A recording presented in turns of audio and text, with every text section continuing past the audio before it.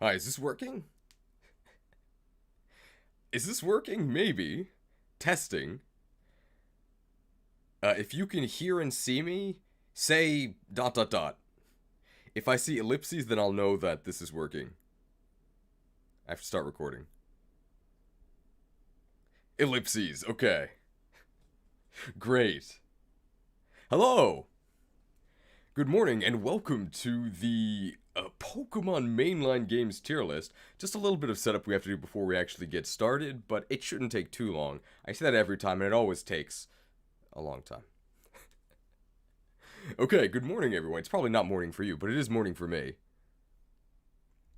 Just gonna make sure that all the text stuff is working, and then we can start the explanation. So, if this is your first time in a cheese live stream, it's gonna be like an hour till we actually rank a game, probably.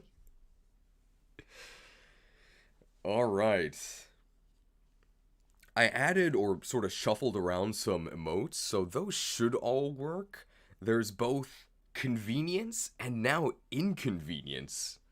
I think those are the new ones. Well, convenience is not new. Inconvenience is new. How is the music level? You should be able to hear it. Oh no, you can't hear it at all. Good thing we did the tech test. Hang on here. Give me 1 second. The music has been playing, but you cannot hear it at all because I have it set to the wrong device. Now you should be able to hear it. Great song, right? You should hear it right now. Hopefully it's not too loud. Good thing we tested. Okay. Relative new viewer going through your backlog multiple hours a day, I say you're generally super funny. Thank you. Oh, kind viewer. Pokemon Green #1 when. Okay, so just a quick explanation. You'll see there's Unknown Dungeon and Unknown Dungeon B2. That's purely for formatting because otherwise the games get hidden behind the chat. Will too much water be a point against Hoenn? Yes. I'll tell you right now, yes.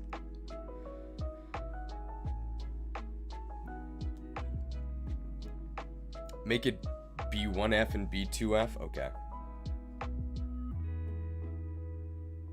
I'll just make it B1. No red and green? No. Okay. I think we can go ahead and start with the explanation? I think so, as long as all of the tech stuff works, which I think it does.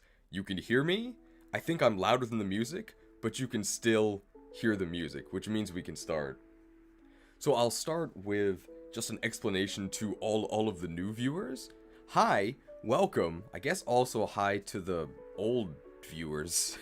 But this explanation, at least the next 30 seconds, is for the new viewers. So, this is the live. Perhaps you've seen the premiums, which are the edited versions.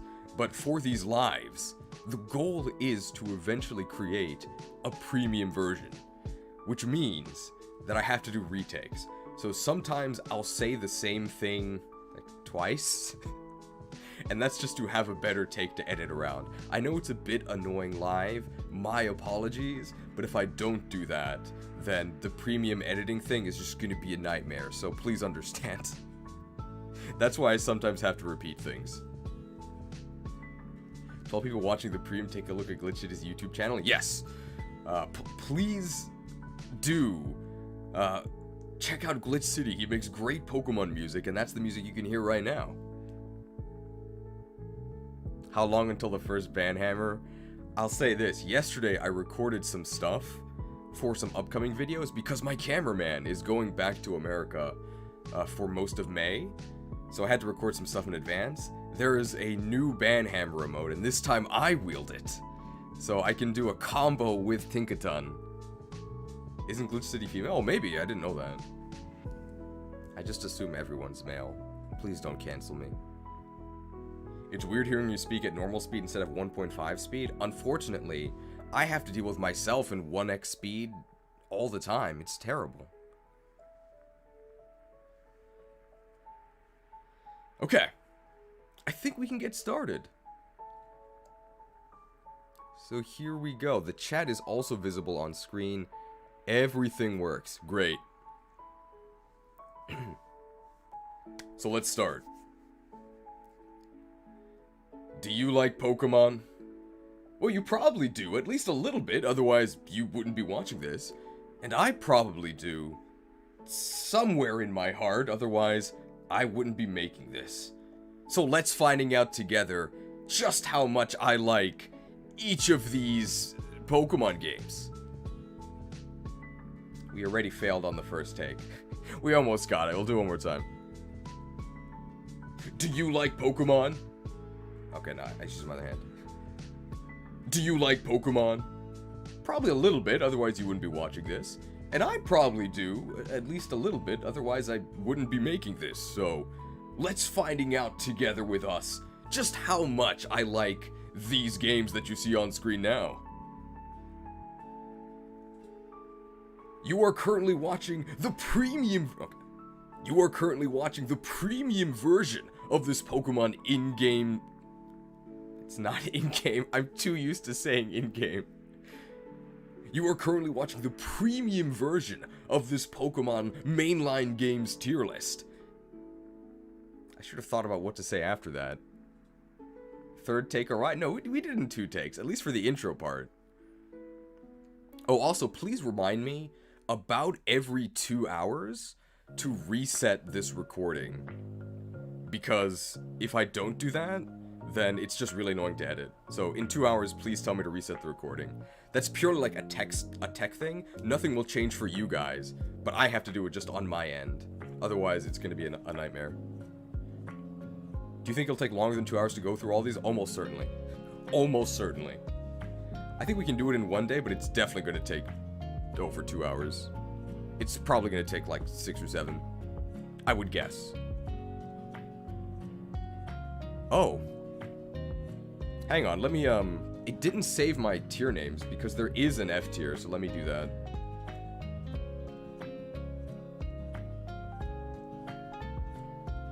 Which also means we do have to do a 3rd take. Damn it. Hang on.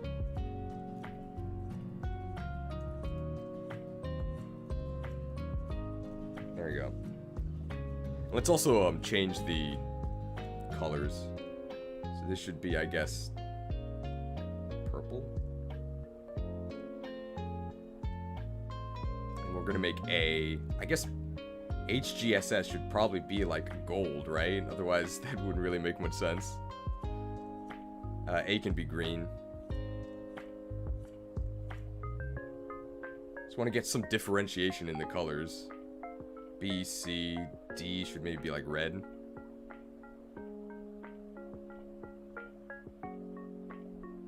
There we go. Oh, okay, I guess C shouldn't be yellow. Blue? But like a dark blue, so it's not good. Okay, there we go. I think that looks fine. 10 minutes and not even a single game ranked. Red talking? Yes, I learned how. It's been 25 years. Okay, now I have to redo the intro.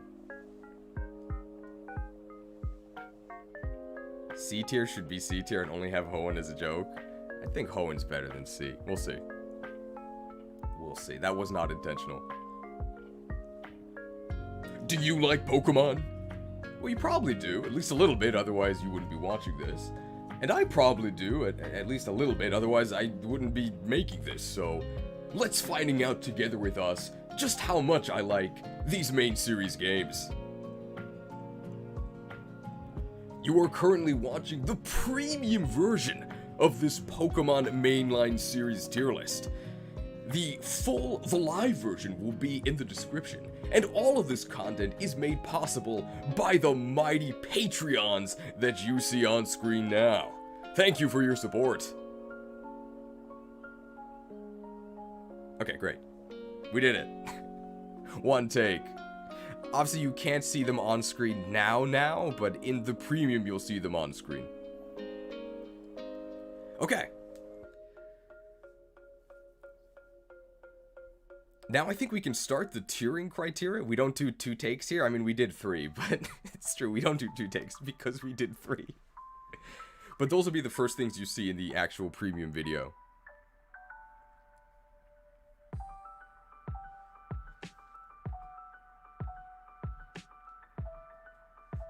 Alright.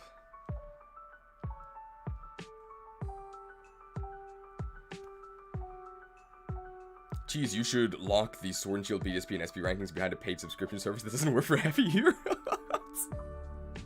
Your edited videos are top notch. Keep it up. Thank you. This will eventually be edited. Let's go 10 minutes of tiering criteria. Is this your first time? It's going to take more than 10 minutes. Here we go.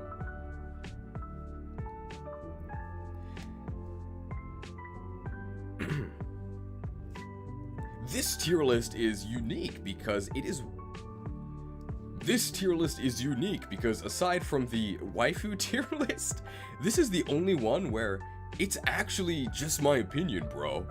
Now, most of the time, it is me talking at you, but it's not really my opinion. The goal isn't to tell you my opinion, the goal is to tell you the truth. That's why we have people in the chat corroborating with me to try and find the truth. Almost. Colosseum has Ariados as a late game Pokemon. Ah! Fail X2. Chat's opinion is the truest of opinions. Corroboration. The truth is that Barth is an SSS tier unit. Ah, okay, hang on.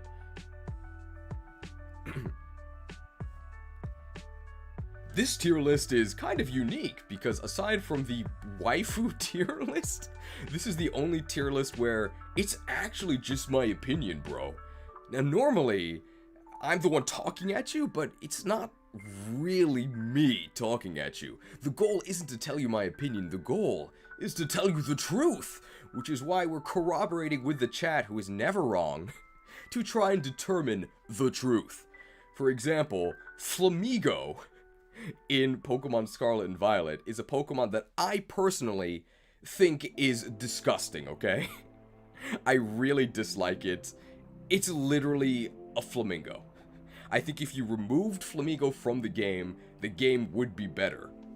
But, under the criteria I set for my in-game tier lists, Flamigo is the best Pokemon in the game.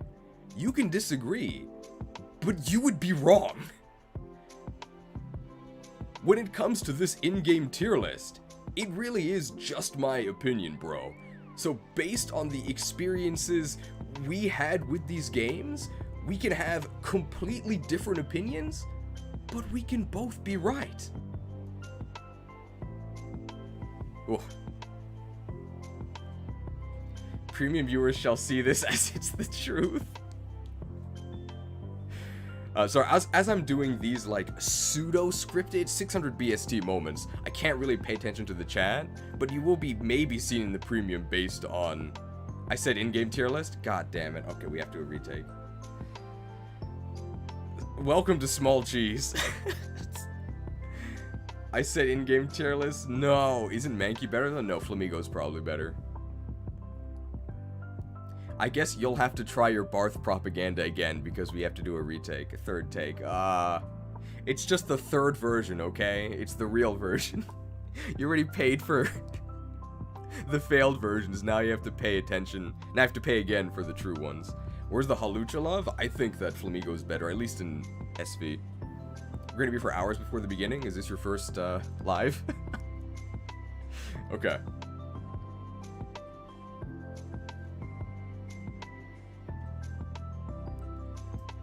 This tier list is kind of unique because aside from the waifu tier list, this is the only one where it's actually just my opinion, bro. In almost every tier list, I'm the one talking at you, but it's not really me talking at you. I'm just the vector.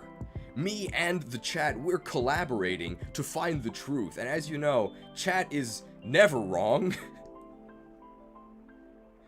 For example, in Scarlet and Violet in-game tier list, Flamigo, a Pokemon that I think is despicable, was ranked number 1.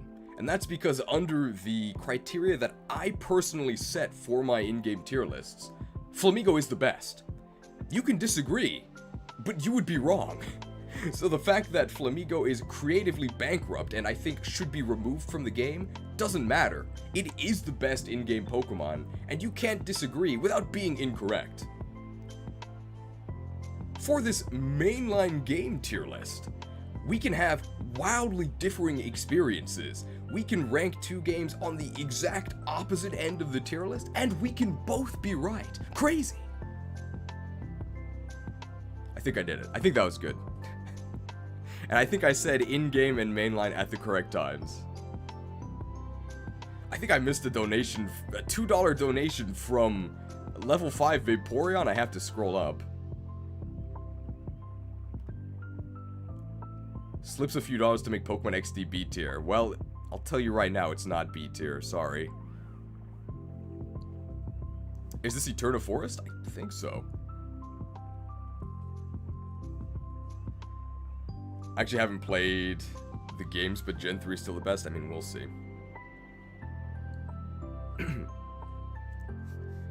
So we're going to be talking about the tiering criteria here.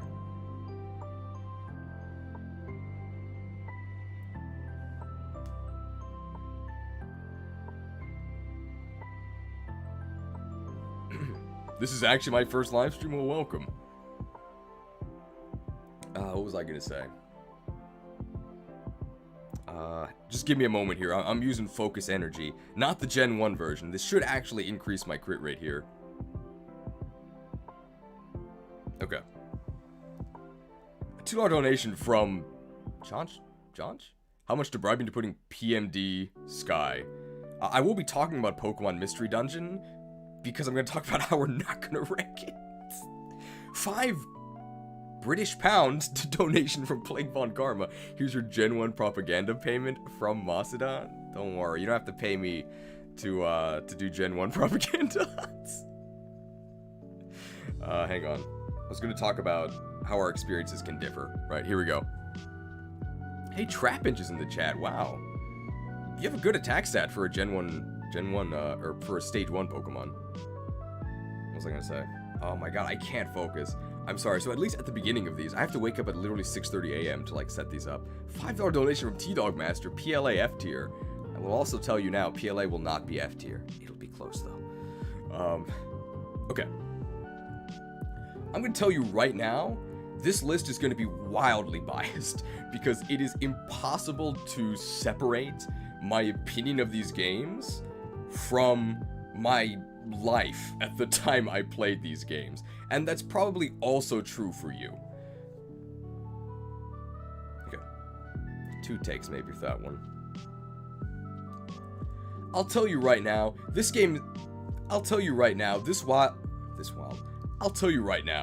tier list is going to be wildly biased, because it is impossible for me to separate my opinion of these games from my life at the time I played these games.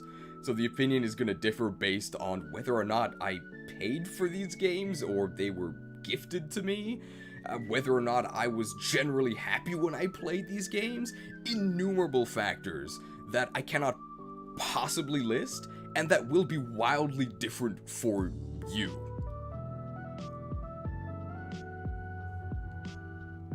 So, for example, regarding Scarlet and Violet, Scarlet and Violet is a game that I paid $60 for and then played mostly in order to make content for this channel. In the end, I would say that if I lit my currency on fire, it probably would have been more valuable, because then at least I would have saved money on my energy bill. But your experience might be completely different. Maybe Director Omori himself came to your house, gave you the game for free, then he gave you $10,000 cash. Maybe he resurrected your beloved childhood dog, then he injected you with a serum that wiped your memory of any game that came out in the past 2 decades, then he bonked you on the head to give you a mild concussion, asked you your opinion of the game, and then after running your statement through, I don't know, a couple layers of Google Translate and massaging the phrasing a little bit, I think at the end you might be able to come out with a statement that is vaguely positive about the game. See, we can have different experiences. Okay. One take, we did it. Okay, I missed a bunch of donations, I think.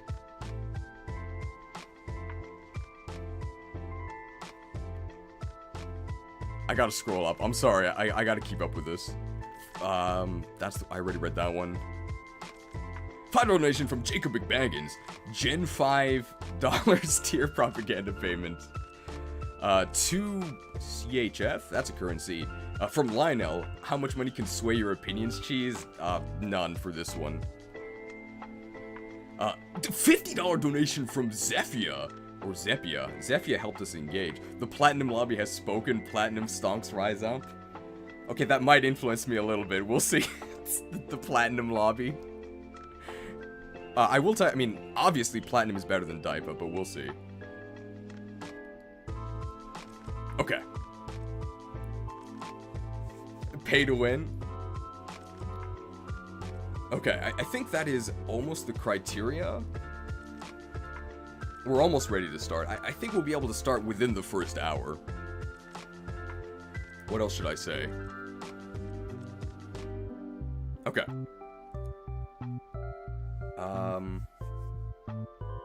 I'll say now that I do want to say now, I think there is a difference between having rose-tinted goggles, no black glasses, and considering the environment games were released into. A $10 donation from T-Dog Master. FRLG stocks up. Maybe bribe me closer to when we actually rank the games. Talk about the tiers themselves? I will, after I talk about how I'm, like, my ranking criteria. What's my criteria for this list? Whether I like the games or not, that really is about it. I guess I'll explain more as I talk about each game, but I do want to, what's my criteria for this list? How much I like the games. That really is about it. I will talk more about it as I talk about each game, but it really is just my opinion, bro. Now, let me be clear. I do think there is a difference between having rose-tinted glasses, not black glasses, and considering the environments games were released into. So, for example, Ocarina of Time, usually considered the best game of all time. Is it the best game of all time in 2023? No. I think I can say that without getting Warlock punched. But was it the best game ever when it was released in 1998? Yeah, I think so. So I'm usually going to be considering a game based on when it... So I'm usually going to be considering a game based on the environment it was released into. So that means that games that are... So that means that new games that are better than older games might actually be ranked worse, because relative to other games you could be playing, they are worse, if that makes sense.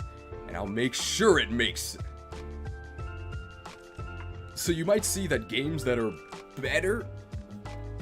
So you might see that new games that are better than older games might actually be ranked worse, because they're worse relative to other games you could be playing. And if that's not clear to you, I'm sure it'll be clear by the end of this. Okay. Whew. I think that's okay. Does anybody disagree with something I said there? I think I missed some donations, I think. I missed one. $2 donation from The Weavile. I wonder which gen you like. Black and White 2 is an S tier objectively. High or low IMO? I mean, you'll see. Zelda OOT has laid the groundwork for the Dark Souls series, the best game of all time. I do really like Dark Souls.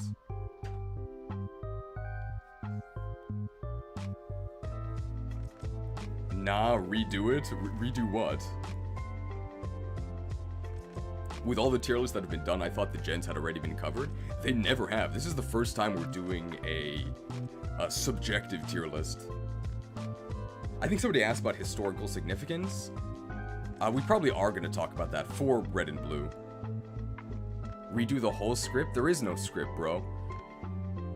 777 donation from T-Dog Master. Gen 7 not bad. We'll see. I guess we should... I think that's it for the criteria, right? I think I'll just talk about the actual tiers now.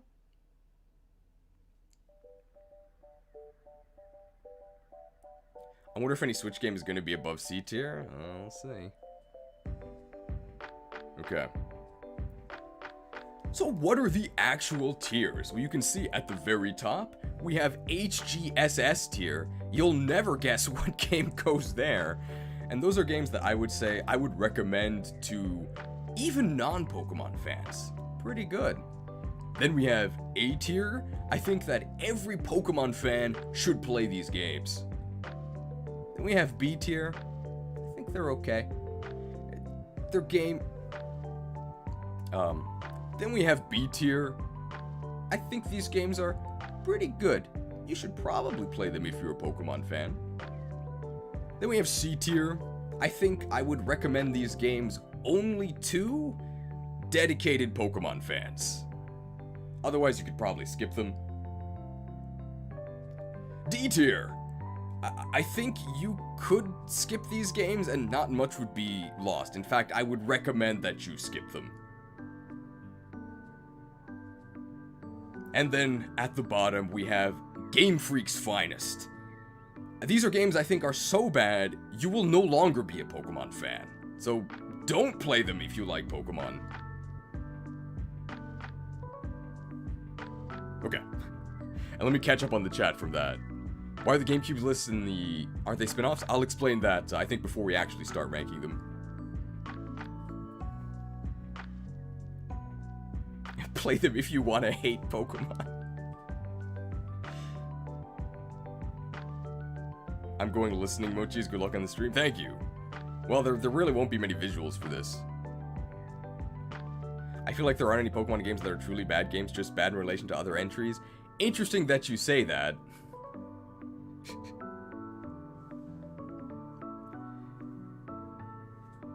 I want to state now, all of these rankings are relative to other Pokemon games. Even the top entry on this list, if I had to go on a 1 to 10 scale, I'd probably give it like a 7. Pokemon games aren't that good. But when I say 7, I don't mean like a game reviewer. But when I say 7, I don't mean like a game journalist 7. I mean like a 7 is pretty good. For me at least, a 5 would be a truly average experience. A game that, yeah, it was okay, but I probably wouldn't play it again. A 7 would be a game that I did enjoy, probably would play again. And a 10 would be a game that changed my life. So for me, a 10 would be maybe Xenoblade Chronicles 1, certain moments of Final Fantasy XIV, maybe the ending of Nier Automata. As you can see, I'm just dweeb garbage. What games would I consider a 1? Well, let's not spoil the tier list too early.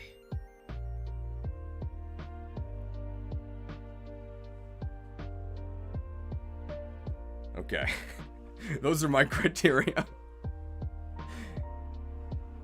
Xenoblade 1 is a 10 out of 10. We're gonna have L takes ahead. Any last words before I ban you? Celeste is an 11 out of 10. I mean, it's an underrated gem. Who's even heard about Celeste? What about Persona from 1 to 10? I only played Persona 5, but I liked it. I'd give it like an 8.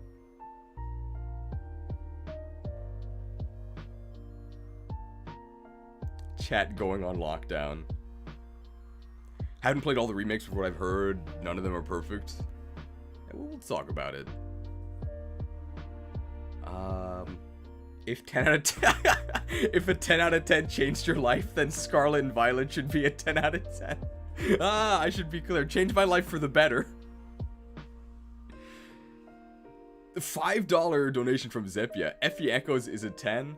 Unfortunately, I would not give it a 10. I really enjoyed Effie Echoes, but the maps suck. I'd say parts of it would be a 10 for sure, but the actual overall experience, maybe an 8. Cheese, can you do number rating as you go through the list? I probably will not actually give these numerical ratings.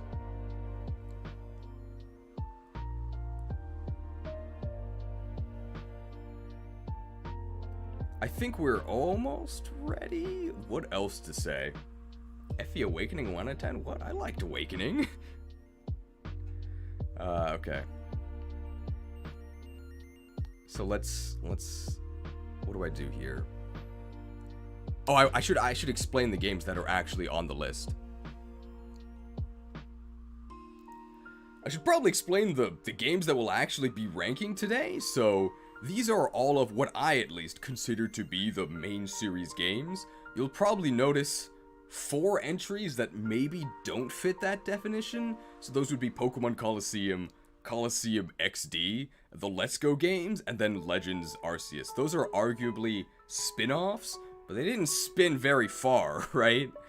I consider them to be mainline games because they have mainline battle mechanics, right? They're not exactly Pokemon Pinball. So I think it's fair to rank them with the rest of them, although I guess they get a little bit of an asterisk. And of course, we won't be talking about games like Pokemon Mystery Dungeon, which are just radically different. Mystery Dungeon is just a bizarro world where Skitty is the best starter, you're mowing down hordes of innocents with Bullet Seed, and Agility lets you ascend into untouchable godhood, so we're gonna have to do a totally separate video for that.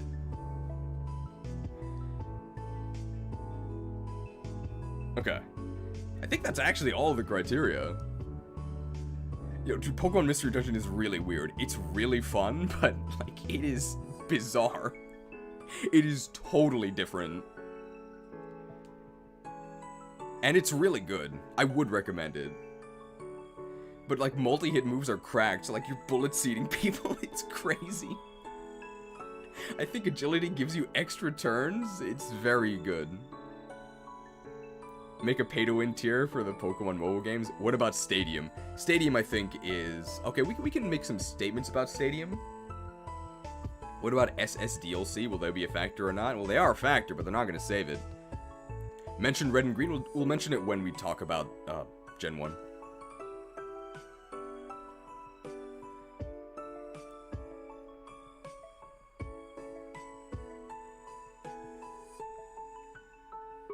People are just talking about Mystery Dungeon. I guess just like a quick thing to talk about why Bullet Seed in particular is so good. So in Pokemon Mystery Dungeon, you're actually like on a map, and like moves have ranges. So some moves are like close range only, some moves are long range. Bullet Seed like shoots across the map and like kills everything. It's crazy. Will the glitches be a factor for Gen 1 and 9? Yeah, we'll talk about that. Hey Cheese, Where the F is Unite, the best game in the franchise. Anti-Society Society, I love your channel, thank you. Anything else I have to mention? I think I did everything. I talked about the criteria. I talked about... Well, I talked about the criteria, that's all I have to do, right? I talked about why these games are on the list. I talked about why certain games aren't on the list. I think that's everything. Do we talk about internet support part? We'll probably mention that as we talk about certain games. What each rank means? We did that as well. I think we're ready to start. Talk about Charizard. Can't believe I missed Pokemon Picross DLC. I rank these by how you enjoyed them by release or how they hold up today. Probably how I enjoyed them on release. I'll talk a little bit about how they hold up today. The only one where that really matters, I think, will be for Gen 1. Talking about stuff surrounding the games, like the tournaments or the anime, probably not. Will competitive affect the placement? No, I don't think so. It's been 35 minutes and we still haven't ranked a single game. We'll probably start within about 10 minutes. I guess, so, it's definitely one of the memes for this channel in particular. X minutes and not a single Y ranked. I guess X and Y are on this list. Do other people do tier lists like this? I don't think so. How long does it take them to rank stuff? Are they faster than me? I can't imagine that they would be slower.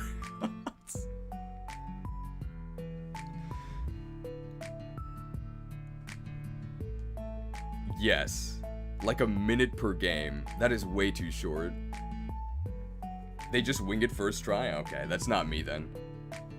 We're very different. I would rather be too thorough. I have slow start? Oh, that's terrible. Oh, because they don't edit stuff. Okay.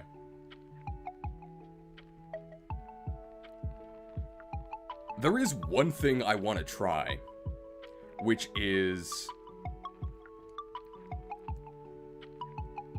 because this is mostly my opinion, for you guys to be able to state your opinion, as in like the live viewers, when I place a game in a tier, I would like you to use an emote showing what you think.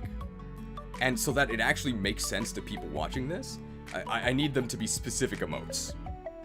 So what I'm thinking is, if you think the placement should be higher, then use TCU, which is the green arrow. If you think it should be lower, then use TCD, which is down. And if you think it's just right, use how convenient, which is how con.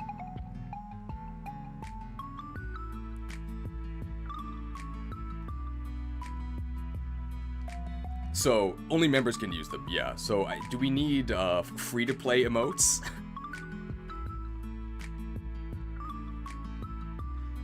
HE's legit. What's your ranking on Telefang out of 10? It was pretty good. I'd give it like a 6. I guess you can just use the arrows. What should be the emote for when a filthy poor person thinks that the placement is correct? A check mark, I guess. What's your rank on the Mega Man Battle Network series? I've never played them. Zephyr, welcome to Small Cheese. Check mark. This is the first stream I watched live since the Gen 4 ability one.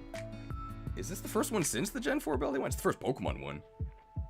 Circle? I guess a circle. A circle would make sense. Stocks. The stocks are free. Okay. You can use the stock ones. What does TCU mean? Tsuchino coin up. 5 donation from Type J. Geez, the best Pokemon game of all time is Pokemon XD Gale of Darkness. The word Colosseum is nowhere in the title. Well, I mean, that's true. Up, down, correct? That's probably the easiest to understand, yeah. So what game should we test that on? We'll do like a fake ranking. Just to like test that system. And I'll probably give like a bogus review of that. Any suggestions for which one we should do? Red and blue? Just red and blue? Platinum, Scarlet and Violet, Gold and Silver, Pokemon Green. Fake rank green? Green's not even on here. SV and S tier. We'll do a fake review of SV, I guess. Alright, so now that we've set the criteria for that, I'll explain that whole thing, and then we'll actually try it, so get ready. I'll also say that, if you want access to the emotes, please consider becoming a channel member. So the channel memberships on YouTube, unfortunately, I can't make emotes free, otherwise I would just do that. But I set the channel membership as cheap as it could possibly be. So it's like just under $1. So if you're able to, please consider becoming a channel member for access to the emotes. And if you want to receive emotes from generous gifts that people sometimes give, you have to enable emotes, which I think you can do under some sort of YouTube option. But unless you have accept gifts enabled, you can't actually receive one. Whoa! Type J with 10 gifted subs. Now 10 of you will gain the premium emotes. You can see it now. Whoa! Look at this. Okay. Well, thank you for the generosity. How convenient. So now I'll explain that whole thing and then we'll try it again.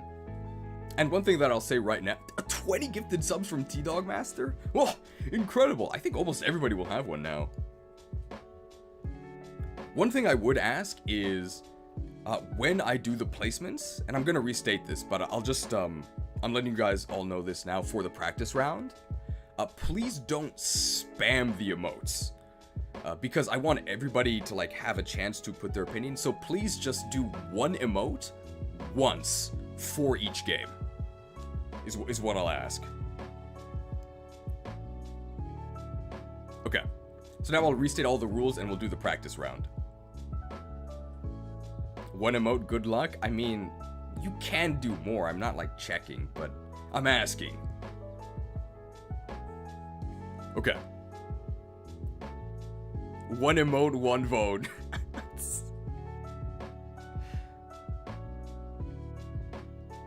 Whoa! 20 more gifted subs from Zephy? That's gotta be everyone, right? The generosity, thank you. Alright, here we go. So although this list is my opinion, there are live viewers here, and I want to give you guys the chance to also state your worthless opinions. So here's what we're gonna do. When I rank a game, if you think that the ranking should be higher, please use Tsuchi no Coin Up, or the up arrow, to indicate that you think it should be higher. If you think the placement is just right, use How Convenient, or the circle emote. If you think the ranking should be lower, then please use Tsuchi no Coin Down, or the down arrow. And that's how you can state your opinions. And I would ask that you do one emote once for each game. I'm not checking you, obviously I can't stop you from spamming, but I'm asking you not to. Also, Savansi in with 50 imported cheese memberships. I guess everyone has one now, so no more poor people. Thank you. I imagine almost everybody has one now. Thank you for the generosity. One emote, one vote, okay? Your votes won't actually change my opinion. But you can at least then easily see how my opinion differs from the majority, or doesn't differ. So let's practice. 50 emotes. Guys, please stop gifting emotes. Thank you for the donations. I think I should just stop the stream now and, like, go to sleep. Thank you. Oh my goodness. And level 5 Vaporeon, welcome to Small Cheese. I think people that are offline can also receive the emotes.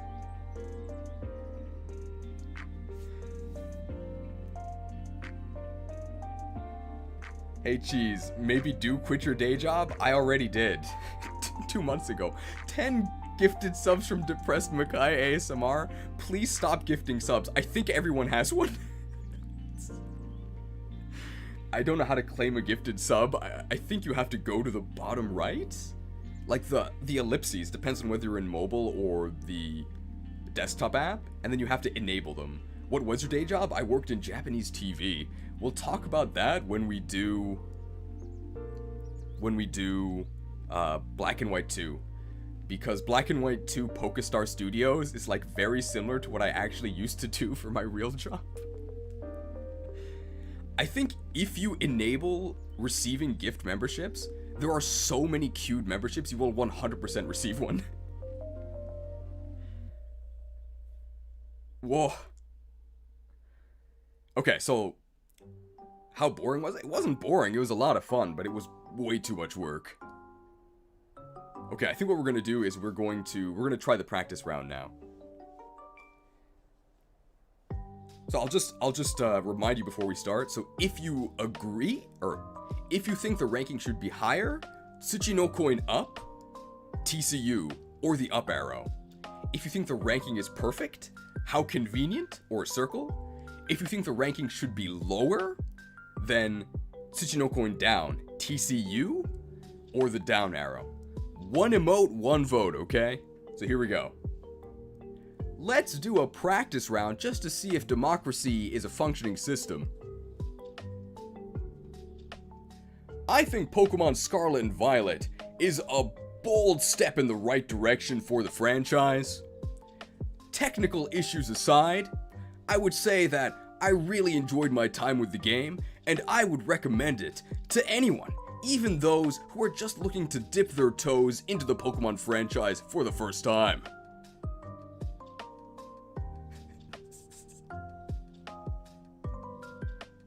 Okay. Test run.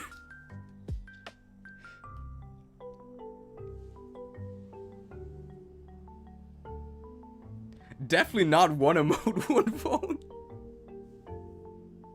Okay.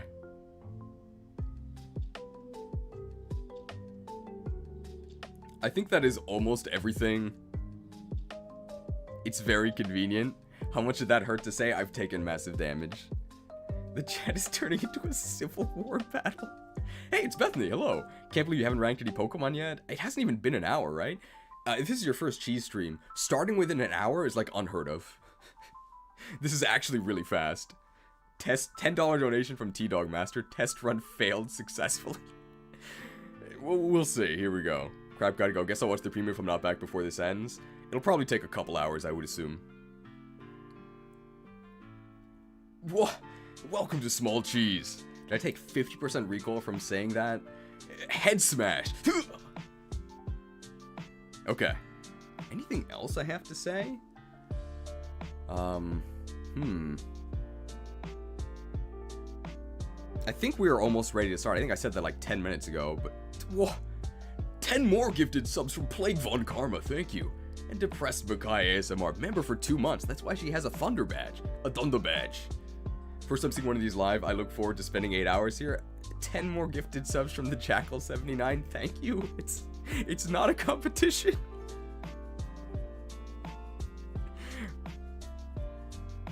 But very generous, Chad. I think we're ready to start. Anything else I have to say? I know I keep like looping that. It's like just filler as I'm trying to think of what to actually say. I can tell people will screenshot this list and act like it killed their family.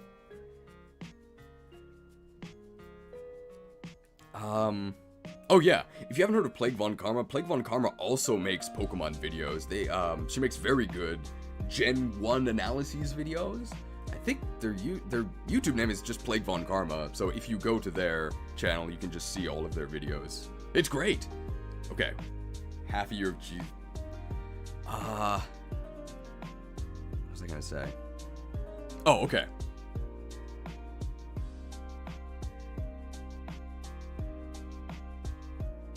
Oh, right, it was about the versions. I'm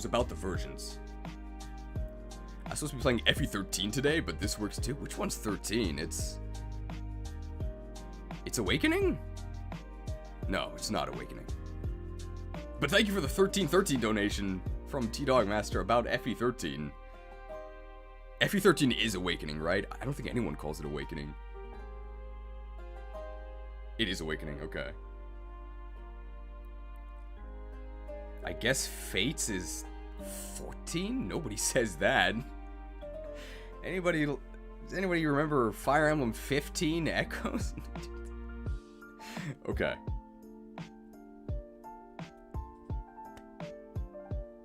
No one talks about Fates anyway. Oh, okay. Final notes before we start. Final notes before we start, because it is relevant to how I'll be ranking these games, I think I will mention the year each game was released, and how old I was, and what I was doing at the time, because that'll probably affect how I view these games.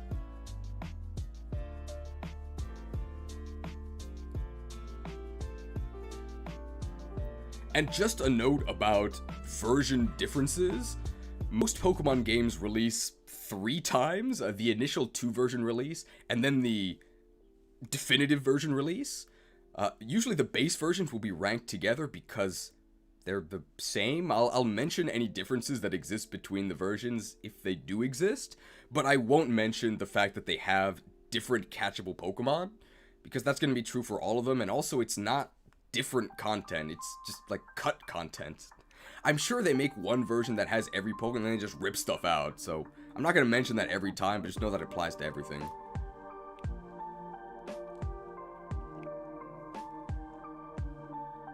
Okay. Call yourself a fan of Pokemon Scarlet and Violet and name every bug? Well, I don't call myself a fan, so I guess I don't have to do that.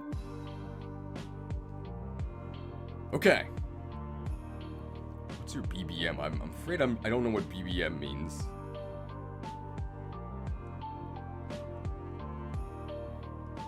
Red and blue. Red is above blue because it has Charizard on the cover.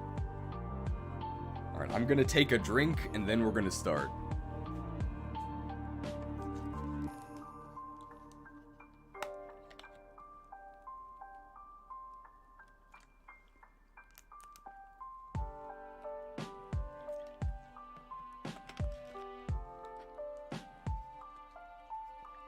$5 donation from Aria Melisma. I hope I said that right. Thank you for being something to listen to as I deliver 40 more Amazon stops this evening. This job is mostly brainless, but very demanding.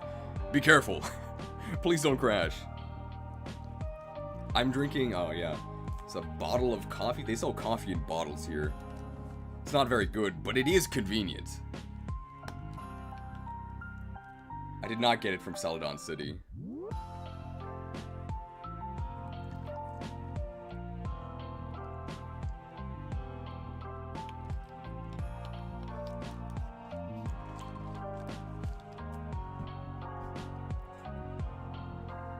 Alright, let's ranking together with us. Alright, in real time, it's been just under an hour. If you're watching the premium, hopefully it's been less than that. But let's ranking together with us, starting with Pokemon Red and Blue, Generation 1. There is going to be a whole lot to talk about to this one. I messed up. I almost did in one take.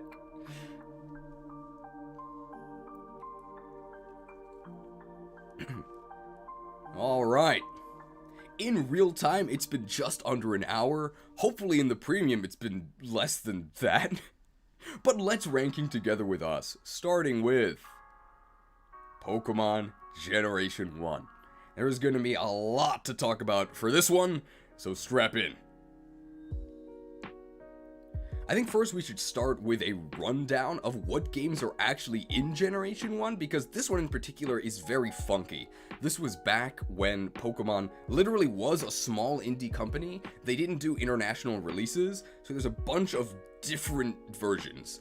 So the very first were Red and Green, which I believe released in Japan in 1995. We never got these. These were, these games had some technical issues, you could say. They ironed out some of those and created a fixed version, Pokemon Blue, and that game became Red and Blue that we know in the West, and that was released to us in 1998. And those are the versions I'm going to be talking about. So I actually won't. They created a blue version that was fixed, and then that fixed version was split into the red and blue that we got in the West in 1998. I was 4 years old when I played them.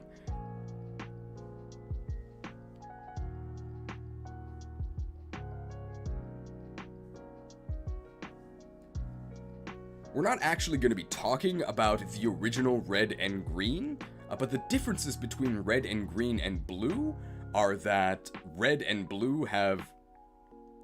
We're not actually going to be talking about Red and Green here, but the differences between the Red and Green that they got and the Red and Blue that we got were that the select bug, the main one that completely destroys the game, has been fixed, and the sprites are less bad.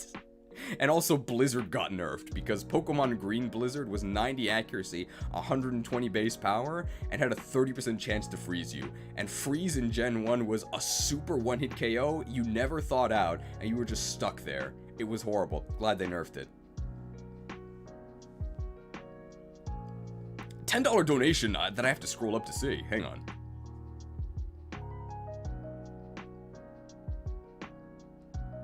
$10 donation from Breed43.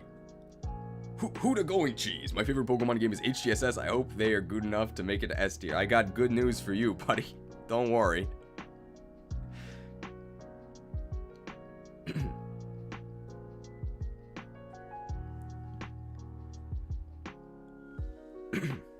I did mention that I was 4 years old when this game released. Anything else to say? Before we actually rank this. Is Red and Green buggier than Day 1 SV though? We'll talk about the bugs, because there's going to be... Don't worry, we'll talk about that. I probably should have written, like, notes for this. Obviously, I don't have a script, but there are certain points I want to talk about for each gen.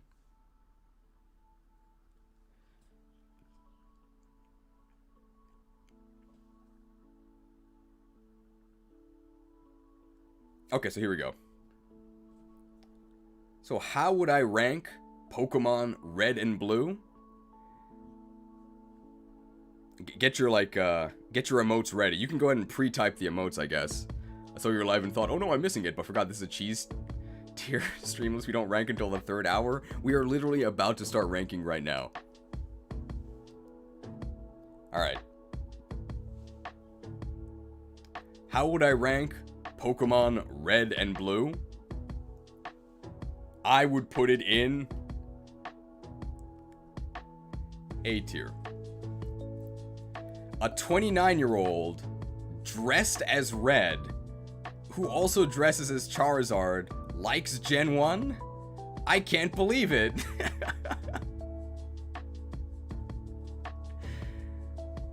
I think that Gen 1 excels in 3 very unique categories. We're going to talk about those. So the first one is as a video game when it came out. So you'll notice that Pokemon is a cultural and financial behemoth, right? If you use Behemoth Blade, you do extra damage to it.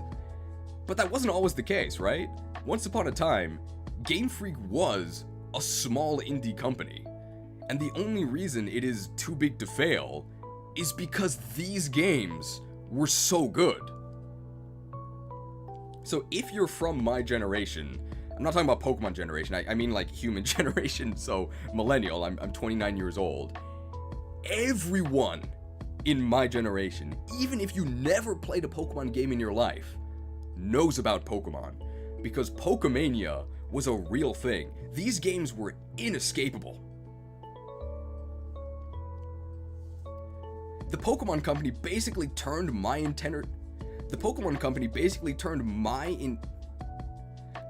Company, through like cultural influence, they got their tendrils everywhere, probably using Constrict, turned my entire generation into like sleeper agents for the Pokemon Company.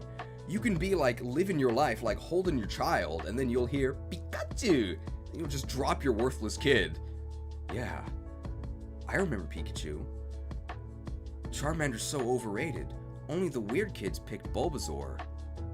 I should purchase the new game. Like, it's crazy how the cultural memory of Pokemon has wormed its way into our minds. Like, it's crazy how the cultural memory of Pokemon has wormed its way into our consciousness. That's why they keep doing this Kanto pandering. If you didn't play these games, it's like hard to understand, but they're just trying to activate that sleeper agent programming. That's why they stuff Kanto into all this stuff. I guess it worked on me.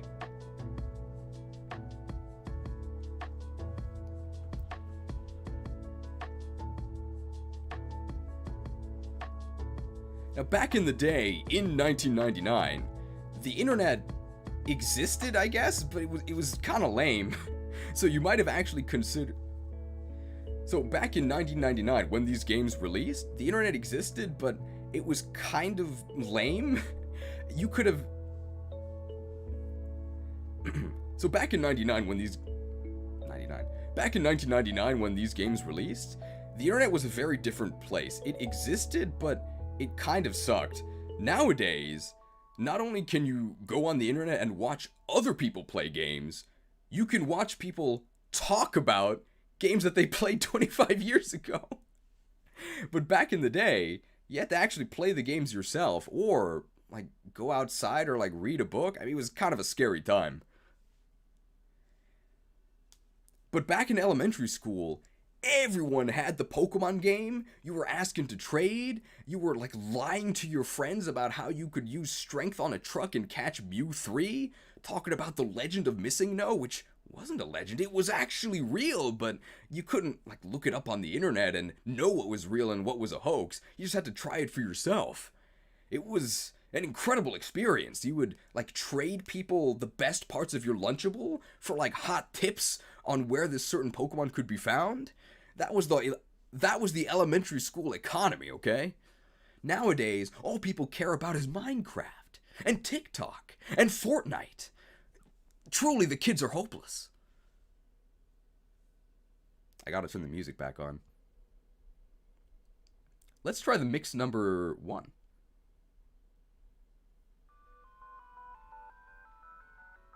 Minecraft is actually pretty good. I agree, but it gives me a headache. I can't play it.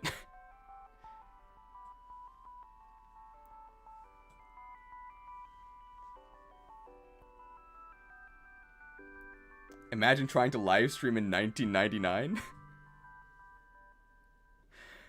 What else was I gonna say about this? We still haven't talked about the game itself. Oh yeah, that's something to bring up.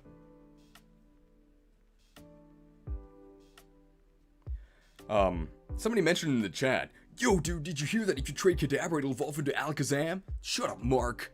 I'm sure that's how 4-year-old kids sounded. But back in the day, stuff that we take for granted, like as common knowledge about the series, nobody knew that. Like, you didn't know that trade evolutions were a thing? It sounds like a scam, right? Trade me your Kadabra and I'll trim it for you, right? You didn't know that dragon types were weak to ice? You had these You didn't know that dragon types were weak to ice? You just had these invincible Barneys that were resistant to all of your starters' moves.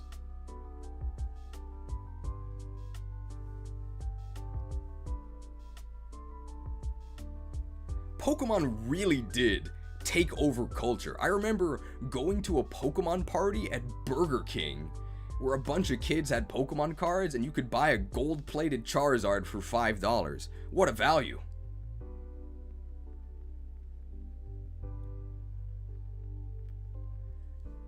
What about the game itself? Well, for a Game Boy game in 1999, it was actually, unironically, incredibly good.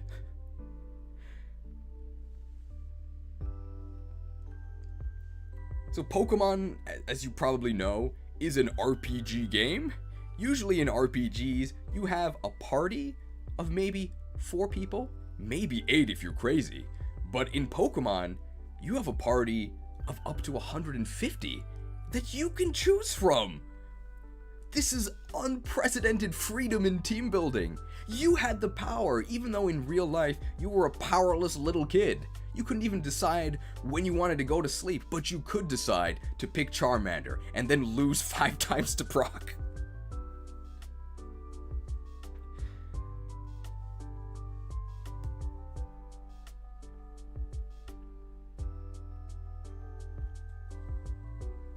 I would say that as games, Red and Blue were actually very solid RPG adventure games. The tutorial was incredibly brief. You delivered the parcel to Professor Oak, and then that was it. You could kind of just do whatever you wanted. It was up to you to figure out what to do. I guess you could ask Mark from school about what to do, but he lied about Alakazam, so I don't know if I would trust him.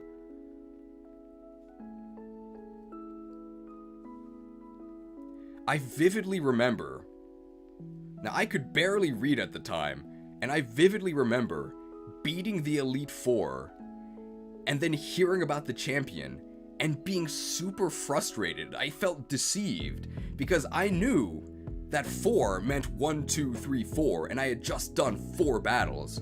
Why was there a 5th one? Cheated. We didn't even know that champions came after the Elite Four back then. It was a new thing.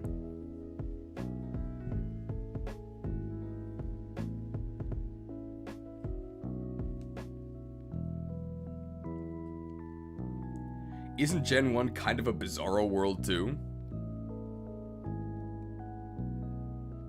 I think Kanto is pretty barren in story, making the region feel kinda empty. You write your own story, bro, which maybe is tropium.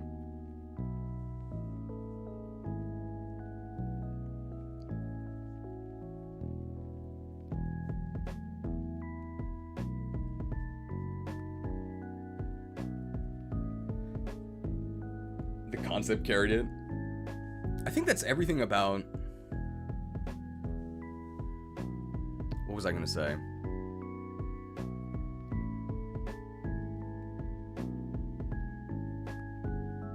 I don't know what else I have to say about the gameplay. Did you find out about Missing No in grade school? I did. I did do the glitches back in the day. We'll talk about that a bit.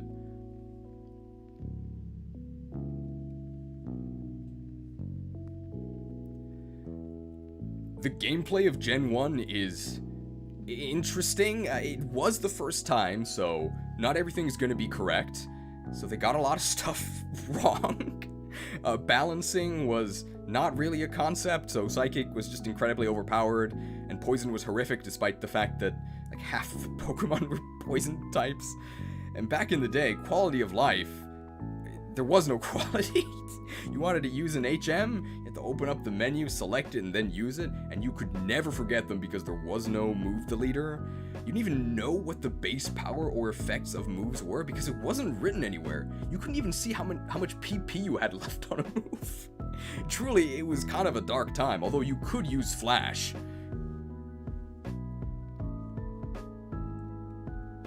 Move typings didn't really make any sense. Yeah, Karate Chop was a normal type move. Dark and Steel didn't exist. Yeah, balancing could have been better, but thankfully it does get better later on. The graphics were existent. You had to really use your imagination. Some of the sprites I think were kind of good. Some of them were not, especially the back sprites. Venusaur's back sprite was literally pixel salad. You had to do a lot of the work on your own.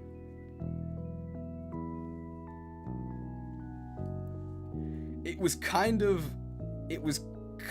like a tabletop RPG in that you had to fill in a lot of the gaps for yourself, and the Game Boy did its best with its limited processing to try and display stuff for you. It tried. It didn't always succeed. $1.99 donation from Jacob. Ghost was physical in Gen 1 because of Lick. That's probably why Ghost ended up being physical. I think I missed one donation.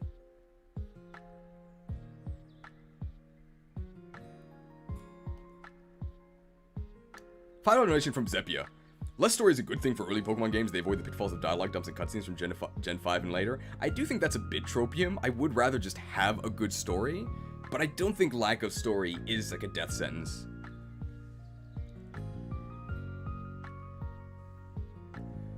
All of that was one aspect of Gen 1. Gen 1 as it was back in the day. Another aspect that I think Gen 1 really excels at is Gen 1 today. Oh, I don't know if you saw that coming. Now this is definite. So Gen 1, I think, is so far removed from our current conception of a video game that playing it today is kind of like walking through a museum. It is so archaic and weird and janky that if you haven't played Gen 1, I think it is actually worth playing now, just to see like, wow, people used to play games like this. The game is not very long. You can finish the entire thing in about maybe 10 hours in a casual playthrough. Certainly less if you're using a guide. I think it's worth it. You can just see how bizarre and janky stuff used to be. And if you are playing it on, you can see how like bizarre and janky stuff used to be. It's like watching a 1920s movie like Seven Samurai. I don't think that movie came out in the 1920s. It'll take you about the same amount of time. Seven Samurai is like 3 hours long. You should watch Seven Samurai. The game might even literally be in black and white, depending on what device or setting you're playing it on.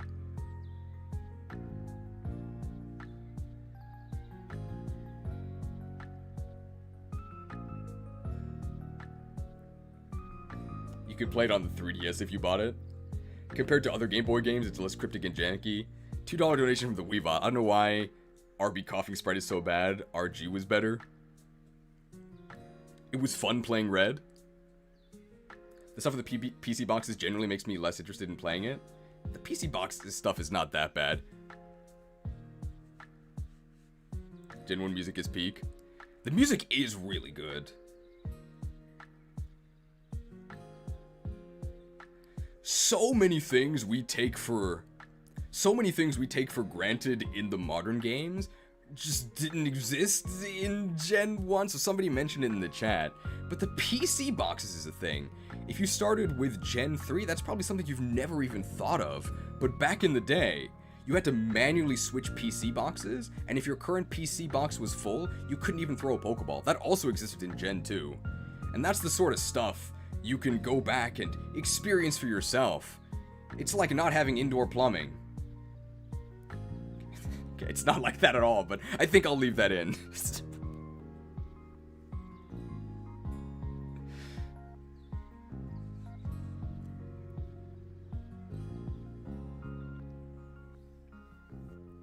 Oh yeah, no items. I'm just plagiarizing from the chat here. No items, no abilities, special physical split hadn't happened yet.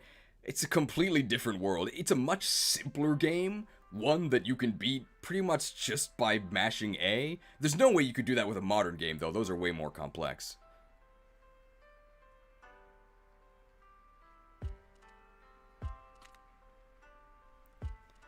And we've been talking about Gen 1 for about 20 minutes now, without really mentioning the third aspect that I think Gen 1 excels in. You can probably guess what it is. The glitches! So when Gen 1 was developed, Game Freak was unironically a small indie studio. They were doing their best. They made some mistakes.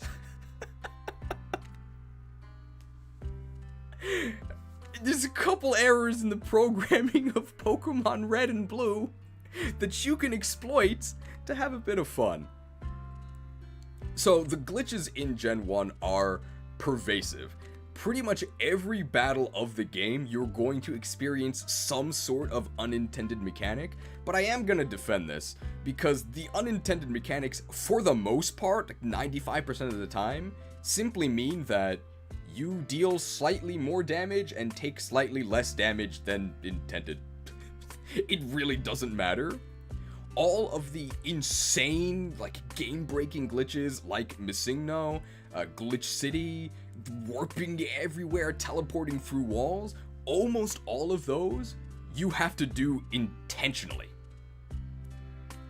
Using very specific setups. That's why these were playground rumors, because you didn't just find these playing the game. Somebody had to do experimenting, discover the setup, and then share it around. The whole reason that you can even see this video is because I did the Green Glitches series, which involved trawling through the Japanese internet for specific glitches that were actually fixed in our release. So although these games are riddled with glitches, they really aren't that bad. It does not impact the experience, unless you want them to, which I think is the important distinction between the glitches in Gen 1 and some of them that we'll be seeing in later entries of the series.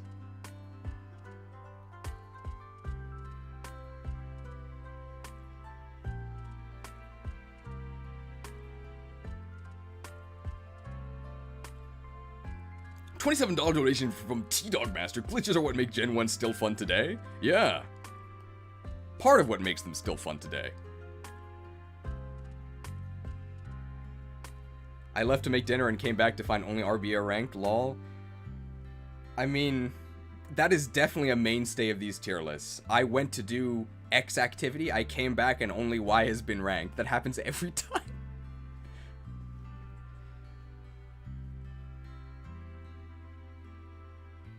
You've never naturally talked to the drunk man, then flew to Cinnabar to swim along the edge of the island coast? Yeah. So this is not a comprehensive list, but just a... just a taste of some of the glitches that you'll probably encounter in your normal playthrough. Focus energy, instead of boosting your crit rate, actually reduces it to a quarter. That's not supposed to happen. The badge boost glitch is probably the one that'll affect your gameplay the most. All of the badges actually increase your stats by, I think, 12%. They're supposed to do that, but whenever your stats are modified, whether that positively or negatively through being boosted or lowered, the badge boosts are reapplied, and it's a multiplicative boost. So by altering your stats start to get crazy high, and this allows you to overcome immense challenges using pathetic Pokemon like Pikachu.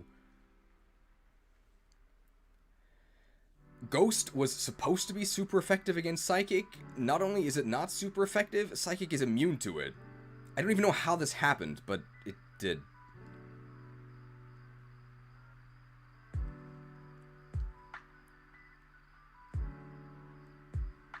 We'll mention Mew. Any other glitches to mention that happened in the main game?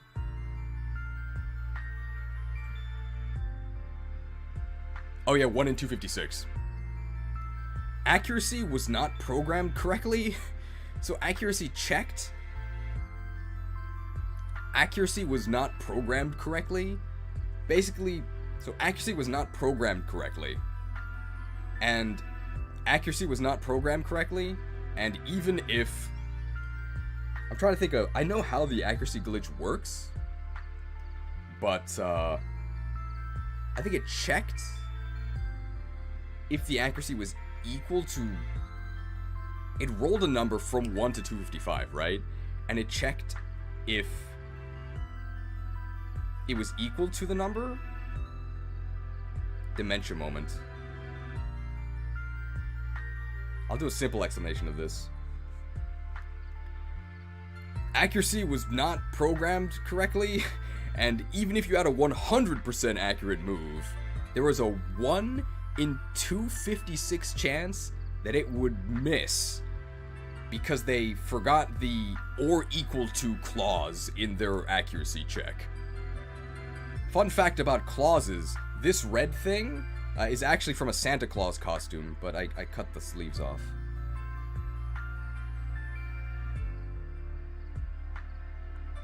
Oh yeah, we'll mention the good AI. I don't know if it's a glitch, but some of the AI is programmed to be good, and what good means is that it always uses a super effective move, but it doesn't check if the move actually does any damage. So that's how you end up with the infamous ATV versus Dragonite battle from Twitch Plays Pokemon, where Dragonite will just spam Agility against Venomoth, because Agility is a psychic move and it's super effective. Moves like Growl failing? I don't think that's a glitch, though. I think that's intentional. I won't mention, like, intentional stuff. Hey, no. From Xenoblade, that's Klaus, okay? Not Claws. Oh, yeah. Toxic and Leech Seed combo. There's the infamous Toxic Leech Seed combo. So, there's the infamous Toxic Leech Seed combo. Toxic is a special version of Poison that increases in damage each time. Leech Seed, for some reason, also increments the Toxic counter and benefits from it. So if you apply Toxic and Leech Seed, according to the comments section of YouTube, it causes instant death, but what it actually does is cause death over 3 turns, when usually another move causes death in 1, so don't do it. But it is an interesting glitch.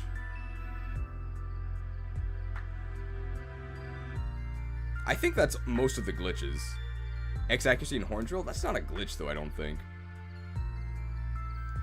We're ahead of schedule? We are. Was the Great Ball broken, or was this in GSC? I think it was in GSC.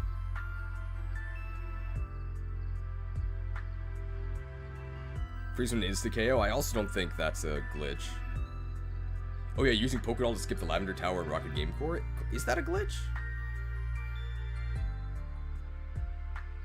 I think that's most of the glitches that we have to mention. What about the my Raichu when an evolved guy? I think that's like a translation error. $5 donation from Jacob McBaggins. I had to dip out. Did you talk about the Focus Energy crit? We did. Or Sabrina giving you her badge even if she wins. Oh, that's in green. I think I talked about that in a green glitches thing, so I think that's probably it for all of the stuff in Gen 1, I think. Trainers don't lose PP, making soft locks a lot easier to occur. Yeah, but that's not a glitch, though. I think that's it. Are you going to count the lack of quality of life stuff like deposit box capacity? I think we talked about that. Yeah, they're just very weird mechanics. Okay. I think that's actually it for Red, Blue, and Yellow. Okay. So just a quick recap. For Red, Blue, and Yellow, it was excellent back when it came out. It really was the game to play. Nowadays, I think it's still worth playing as, like, a historical experience. And it is... You didn't rank Yellow? We'll rank Yellow in a moment. Oh, I didn't mention Mew. I should mention Mew. You're right.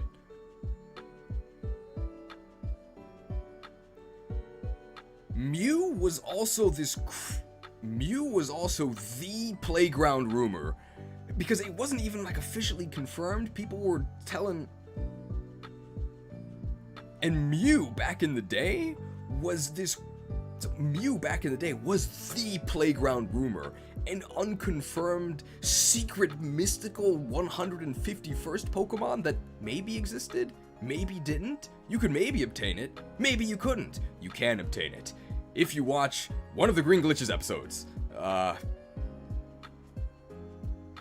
And Mew, nowadays we all know that it's in the game, but back in the day, it was this secret 151st Pokemon that maybe existed, maybe didn't. Maybe you could catch it, maybe you couldn't.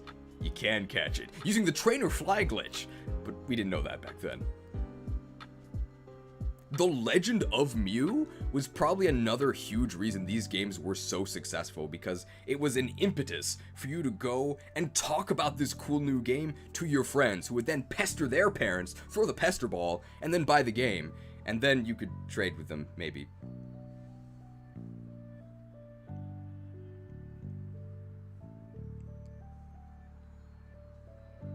Oh yeah. Comment from X. Mew actually felt legendary. True, people told legends about it. Wasn't there an issue with how the game checked dual types? Only in how they displayed it. They checked it correctly, but the displayed text would be wrong based on the dual typing.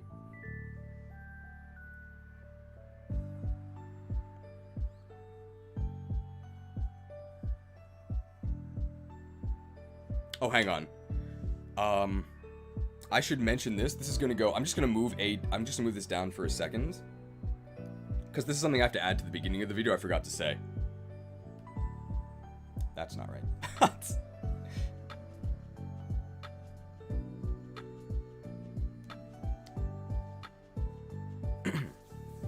No spoilers for the list.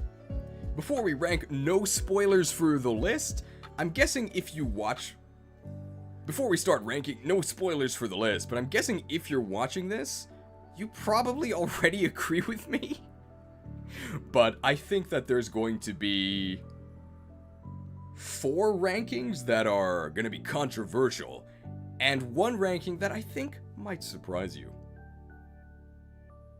Okay, yeah, we used the time crystal charge. And then I guess I'll just make a note here. So an hour and a half in is when I did that. Okay. We have 9 time crystal charges left. We're not playing on normal. Don't forget, Jin, when you can't check the effects of moves. I think I did say that.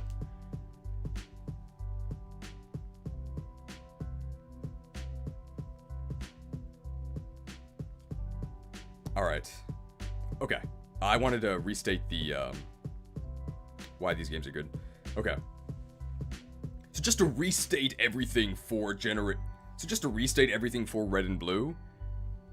So just to restate the 3 pillars that make Red and Blue great. Back in the day when they released, they were the game to play. Nowadays, they're still worth playing as like a historical gamer experience.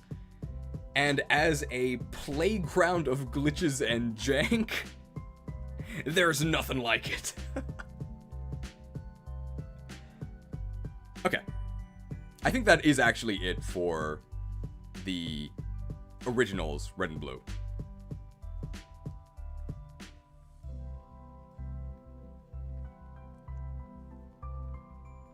Okay.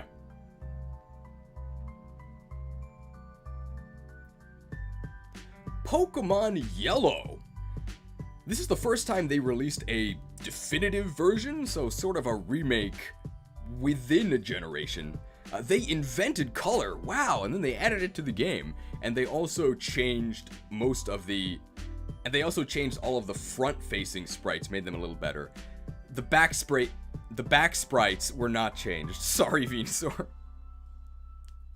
I actually just played this game 29 days ago. It is currently April 30th, so on April 1st, I played this game.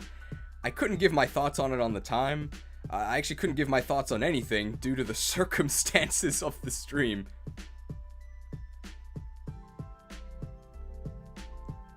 But having just played the game, I can say that I was worried that the game might not hold up, but I think I can confirm that it does. It's still really fun to play. There's very minor changes between Red and Blue and Yellow. Probably the biggest gameplay one is that instead of starting with your choice of either Bulbasaur, Charmander, or Squirtle, you are forced to start with Pikachu. And unlike in Let's Go Pikachu, where the Pikachu is buffed up and has special moves, still a terrible Pokemon that you should replace, but it's at least better than a vanilla Pikachu. In Yellow, you get a vanilla Pikachu. It's terrible. And unless you talk to some shaman in Viridian Forest who empowers it with the other starters, you probably shouldn't use it. Good news is that you do actually get the 3 main starters throughout the story, because they sort of mix in some plot points from the anime. It's kind of a cute concept for a special version. In fact, they called it Special Pikachu Edition. That was the tagline. I don't know if they meant special in a good way, though.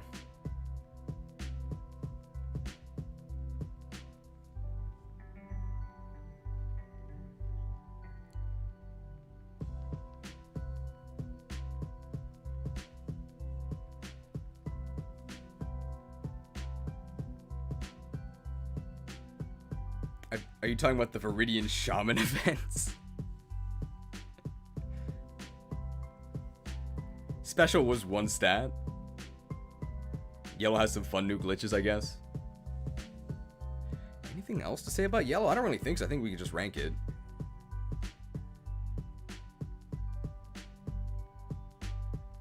Overall, I would say that if you were to play a Gen 1 Kanto game, you should just play Yellow.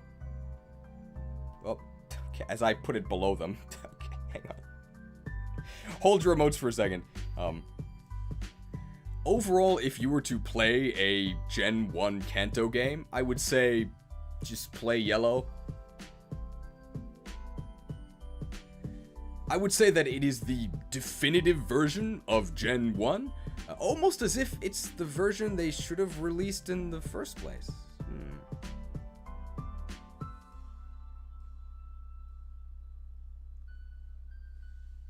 Okay, and there you can see the general opinions. Oh, somebody used inconvenient. Gen 1 nostalgia strong enough for A rank is crazy. Were you here for the full explanation?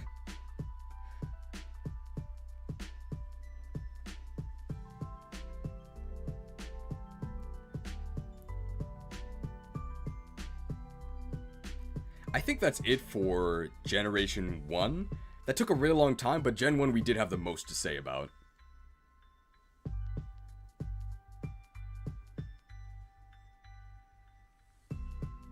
Yellow has Jesse and James. Less glitches should put it below Red and Blue. Okay, I think we can go to Gen 2.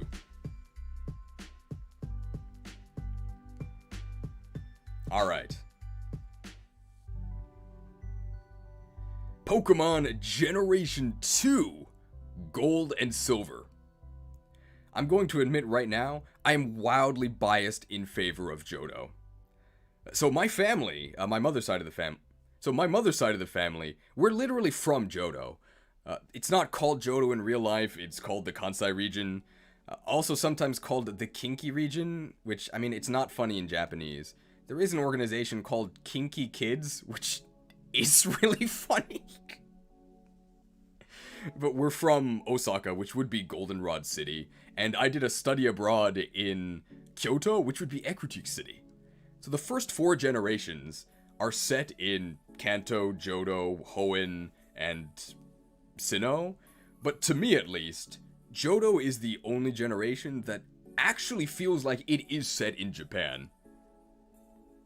Like, for Kanto, if they didn't say it was in Kanto, you wouldn't know that. In fact, guide writers back in the day didn't know that. That's why they said it takes place on Pokemon Island. Which I guess is true, Japan is an island.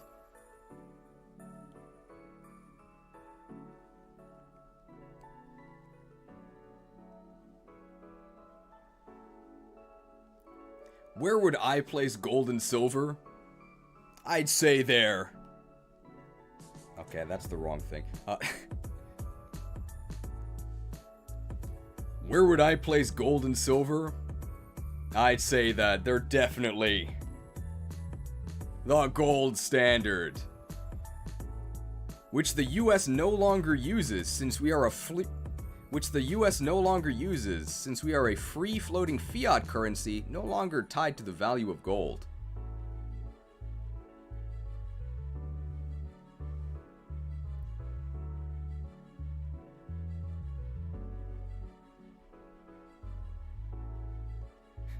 Thanks, Richard Nixon. That's definitely why you're watching a Pokemon list, right?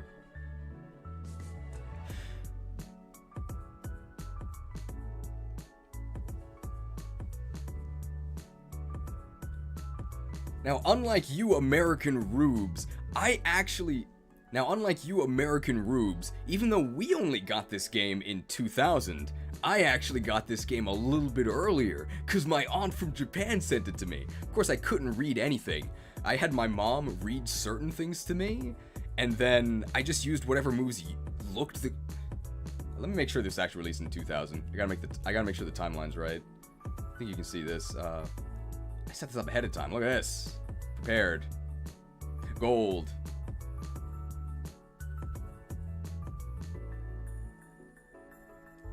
Where does it say releases? 2 players simultaneously. Oh, here it is. North America 2000. Yeah.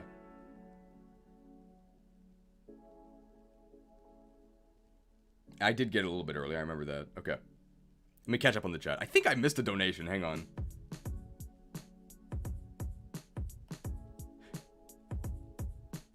$5 donation from Solomon Currents. Gen 2 is maybe the greatest accomplishment of Satoru Iwata, which is saying a lot considering all that he managed to do in his career. True. We'll mention it later, but Satoru Iwata is the reason why Kanto is in Gen 2.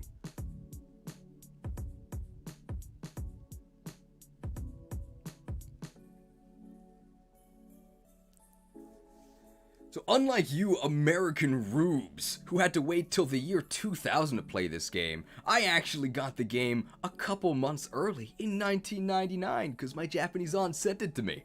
Of course, I couldn't read anything. I had my mom try and read stuff to me, and I just ended up using whatever moves I thought looked the coolest. Thankfully, Flamethrower looks really cool, so I just spammed that and beat the game.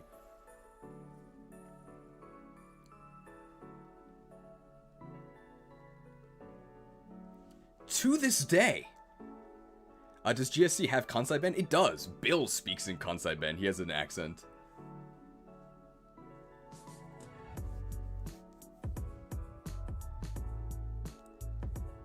And Johto, the Johto region, to this day, is the only game that features 2 regions. There is an expansive Kanto post-game, all thanks to Satoru Iwata. If you'll remember him, he's a legendary programmer, and apparently Game Freak Spaghetti Code was real bad, and Satoru, he's got a better recipe, and he managed to compress the game such that they were able to fit in an entire new region. Pretty cool.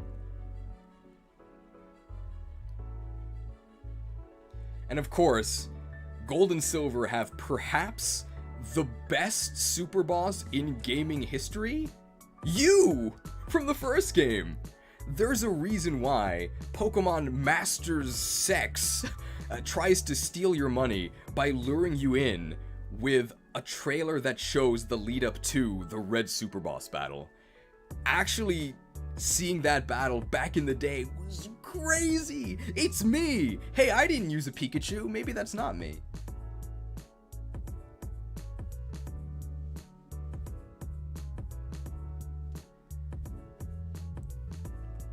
Now, there have been Johto haters in the chat talking about how terrible this game is. Don't worry. I will give you your due. Now, these games are not perfect. They do... Oh, almost. I'll almost do this. And I'll also say that I think that Gen 2 is probably the best that Pokemon has ever looked relative to other games that were also out. I think the Gen 2 aesthetic is nice and clean. Stuff actually looks correct. It's not like Gen 1 where you had to really imagine what things were supposed to look like. There was color. Stuff looked good for the time. Gonna go to bed. Good luck with the rest of the list. Thank you. I think that's everything to say for Gen 2, like, positively. Oh, yeah. It's also probably the biggest leap in quality, programming-wise, between gens, because most of the spaghetti has been removed for Gen 2. Pretty much everything works, except the Great Ball, I think.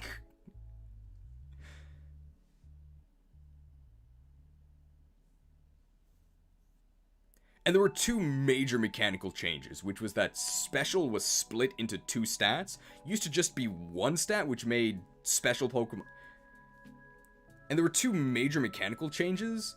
Special was split from one stat into two. Special used to be one stat, which just made specially inclined Pokemon incredibly busted. See most Psychic types.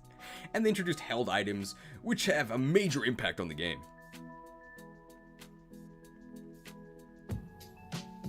Okay, apparently almost every Pokeball was buggy. Whoops. Dropped my balls. And they also added Steel types and Dark types, and if there's anything I can say about Steel types, it's that they're very fair and balanced, right? That's... $24 donation from T-Dog Master. No, Gen 2 is still plenty broken, just harder to access? Okay.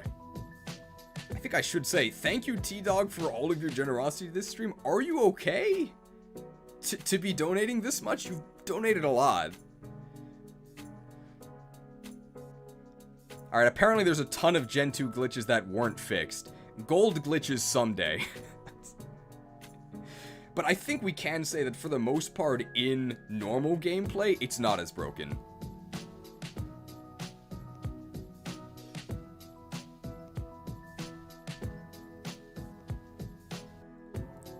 Now, I've been singing Gen 2's phrases. 55% chance that you're asleep. Now, I've been singing Gen 2's praises, 55% chance that you're asleep, and the Gen 2 haters have been screeching in the chat, lowering my defense, and it's time to give them their due, because, yeah, Gen 2's got a lot of issues as well. Probably... So some of the most notable things, Gen 2 Pokemon just suck. A lot of them are just horrific and unusable. A lot of them are saved by later Gen 4 evolutions. Gen 2 Pokemon are so bad that almost every Johto leader's ace Pokemon is from Kanto. And a lot of the Johto and a lot of the new Johto Pokemon are not even in Johto. Houndour is just chilling in the fields of Kanto. Like, where were you in Gen 1, bro? Like, what? And of course, the most cited, and I think fair criticism of Gen 2, is that the level curve is horrendous. Who would win? The development... It's kind of crazy that the entire game's level curve is destroyed by a fork in the road. The level curve is pretty okay up until you get to Ecruteak City, where you can go left or right, and either way you go, the rest of the game will no longer be a challenge. Whoops. And also the Kanto post-game, while it is neat that you can go to the entire Kanto region and see how things have changed, the level curve there is just a total joke. You have to beat the Elite Four to even access Kanto, and yet the Kanto gym leaders are weaker than the Elite Four. Hello? And then after fighting like level 30, level 40 gym leaders, you suddenly fight Red, who's gonna kick your ass because he's like level 70.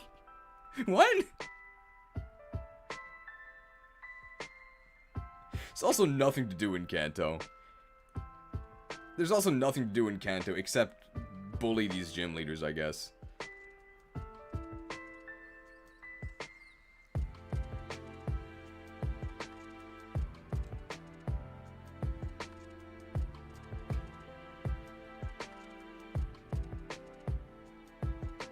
Anything else to say about Gen 2?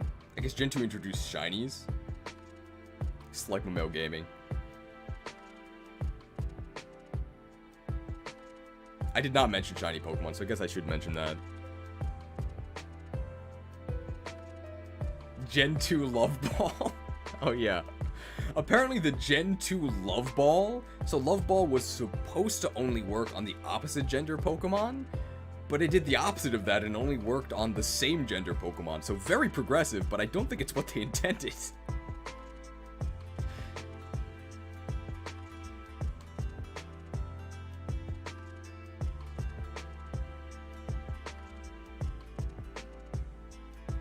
Talk about Peekaboo. Love wins. Did I mention that Cyndaquil is just budget Charizard and stats? I didn't mention that, but we can't mention everything or we'll be here all day. We're probably going to be here all day anyway, by the way. Gen 2 also introduced shiny Pokemon. I think there's a 1 in almost 9,000 chance that a Pokemon will be colored slightly differently. And I think that mechanic alone has unironically created careers for people. I mean, we can try doing a fake shiny hunt right now. I can't be too loud. I mean, we can try doing a fake shiny hunt right now. $199. I think Milotic should be a pseudo-legendary.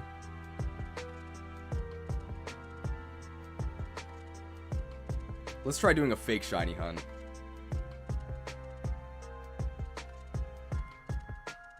Hang on. Bulbapedia. Who are we shiny hunting for? Probably Red Gyarados, right?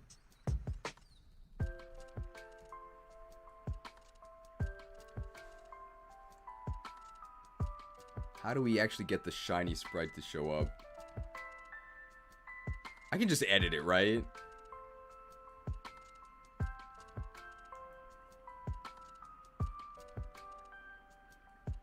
I know Red Gyarados is just in the lake. It's in sprites.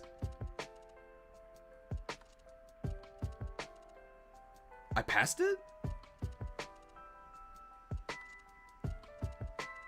Fallen Gyarados? Hey, it's me. Usually sprites are at the bottom, right?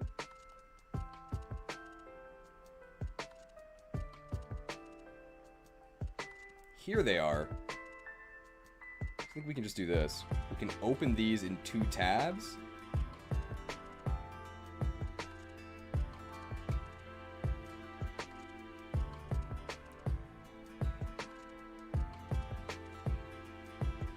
Then we'll do this one. Alright, here we go. Let's try this.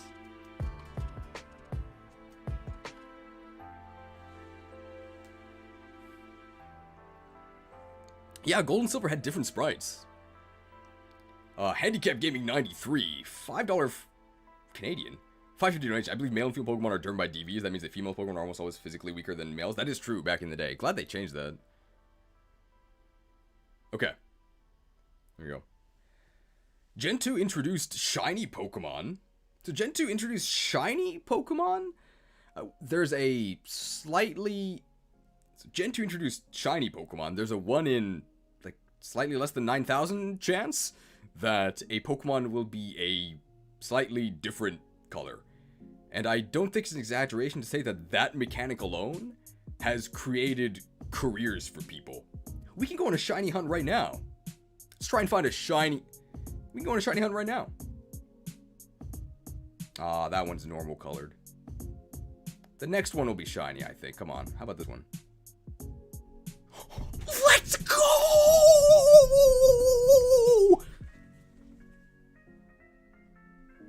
Hope you liked my shiny hunting.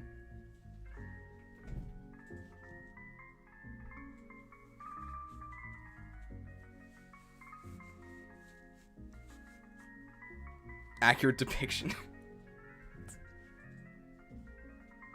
I don't like shiny hunting.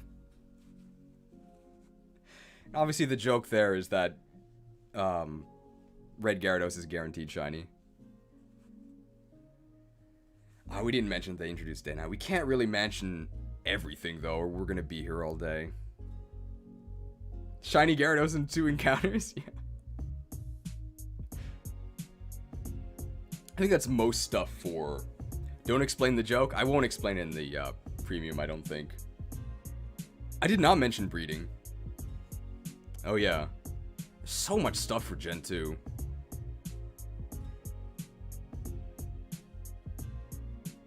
I guess I'll put a disclaimer here.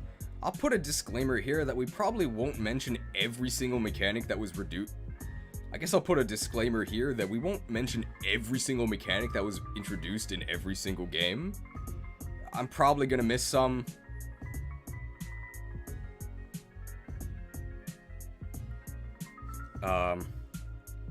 Yeah.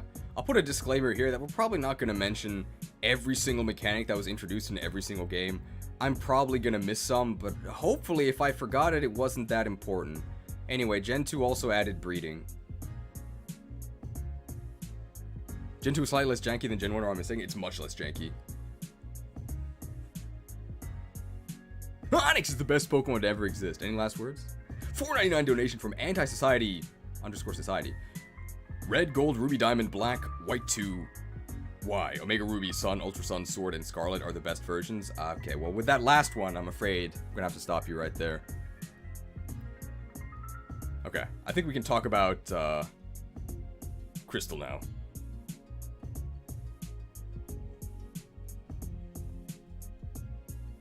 Alright. Pokemon Crystal! Pokemon Crystal.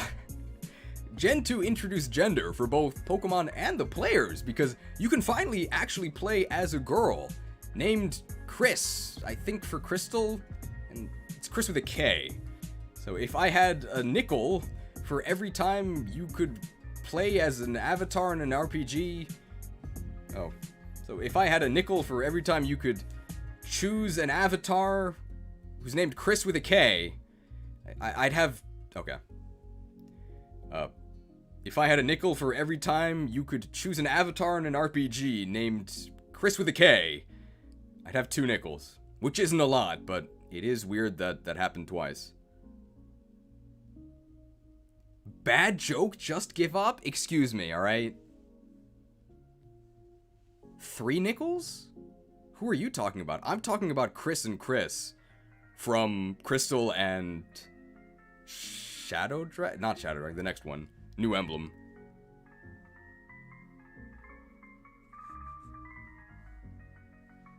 Undertale? I've never played Undertale. Is that with a K? Deltarune? What a great joke. Very funny. Thank you. It is a great... Okay. Alright, hang on. I gotta read this donation. $5 donation from Damian Williams. Pokemon Emerald is still the best. Though Gen 2 to 4 and 5 are all great. You might not like what I have to say about Emerald. It's not gonna be that negative. Alright, I was talking about Crystal and Fire Emblem 12. New Mystery of the Emblem, Heroes of Light and Shadow. But I think most people assume I was talking about Deltarune. I've never played that. What are the... Oh, 2-hour alert, thank you. Almost. 10 more minutes, I'll do it.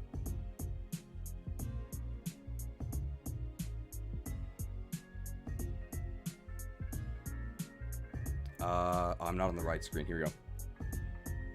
So what's actually new in Crystal?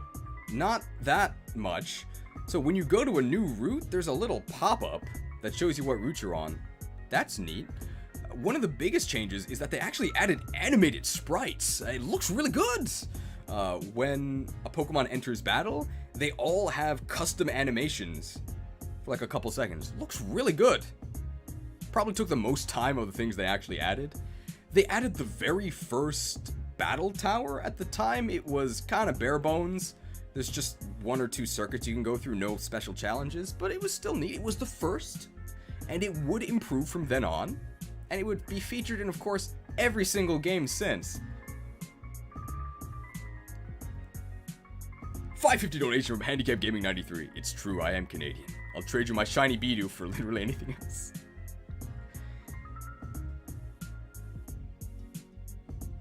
This was also the first game they sort of added a story about a legendary. So Suicune is on the cover, and they added a fancy water guy who likes Suicune. It might be this guy, I don't know. I mean, they all look the same to me. But the Suicune story is like 6 extra text boxes. It's not really anything new. But it's easier to catch Suicune in this game than just roaming around Johto, so there's that.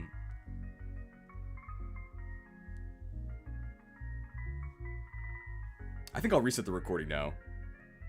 Yeah, thank you. Give me a second here. Reset. Okay.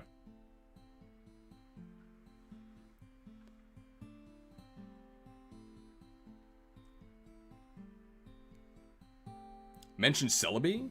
Is Celebi in Crystal? We didn't get it, right?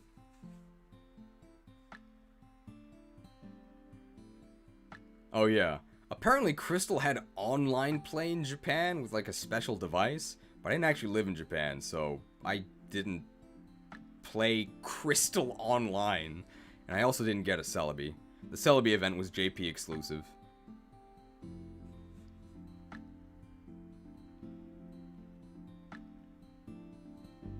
This was back when, I guess so. Gen 2 was the last jerk rival. Oh yeah, I do like the Gen 2 rival. He needed a phone.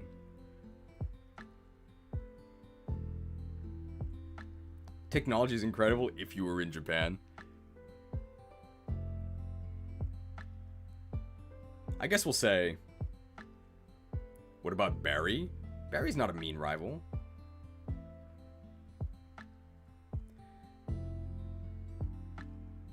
I guess we should say story-wise. Story-wise, there still really isn't one.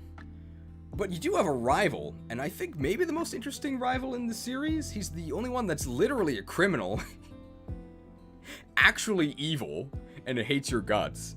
But he does experience character growth, because you fight him before the Elite Four, and he loses, and that's when he learns about friendship. And then when you fight him again in the post-game, his Golbat has evolved into a Crobat, which is a friendship evolution.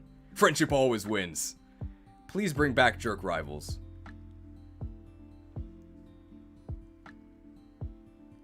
$5.50 donation from Handicap Gaming 93. One final hot tip. If you critical hit that like button, your chance of finding a shiny increases in 25%. It's true, my uncle told me. Does your uncle work at Game Freak? Otherwise, I wouldn't trust him. Daycare was in the first game, but there was no breeding. Sombron in shambles. Bede was a jerk, true, but he also disappears like halfway through the story. Alright, final ranking for Crystal. Final ranking for Crystal. Overall, I would say that if you're going to play a Gen 2 Johto game, Crystal is the definitive version. No, okay. Final ranking for Crystal. Overall, I would say that if you were to play a Gen 2 Johto game, assuming you don't like Mareep that much, just play Crystal. Okay. Overall ranking for Crystal, if you're going to play a Gen 2... Overall ranking for Crystal, if you're going to play a Gen 2 Johto game, assuming you don't like Mareep, because Mareep's not in the game, unfortunately, I would just play Crystal. I'd say that this is the definitive version, almost as if it's the version they should have released in the first place.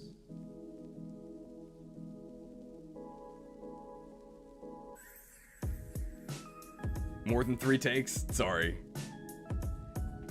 Man, people do not like Crystal. Only TCD? What?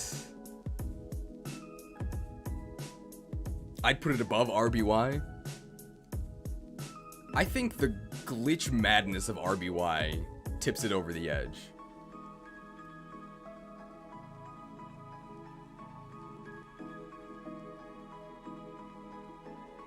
I'd actually put Crystal below GSC.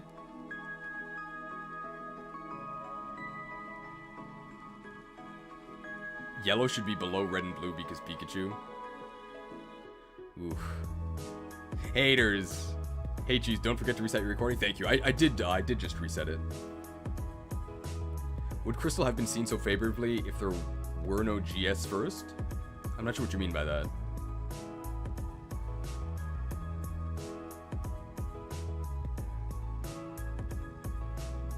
If this is A tier, then both Daipa games are an S. Not bad news for you, buddy. Alright. Let's find the release date for Ruby Sapphire. I think it was 2002? $5 donation from Breed43. What do you think of RNG manipulation, like what Papa Jeffy and speedrunners do? I think it's neat, but I would never do it myself. Not like a judgment thing, but like I can't, it's like too much work for me for like a normal run. For us it was 2003. Okay, yeah. I remember this one. Yeah.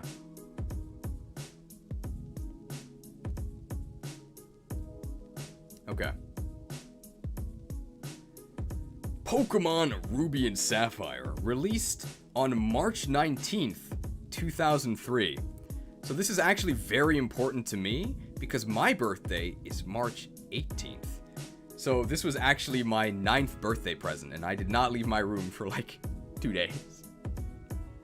I think that Ruby and Sapphire probably have the most hours I've actually spent playing the mainline story.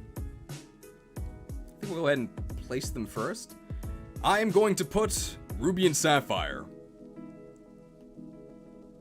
in B.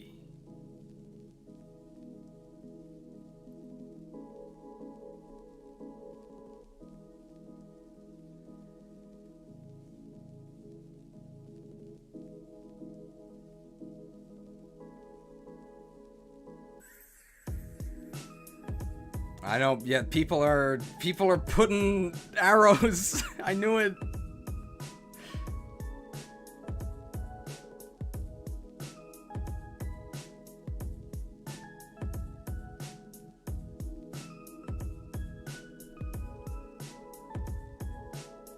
Let's talk about Gen 3.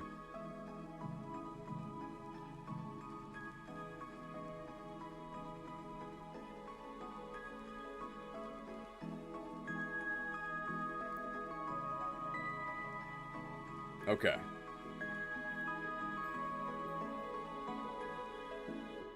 Alright, so you can see pretty much everyone in chat disagrees with me and thinks that these should be higher up. It's not mine. You can see in chat pretty much everyone disagrees with me and thinks that these should be higher up. It's my list, okay? So what's new in Gen 3? Abilities were added. So every Pokemon just gets a bit of a boost, usually, although some abilities are negative, which is an interesting aspect about abilities.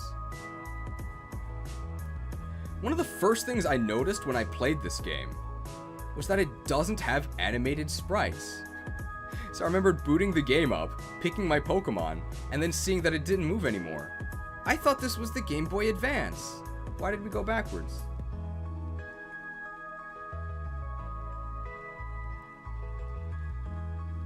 So why did I put Ruby and Sapphire in B?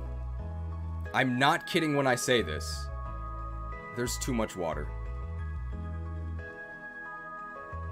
Like, I don't know why people criticize the IGN comment about 7.8 out of 10 too much water. I know that was about Omega Ruby and Alpha. I know that was about Omega Ruby and Alpha Sapphire. There's too much water. It's boring. For me, the best part about the Pokemon games is exploring new areas and seeing what new Pokemon you're going to encounter. For like a third of this game, I'll tell you what you're going to encounter. Wingull and Tentacool. It's so boring. I understand that's part of the region. It's supposed to be a water-heavy region based on Kyushu, which has a lot of water. It's boring. I'm sorry.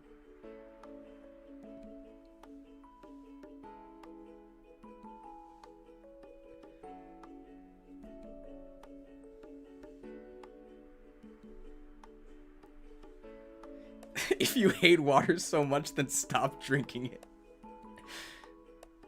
Is the real Kyushu boring? I don't know, I've never been there. Gen 1 was also... Oh, sorry.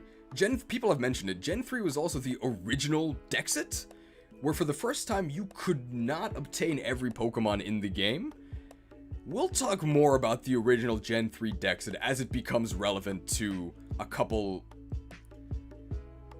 Would your opinion change if you got access to Dive and therefore other water Pokemon sooner? No. What does Dive allow you to access? Even more water. No thanks.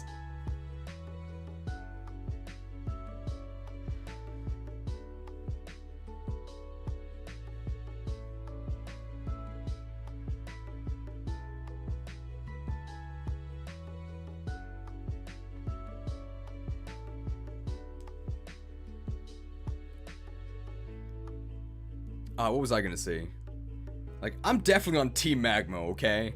Alright, Maxie's my homie.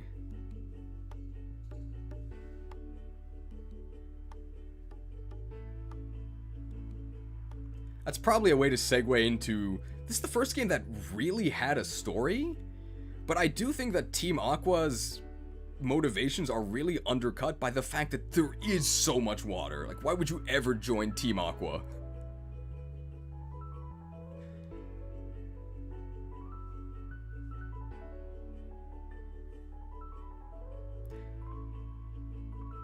I think they could have fixed it if there were more islands to explore between surfing. I agree. That would have been a good fix.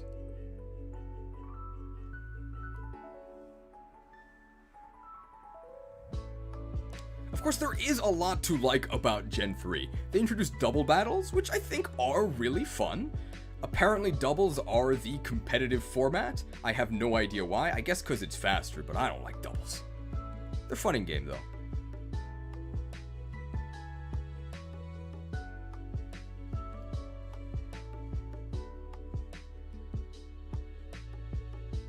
Gen 3 HMs are so obnoxious. I should mention the... what I'm told? The Dexit. I mentioned the original Dexit, but I'll do it here. Gen 3 was the original Dexit. This was the first time they cut off Gen 3 was the original Dexit. This was the first time they cut off connectivity from the previous gens. And not every Pokemon was in Ruby and Sapphire, so you could not obtain them.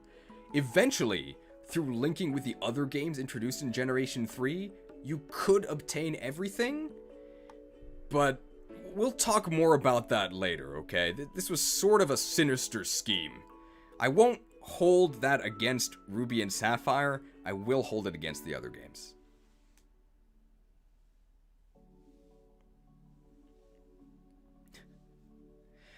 Regarding the Regi quests, I guess you either like or hate them.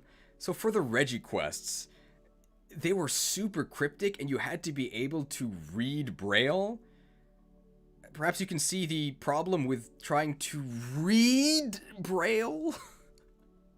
Although I think they did include a code book, like, in the instruction manual. So if you had a physical copy, which was the only kind they had back then, you could probably figure it out. Or you could maybe look it up on the, as of yet, nascent internet. Oof.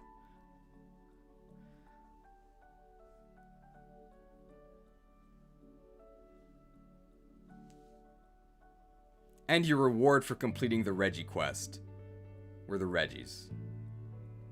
Incredible.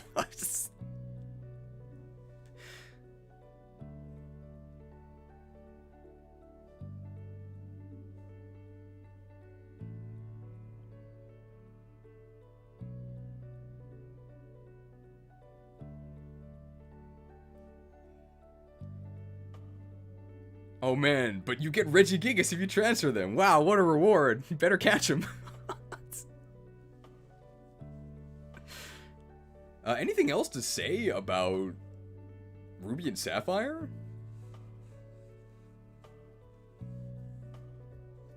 I mean, my main criticism, and I'm serious when I say it, is there's too much water.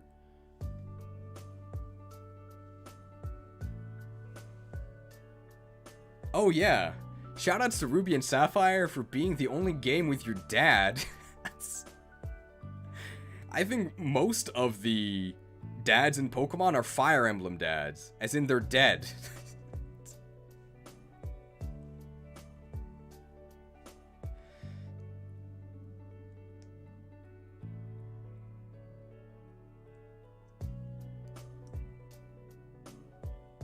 Ruby and Sapphire introduced Slugma, right?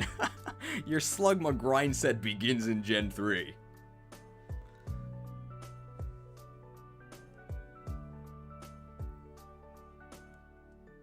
The music is definitely hit or miss. It is a meme that Hoenn is infinite trumpets. I'm a fan of it, but I think overall my favorite music would probably be from Gen 2. National Park is the best track in the entire series. Guys, I know Slugma's Gen 2.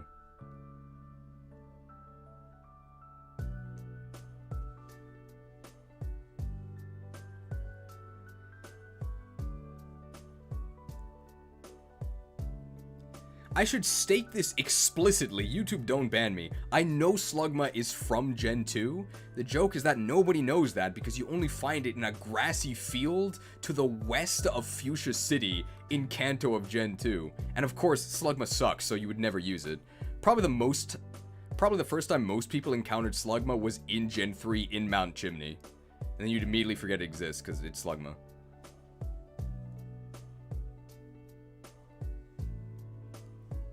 I think that's it for Ruby and Sapphire.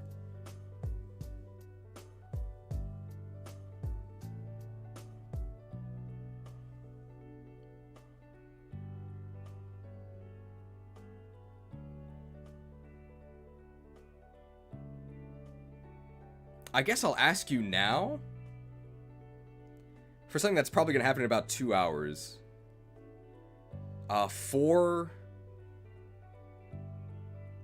Before we talk about Diamond and Pearl, remind me to go get a prop. That's all. So somebody, before we talk about Daipa, tell me to go get a prop. Because I forgot to actually put it next to me now. Did Ruby and Sapphire have a battle tower? I don't think so.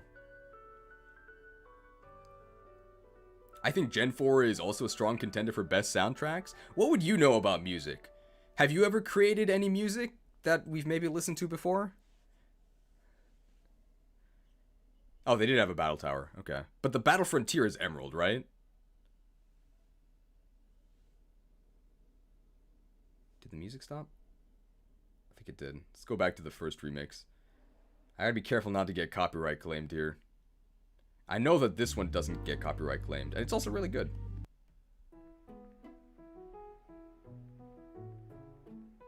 Okay.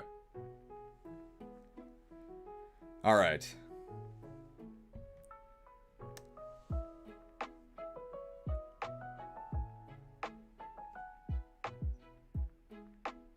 Okay. I have to go for around 20 minutes. Guess I'll miss Emerald. We're gonna do Emerald right now, but I guess you can watch this later.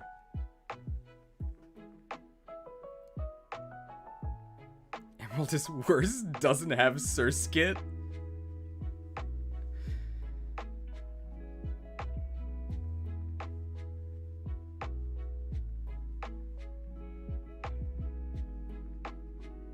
I think we're almost ready. Hang on, I'm gonna drink a bit more. Not enough coffee.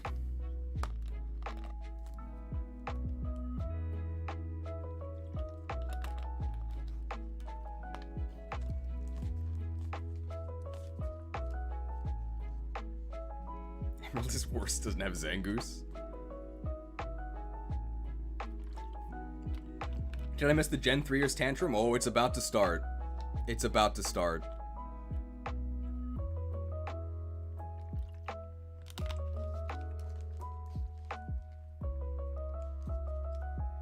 That's pretty ominous, isn't it?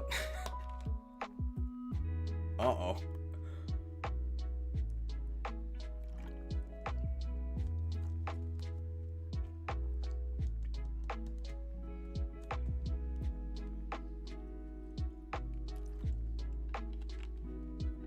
Emerald, more like Emerald.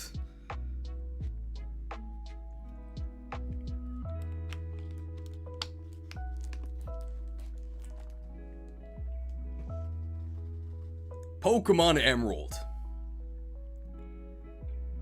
I don't know how many takes I said would be hot. Okay.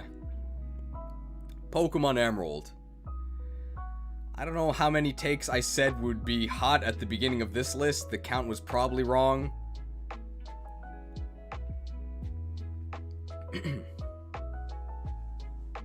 Pokemon Emerald. I don't know how many takes I said would be hot at the beginning of this list, but this is probably gonna be one of them. Emerald, I think, is one of the most beloved games in the franchise. Here we go. It's time for Iron Defense. Maybe Cotton Guard, that's +3, right? Oh, I'm not even gonna look at the chat. Oh, no.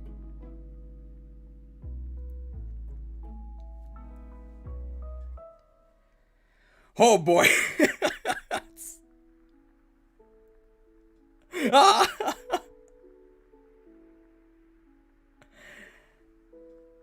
Alright, well.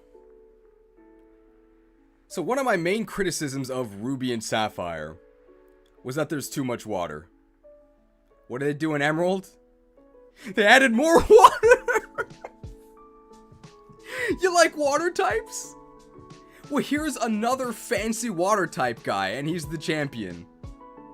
I'm sick of this water! Ah! Of course, that's not the only change for Emerald. What's new in Emerald? Oh. So in Emerald, they added back moving sprite. So in Emerald, they added back animated sprites, but they suck. So in Crystal, every animated sprite was like custom animated. It looked great, probably took a lot of effort. If they're gonna sell you the same game again, maybe they should put in some effort, huh? In Emerald, they did it differently, where it's just 2 poses, and they added like squash and stretch. To me, even as a kid, I'm like, hey, they're cheating. They were just being lazy. They were. I think it looks way worse. It's not even comparable. So I do not consider the animated sprites to be much of an upside. Actual good changes they did make in Emerald, because you'll see that, I mean, I did rank it higher, despite there being even more water. They retuned most of the gym leaders to make them a bit stronger. I think that overall makes the experience better.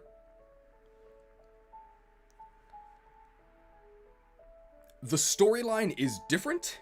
You now fight both Team Aqua and Team Magma. And then, when Kyogre and Groudon start quarreling, Rayquaza comes down from the stratosphere with the steel chair to tell them to cut it out. But these games are like 95% the same. Probably the best part of Emerald, certainly the most lauded part of it, is of course the Battle Frontier, which I do think is really great. Instead of just the one battle tower, you now have an entire frontier of possibilities.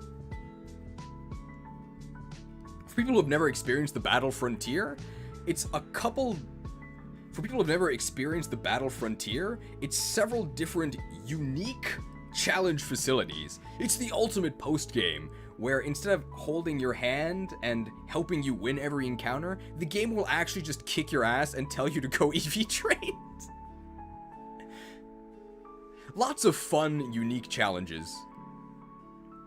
I do really like the Battle Frontier, and I'm glad that it's been a mainstay of the series ever since.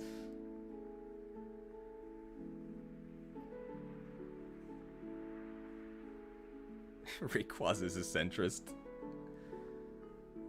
Not good enough for a low A ranking? No, I wouldn't say so. There's still too much water. The first good post-game deserves higher.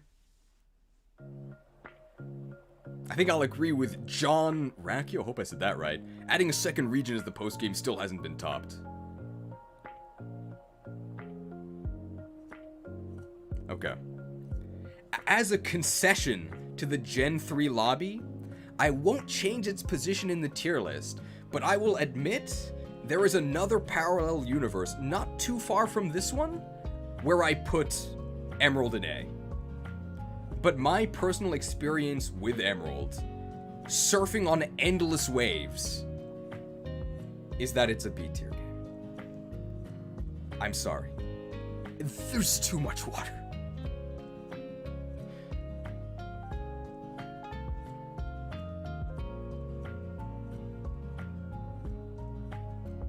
Literally C tier, okay?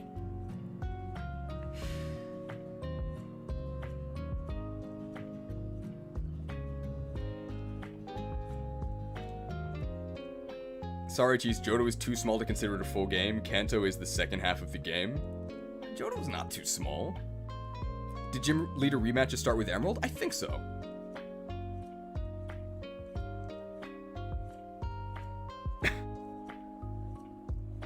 I like the surfing Dunsparce.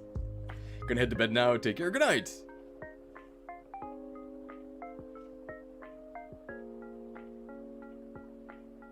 Charizard enthusiast hates water. Hot take, Wind Waker had too much water. Is that a hot take? I think people agree Wind Waker had too much water. That's why in the remake, they made it easier to skip the water, because you sail faster. How much time is actually spent on water routes? At least as many routes as Gen 1. It's not that bad. It is definitely worse than Gen 1.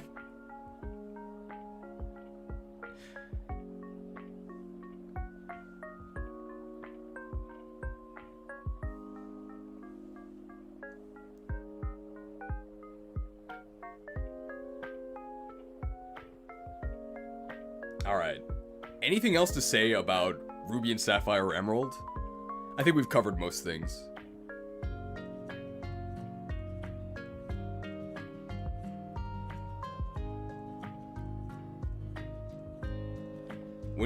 When will you upload full vid? Also, Orist will be above Emerald, I hope. My brother and Arceus, how would I know when the full video will be done? We're not even done with this one. Oh yeah, apparently this generation added contests. The fact that I'm mentioning it now probably tells you that I didn't really do contests.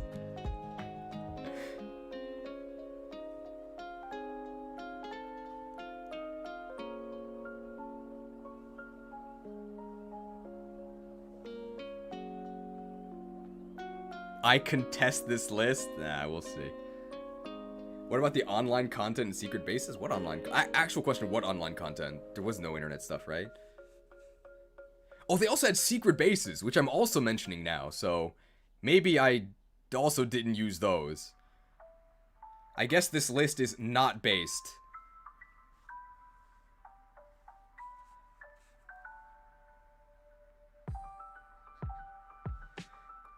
Oh no.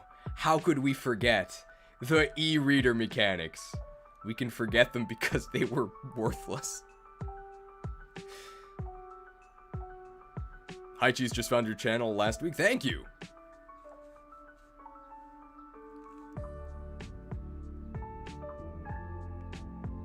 Alright, I think we're done with these for now.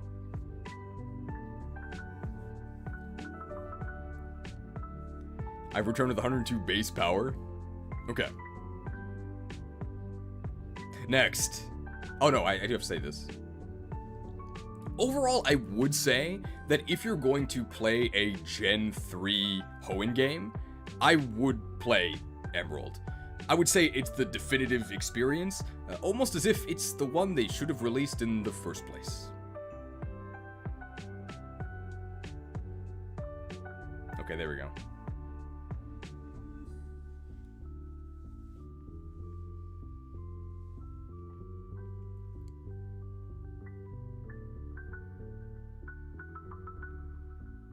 What year were FireRed and are we ever getting more starter analysis? I'll tell you what we are getting right now. Hang on, you'll probably have to wait for star analysis, but you won't have to wait for this. Banned! Not actually banned, but the answer for when you'll get more star analysis is when it's done, but next will probably be Gen 9. $10 donation from Type J. Honest question before moving on from Emerald. What is the Pokemon game you can play the longest without putting it down? Probably HGSS.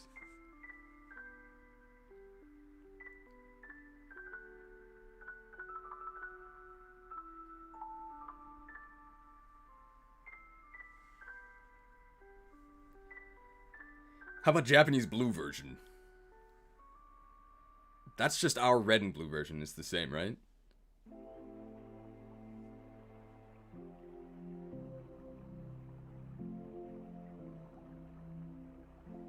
Alright. 2004, okay. Pokemon FireRed and LeafGreen. So when... 20 gifted subs from Pikahiri, thank you! If you have gifts enabled, I think you have like a 100% chance of receiving a membership. There were so many gifted ones. Alright.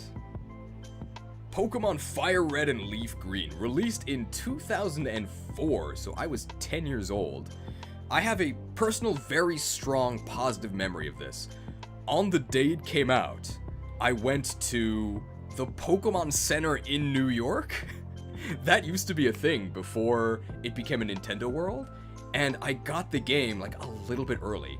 And then I went to a Pokemon trading card tournament in like northern New Jersey, and I was the only one who had the game. So the other kids were freaking out like, how do you have a Charmander? Like, it was crazy. Like, I was the coolest kid at that tournament. I lost, but I won because I had the game early. C tier. I bet you didn't see that coming.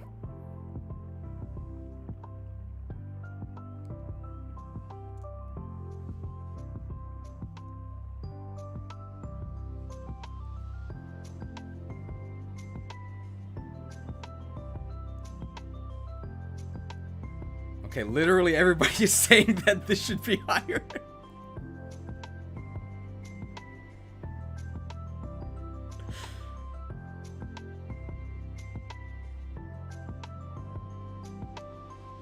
This list is trash. Wow. Very honest of you.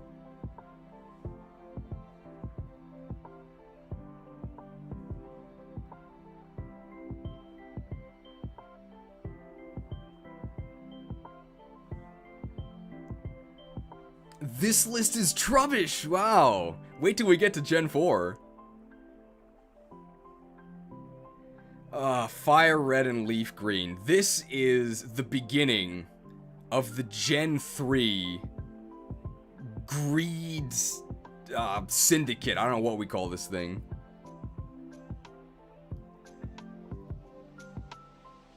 Pokemon Generation 3. So there is a lot of behind the scenes machinations that I think made Gen 3 a lot worse than it had to be, in the interest of making as much money as possible.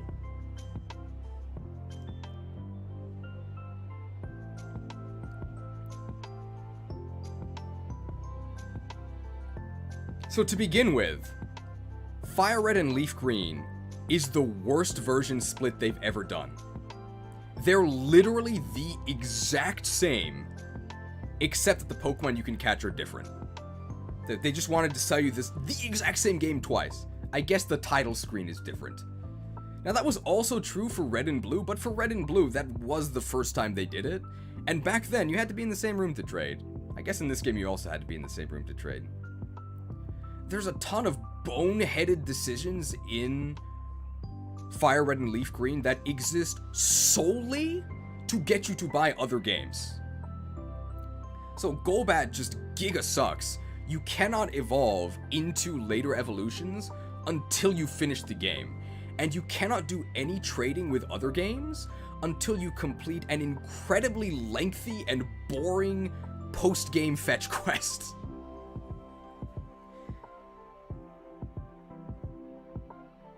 Despite a lot of the improvements that have been made between Gens 1 and 3, the fact that they specifically restrict you from certain improvements just to sell you more games makes me so angry.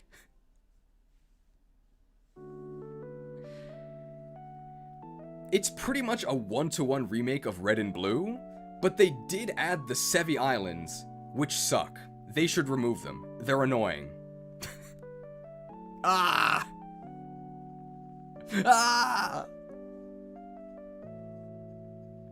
Onyx fans in shambles because you cannot actually evolve into Steelix until post-game.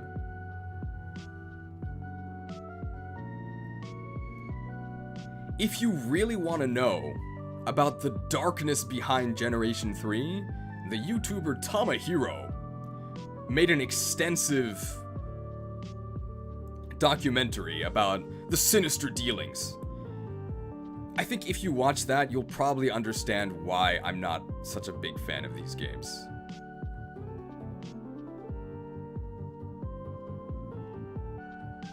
What I will say, in credits of Gen 3, although it's not going to affect the rankings of these games, they're probably the best base for ROM hacks.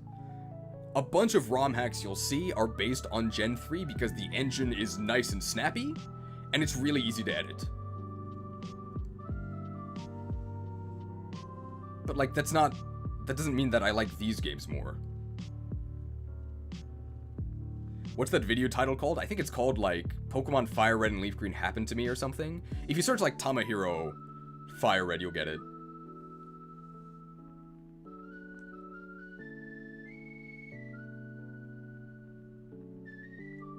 Is there a Pokemon game that sparks childhood joy untainted by cynicism? I'd say every game in A and B does.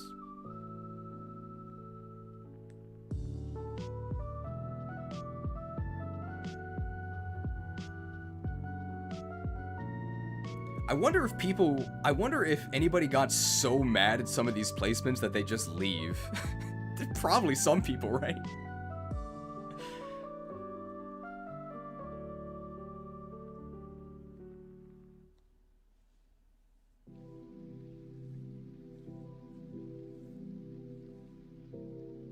View count went down like 15. Wow, there's 270 people here? Wow, welcome guys.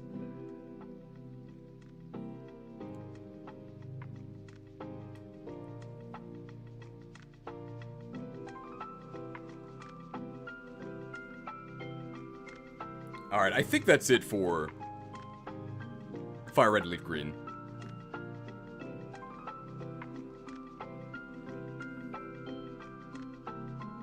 Alright.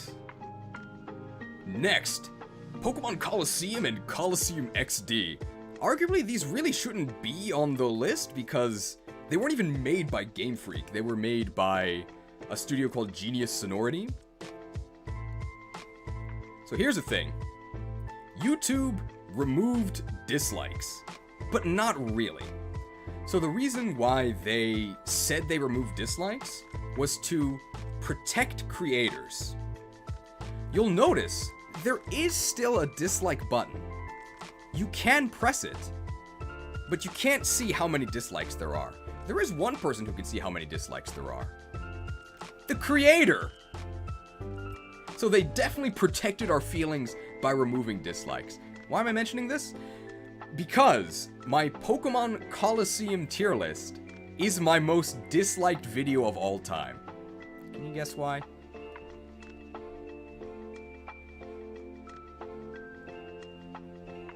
Oh boy.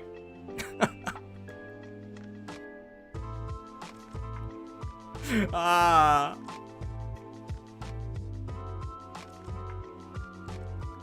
I think Pokemon Colosseum is garbage. I said in the original Pokemon Colosseum stream that Pokemon Colosseum has a really good reputation based on people that I suspect have never actually played the game. And then literally like 2 days later, Tamahiro again released a video saying, I think it was called Pokemon Colosseum, the worst Pokemon game you've never played. I was vindicated, okay? Good lord, this game is terrible. The only reason it is not in Game Freak's finest, I guess there's two reasons. One, Game Freak didn't make it, and two, it's really pretty. It does look really good, and it's got some sick beats. But in terms of an actual game that you would play, please don't. This game is so bad. This was the first game, because back in the day when I played Ruby... So back in the day when I played FireRed and LeafGreen, I thought it was okay. I was like, oh yeah, this is fun. Nowadays, I'm like, wait, this game is so predatory. When I played Pokemon Colosseum, back then, I was like, wait a minute. This game sucks. What? This was the first Pokemon game that Child Cheese hated. Pokemon Colosseum is really easy to proselytize about because it has a really cool opening cutscene and it has a really cool concept. The fact that you are a renegade team member who's on the edge, stealing shadow Pokemon. But then you actually play the game. The protagonist doesn't do anything after the first cutscene. He never says anything. And the actual gameplay of Shadow Pokemon is horrendous. So as a quick rundown, the Shadow Pokemon that you can catch, before you can actually use them properly, you have to purify them. And purifying them is just a relentless grind. You just send them out into battle and spam Shadow Rush over and over and over. And it goes without saying, but I'll say it anyway. Pokemon Colosseum has the worst roster of any Pokemon game ever. It is chock full of Johto's finest, and it didn't have to be that way. But it is that way because they want to sell you the game. You want Johto Pokemon in Gen 3? Buy a GameCube and pay $50 for Pokemon Colosseum. Ugh. There is cool stuff about the game. The fact that it is entirely doubles is a really interesting concept. Anything else I can say that's positive? I think I already said the animations and the music were good. That's cool.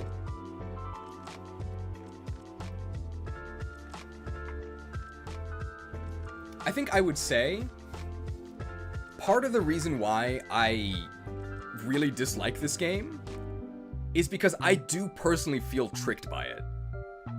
My question for you: why did they call this game Pokemon Colosseum? Yeah, there's Colosseums in the game. Like, the other games aren't called Pokemon Gym. I thought this would be Pokemon Stadium 3 with a single-player adventure. And if that's what it was, I'd probably put it in A. I really liked Pokemon Stadium, I really liked Pokemon Stadium 2, and if there was just a lackluster side story tacked on, I'd probably be a lot more generous. But no, the side story is the entire story. And it is so bare bones. It's set in a desert? Well, the game definitely is a desert.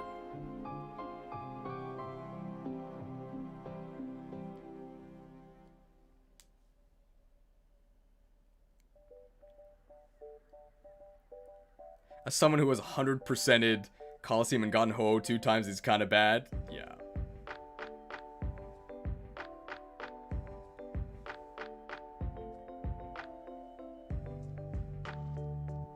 It's also something I didn't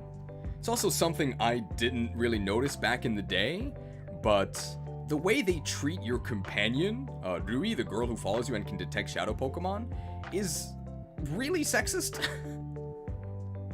So this game is 100% a power fantasy for edgy 11-year-old kids, which I was, and I still didn't like it.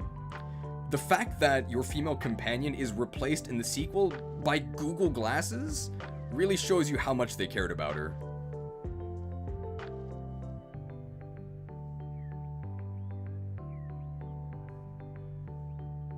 The difficulty in this game is decent at least. Oh boy. Having just replayed Pokemon Colosseum, I can tell you, no. For the most part, you are fighting hilariously bad teams, like literally Sunkern and Hoppig. It's pathetic. I think people say it's difficult because the final boss rush has like a 20 level swing. It's ridiculous. So the only thing you can do is go and grind. Terrible.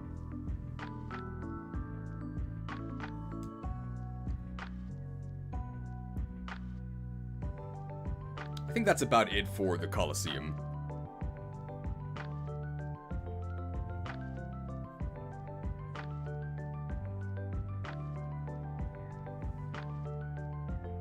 Hey, she was the closest thing to every boy's dream of having Misty follow you around game. That's true.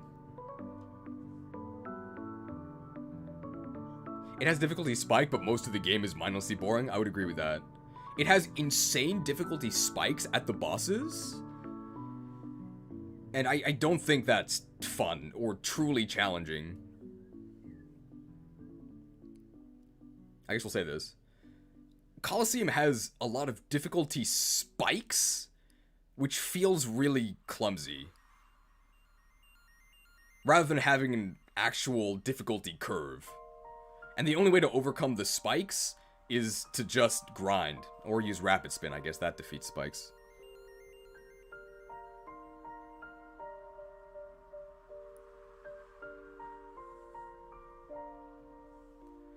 It's like a WoW raid, mindless trash mobs and the bosses are insane. I haven't played WoW in a while. Okay, here's the real question. Would you rather play Colosseum or Mario Party 10? I've never played Mario Party 10. Sorry, I think I missed a donation from a long time ago, so let me scroll up and get that.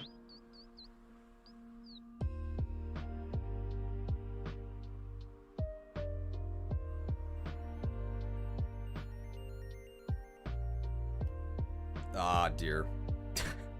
I can't find it. I'm sorry. I think I missed one. Hang on. I think I was, like, in the midst of, like, raging against Colosseum.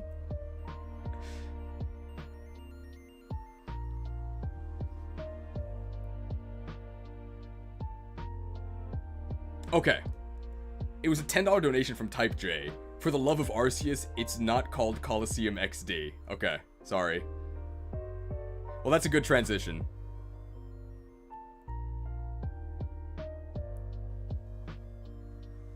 So what if there was a game that took Colosseum and removed most of the things that were bad about it, including the word Colosseum?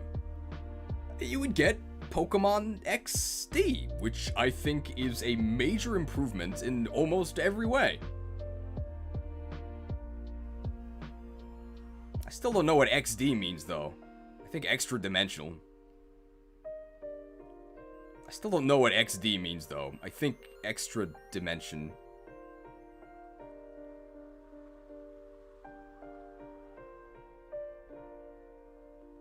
Maybe it's extra darkness.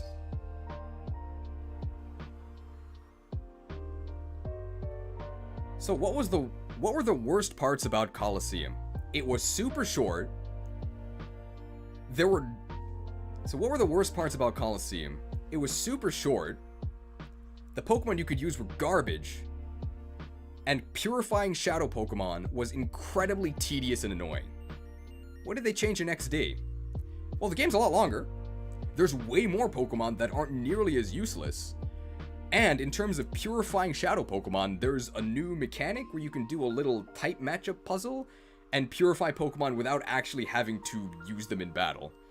So the best part about Shadow Pokemon is not using them. I really don't understand Cypher's plan, because most Shadow Pokemon are worse than their original counterparts, but at least Shadow Pokemon have actual mechanics in XD. They don't just spam Shadow Rush, there's a whole different set of new Shadow moves that are far more interesting. They're not good, but they're more interesting.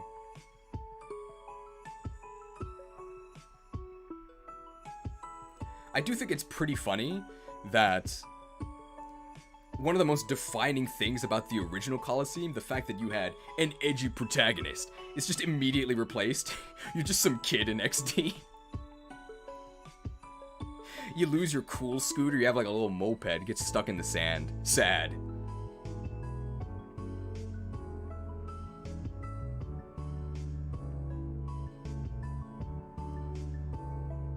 I think somebody was... hang on.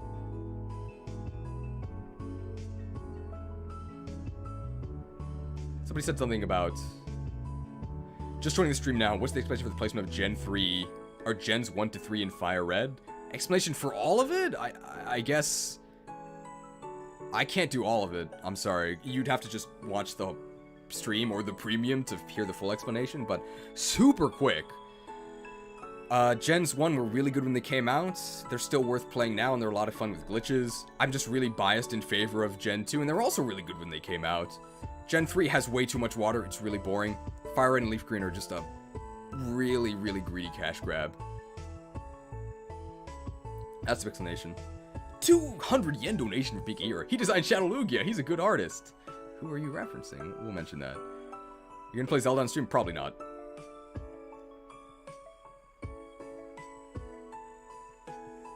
Talk about James Turner. Anything else to say about XD? I think XD was where Bonsly debuted. So if you're a Bonsly fan, you probably like Pokemon XD. I don't like Bonsly.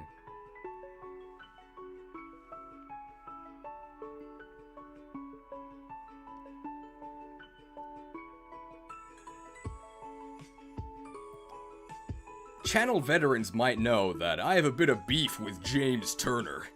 He definitely doesn't even know who I am. James Turner is one of the artists from Genius Sonority, the company that made Colosseum XD and Battle Revolution. And I think he's responsible for Shadow Lugia. As in, like, it's just a recolored Lugia. I mean, yeah, it looks cool. He also made some Pokemon that I don't really like. I think he's a fine artist. I just don't like some of his designs.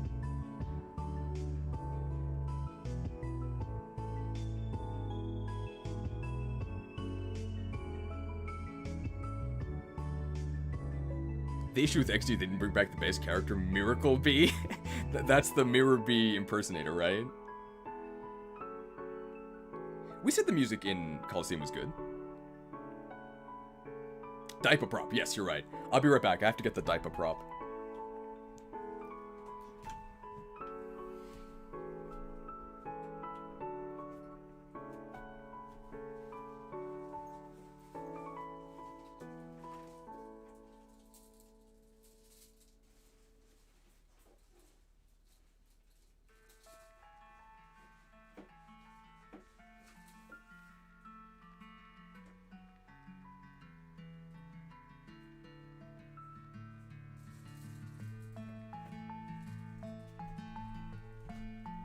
I'm back.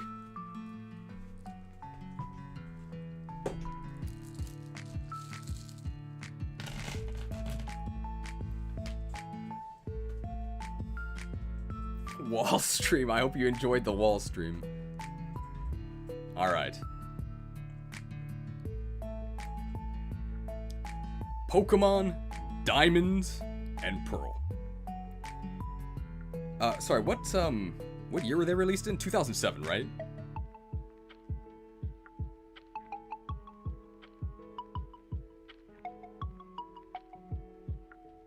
Don't forget to split the recording. 1 more hour till I have to split it. 06? 2006? In America.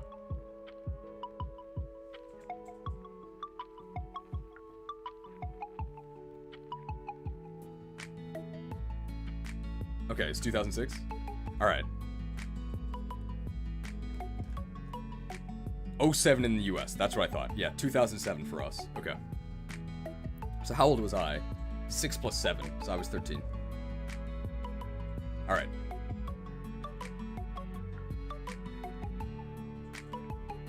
Pokemon Diamond and Pearl. Before we talk about Diamond and Pearl, I think we have to set the scene a bit by talking about how incredible technology is. So near the tail end of the Game Boy Advance's lifespan, you started having games that had full motion video. I remember that there was a Kingdom Hearts game that had a cutscene in like a field, and at the time, that was mind-blowing, alright? Like, you would willingly bind yourself to a chain of memories? Alright, I bought this chain for a video. I don't know if I'm going to use it in the video, but I'm using it now, so just getting my value out of that. They also had these videos that you could buy on Game Boy Advance cartridges. I remember buying episodes of like the Hoenn League on a Game Boy Advance cartridge. They're like Nickelodeon shows, and at stunning, like 70p. You could see these horrible grainy videos on your Game Boy Advance, and at the time, that was crazy. That's where we were on the Game Boy Advance. You'll notice, of course, that DAIPA are not for the Game Boy Advance. They're for the Nintendo DS. When the Nintendo DS came out, it was revolutionary. I remember the night the DS released, I was actually, like, physically running to Target to buy one. And one of the release titles was Super Mario 64. So previously, this was a game you had to sit down at your TV to play. But now, in the future, you can play it on a handheld, and it looks better. Of course, it plays a lot worse because you don't have an analog stick, but it looked better, and you could play it on the go. It was crazy. So we had 3D previously console games in the power. So we had 3D previously console games in the palm of your hand. Revolutionary! And then you have Pokemon Diamond and Pearl, which has 2D sprites that lag.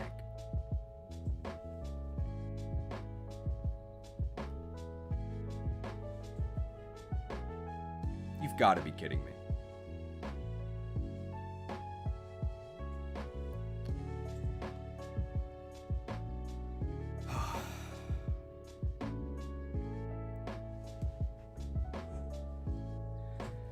I've got the banhammer ready, okay? Come at me. I have the power here, not you. I'll just swing. Go ahead. Put Tsuchinoko up. Come on, I want to see your names.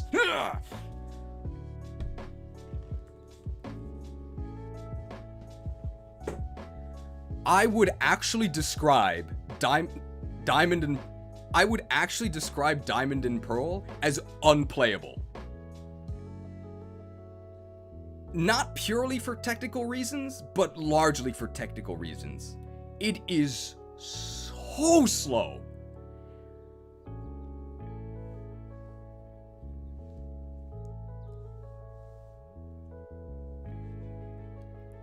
It really feels like you're just wading through molasses. I cannot believe how technically poor this game is. Now, back in the day, I didn't even know what a frame was. I just knew that as I was trying to play this game, I was 13, by the way, I'm like, wait, why is this so choppy? What's going on here?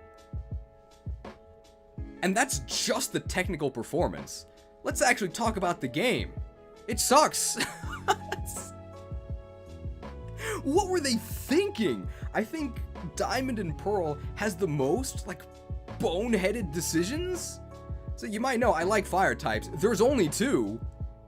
And yet they introduced a fire type Elite Four member who has more non-fire types? Why does the electric type gym leader have, like, an auxiliary? What is going on? I think that excluding Colosseum, which is like a pseudo spin-off 600 BST, DAIPA has the worst Pokedex of any, like, full-fledged mainline game. It is atrocious. There's, like, a bunch of useless water types. Everybody has the exact same team. Everybody uses Staraptor, because what else are you gonna do? Everybody uses Bidoof, because Diamond and Pearl was the height of HM hell. There were like 8 HMs. Horrendous. Defog. Ugh. Rock climb.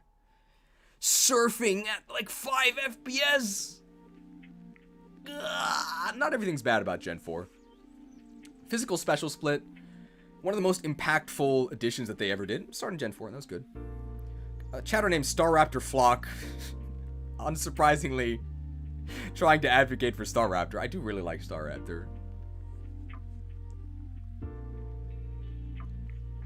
In terms of technical reasons, what's worse than DAIPA or Scarlet Violet? Scarlet Violet. One thing, yes, I will admit, indisputably, there can be no disputing that Gen 4 is the king, or indisputably, it can't be disputed, something I will admit, that Generation 4 Sinnoh has the most relaxing music of any Pokemon game. If you go to any chill Pokemon music compilation, like 80% of it is from Sinnoh. So relaxing.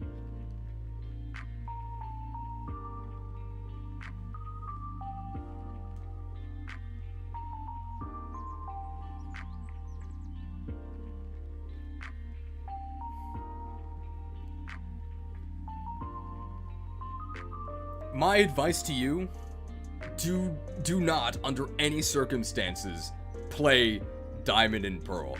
You spend a third of the game wading through swamps, a third of the game wading through snow, and the rest of it wading through single-digit FPS. Horrendous.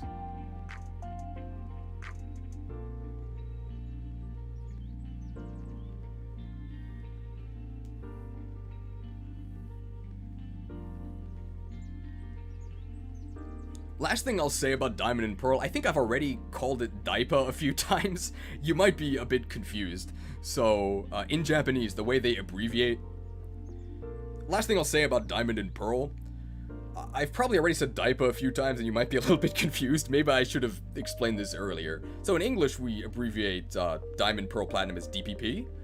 But in Japanese, they say Diamondo, Pearl, and they shorten it to Daipa. And there is actually a segment of the Japanese fan base called Daipa Kids. So Daipa is Diamond and Pearl, and Kids is literally the English word kids. And this is to criticize people who started with Gen 4 and keep talking about how much they love Gen 4 and how great it is. The fact that Daipa sounds a lot like the English word for diaper is a pure coincidence, but it's really funny.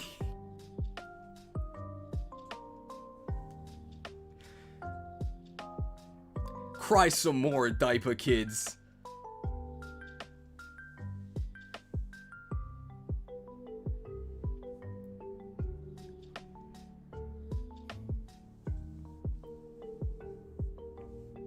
Is this like, 私はダイパキッズプラティナムだけ Nice to meet you, Diaper Kid. Saving a lot of data. Alright.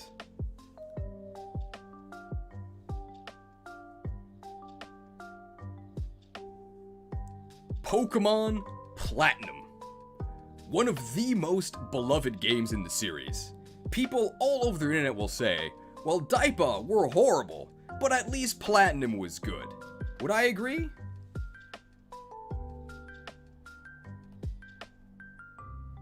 Yeah, kind of. Come on! I can swing this all day!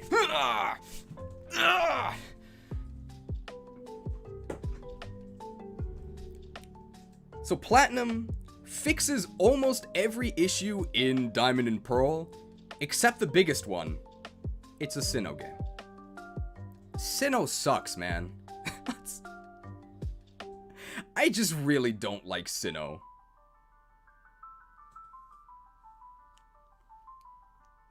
But make no mistake, there are a lot of positive changes, as you can see by the massive disparity in their tiering. So Platinum fixes most of the technical aspects. It is a lot smoother. It's still a little bit slow, but not at the point where you feel like something's wrong. I'd say it feels relaxed. That might be Tropium. One of the biggest changes was the Pokédex update. The thing is, they didn't really change that much. They only added about, I think, 60 Pokemon. It might be 59. But the bigger thing is that they retooled a lot of the teams so that they actually make sense now. And they added the beloved Battle Frontier. It's back!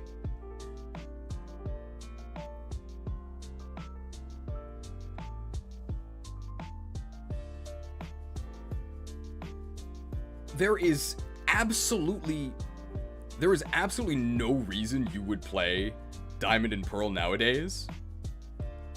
If you're going to play a Gen 4 Sinnoh game, I would definitely say to play Platinum. Well, actually, so, like, what else is new in Platinum? They added the They added the distortion world, which is, I mean, it's visually pretty cool. You get about 15 minutes of going up waterfalls. That's neat.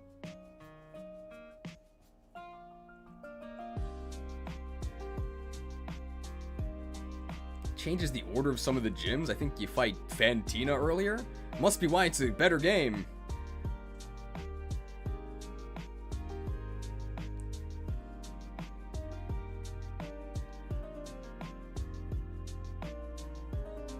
Of all of the same gen remakes, or of all of these same gen remakes, Platinum is definitely the biggest disparity. That's less a compliment towards Platinum and more an insult towards DAIPA, which were blatantly unfinished. They felt like tech demos. If you're going to play a Gen 4 Sinnoh game, there is no reason to play DAIPA. You should absolutely play Platinum. I would say that it's the definitive experience, almost as if it's the game they should have released in the first place.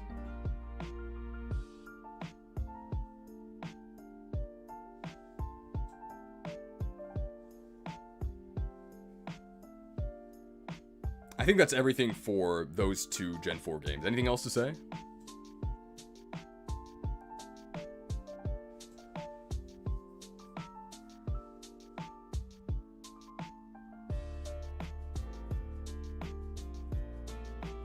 Thunder Phoenix 256. Okay, the fact that the first two gens are the top ranked so far feels very weird. Those games do not hold up as well as anything else in the top 3 tiers. Were you here at the beginning?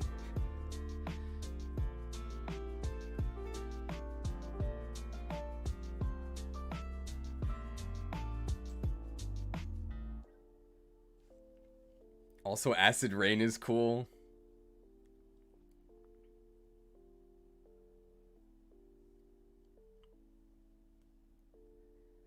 Alright.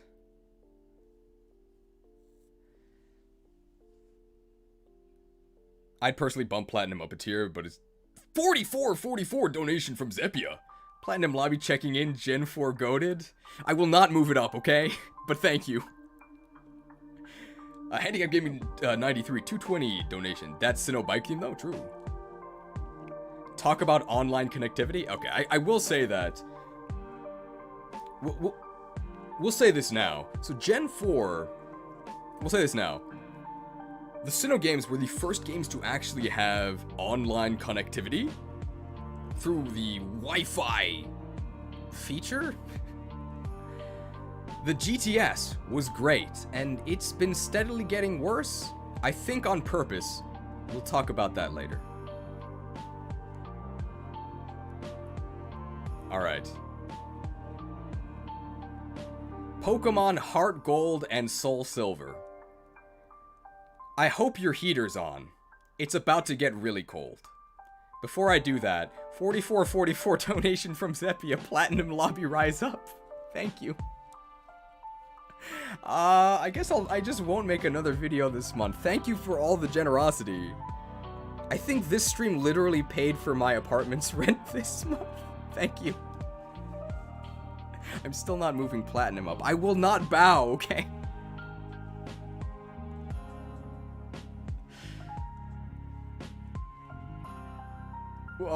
Okay. Alright. Pokemon HeartGold and SoulSilver. 55 donation from T-Dogmaster. Black and White 2 better be S tier. I actually have to go now, though, depending on how long this goes, I might catch the end. Thank you. I'll tell you that your wish may partially come true. You'll see. You'll see. Okay. We gotta take a deep breath. Anixia moment. Pokemon HeartGold and SoulSilver, HGSS. I hope your heater is on, because things are about to get really cold. I may have dropped some subtle hints about where this might go. Pretty much the coldest take in the entire Pokemon franchise. That HeartGold and SoulSilver are the best Pokemon games of all time. Do you agree? You might not, but most people do.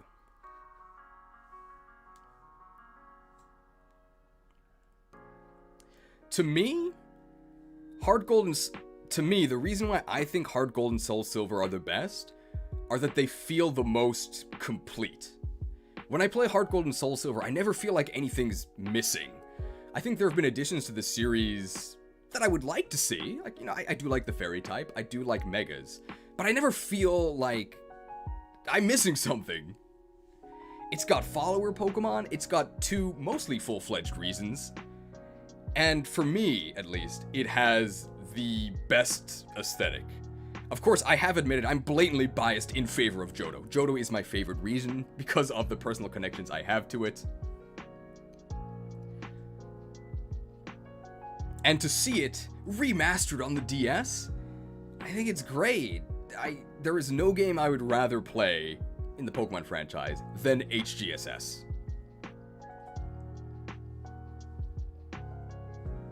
All of the Johto garbage from Gen 2, most of the Johto garbage from Gen 2 actually has evolutions that you can access. Hooray! And they fixed the Kanto level curve. They didn't fix the Johto one, though. Can't win everything.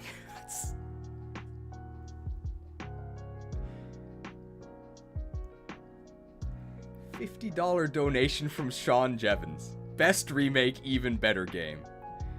I agree. Thanks for the donation.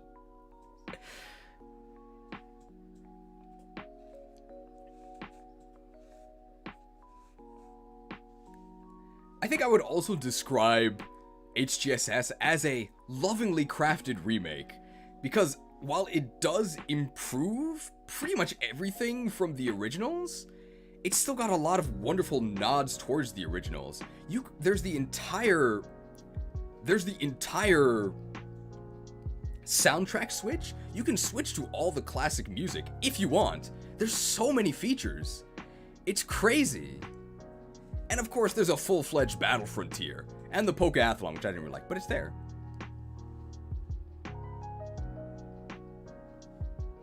There's also sort of a meta aspect to HGSS, which is that there's also sort of a bit of a meta aspect to HGSS, which is that it came with an accessory some of you may remember, the Pokewalker. It was a little pedometer that had very basic functionality, but you could send some of your Pokemon to the Pokewalker and then walk around with them, and they would gain a bit of XP. And back in the day when I played this game, I think it came out in 2010? Wait, what year did this come out in?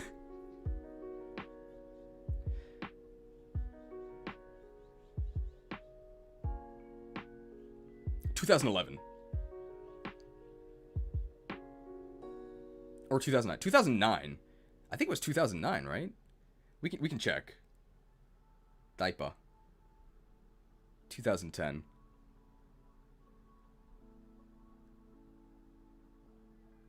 It's 2010 for us, yeah, 2010.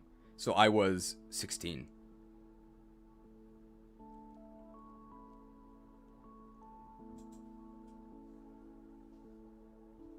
I missed a donation, hang on.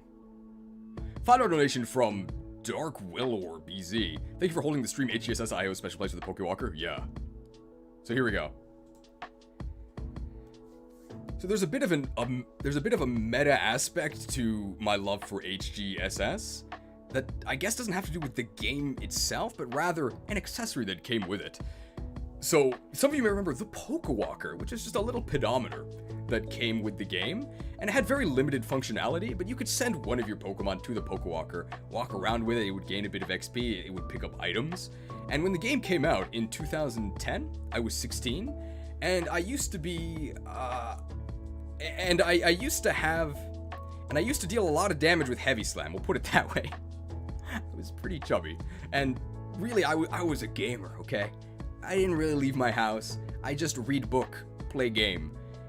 But suddenly, I was going around town, like actually running, because I wanted like 200 XP on Quilava. And I think because of my exposure to the great outdoors through the Pokewalker. When I eventually got to college, I decided, hey, what if I was thin? I started doing a bunch of exercise, and I think nowadays, I would say I do have a good attack stat. More than a decade later, because of this free accessory that came with Pokemon HeartGold and SoulSilver. They would never do anything like this today, and I know they wouldn't because you can buy the Pokemon Go Plus Plus for like $50. Now, of course, it is beefier than the Pokewalker was, but is it $50 beefier? I don't think so. They would never give you an accessory like this today. My Heavy Slam did get nerfed, but I take less damage from low kick.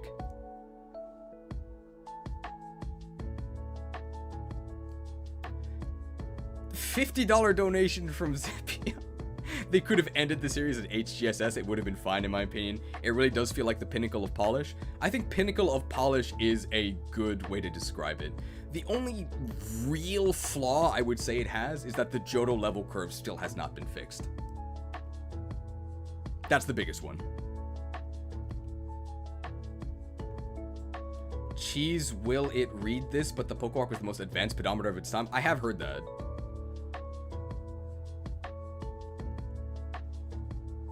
Cheese will not read this, but the Pokewalker was the most advanced pedometer of its time. I read both the one I did and didn't. I'm not sure. That's a pretty big flaw? Yeah, it is a pretty big flaw. I mean, yes. But I don't think it ruins the game. I do think it's the best. And as I said in the beginning, like, this actually is my opinion. I am really biased.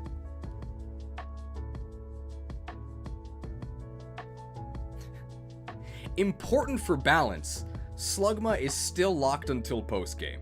Couldn't make the game too easy, could they?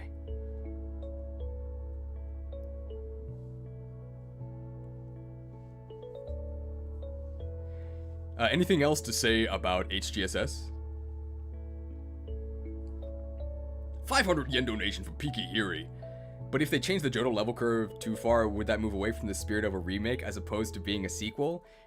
Very pertinent comment, because I know that Pikihiri does not like the Final Fantasy VII remake, but I really do.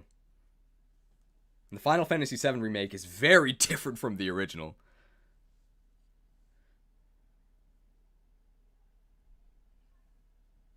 Do not forget the $50 terrible Pokeball controller from Let's Go. I think I did mention that, right? Pokeathlon is amazing. Please talk about it. We'll talk about it a little bit. Hang on. I gotta get the music back. Is this right? I guess I could start this looping. FE7 Remake is good, just inappropriately named. I think it's very appropriately named, but it's a spoiler. Ooh.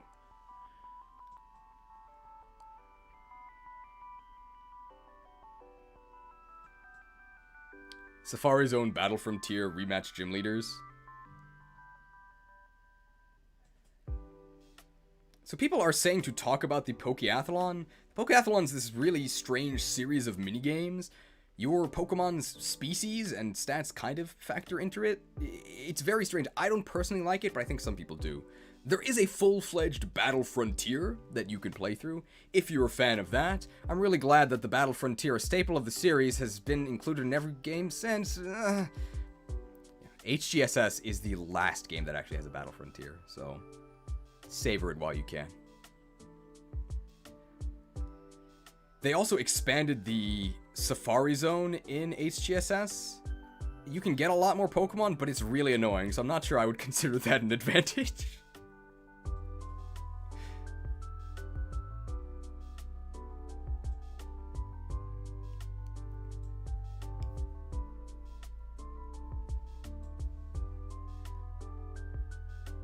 Talk about the Sinjo ruins and how Arceus showed an IRL photo of some freeway. Alright, this is some trivia I don't know, but I guess in the premium you might see an IRL photo of some freeway related to an Easter egg in HGSS. Oh, HGSS had the Voltorb flip game corner. Something that happened as the series progressed was that they removed gambling. In the originals, like Gen 1, you could straight up gamble money. There was a class called Gambler. They were rambling gambling dudes. And then in the remakes, they became rambling gaming dudes, so it no longer rhymes. Even though they could have been raging gaming guys, right? And there's just no more gambling, so... I mean, gambling with imaginary money, inappropriate for kids. Gambling with real money in Pokemon Unite, appropriate for kids, apparently.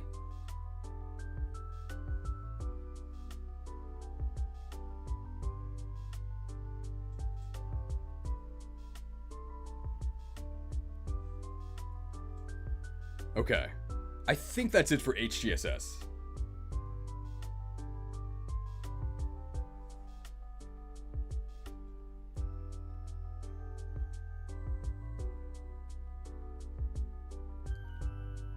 Okay.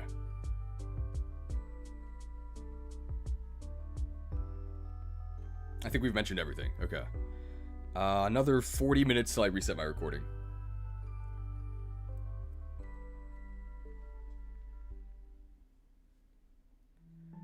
Something I wanted to say. I know how to do it. Okay. I can record it now. I need to make a note of this.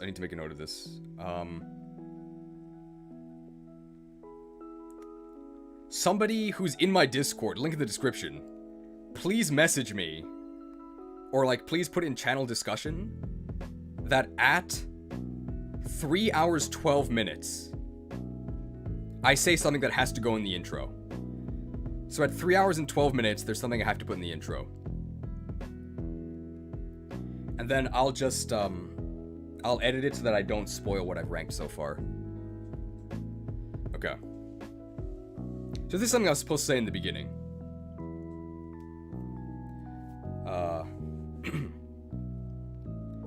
One last reminder. Your final reminder.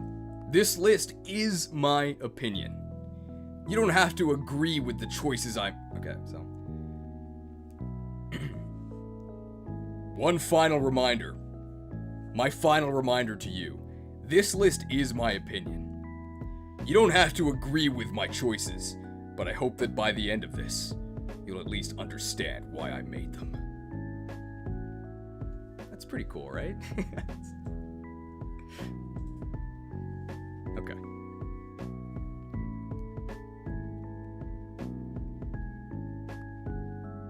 Very dramatic, right? Alright. Pokemon Black and White. This world isn't so black and white. There's gray areas. I think Pokemon Black and White is incredibly overrated. Before you mail me poison powder and chop my head off with a leaf blade, I said they're overrated. I don't think they're bad.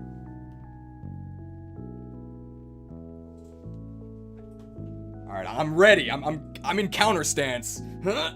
Do I have to swing? I'm waiting.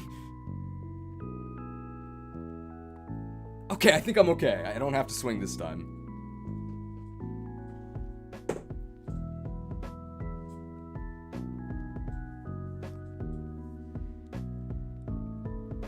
When were Pokemon Black and White released?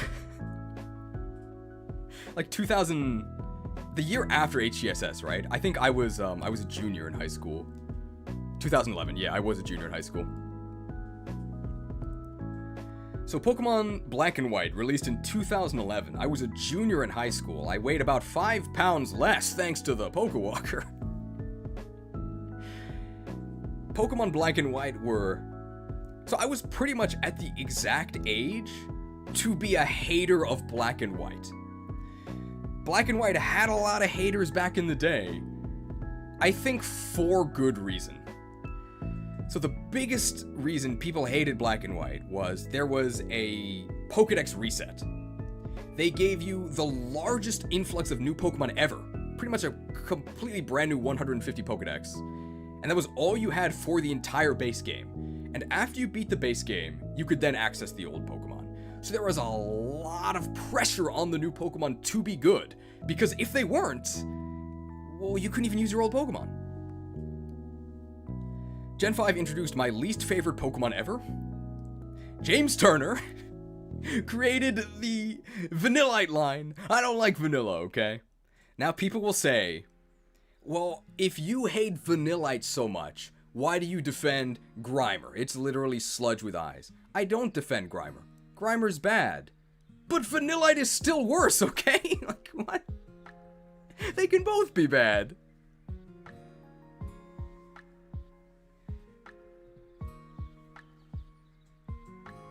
We're gonna bash Black and White a little bit more, not too much more.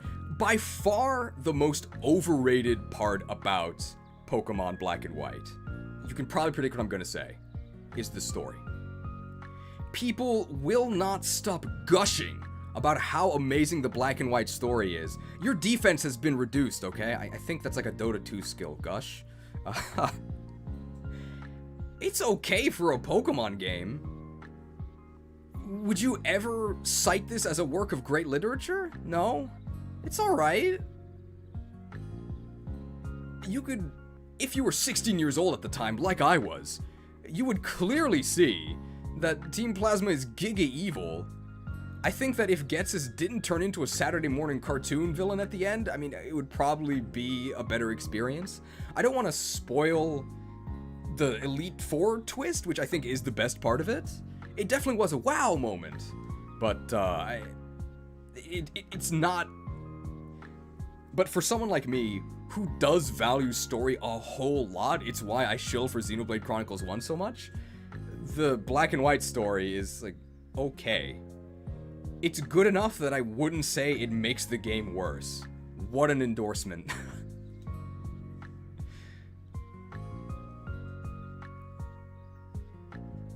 Last negative thing to say about Black and White is it's something that's cited quite often because it's definitely true. The evolution levels are whack. If a Pokemon evolves at some obscenely high level you can probably bet that it was introduced in Generation 5. Now, in Gen 5 itself, that kind of works because the wild Pokemon themselves are actually really high level. So you would get Pawniard at like level 45, and then in like 5 levels it evolves. That feels fine. But then in later games you get Pawniard at like level 12, and he just sucks for like 40 levels. What I think they should just do is retcon the evolution levels. Just make them evolve earlier. Just do it. You can change, they've changed stats. I think they should just change evolution levels.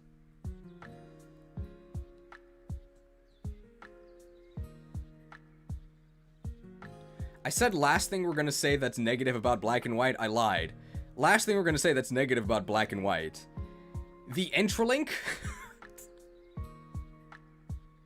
So hidden abilities were introduced in Generation 5. Hidden abilities are just abilities, but really annoying to get, because you have to go through the Dream World interface, which involves both your Wi-Fi connection and like your web browser and a Pokemon account. Entralink? I need you, Mio! What's my favorite part about playing Pokemon? It's not playing Pokemon while I'm asleep. It was literally called the Dream World. Horrendous. I think it's literally inaccessible nowadays. Good riddance. I'm glad it's gone. Horrible.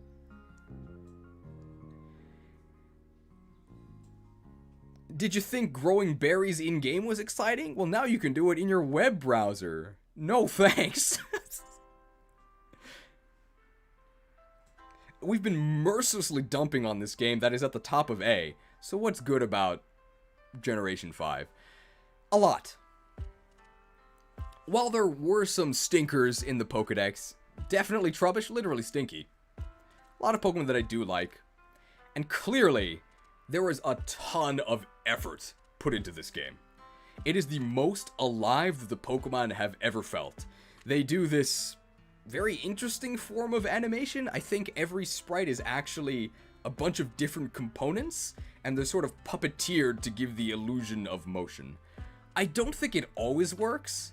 There's definitely some that look kinda janky, but I think most of them do actually look quite good. Certainly better than the 3D that we would get in official mainline games later.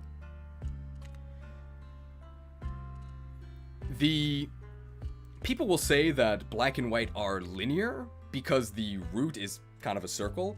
I don't quite think that's fair, because along that path, there's a ton of branches and side quests that you can go and explore.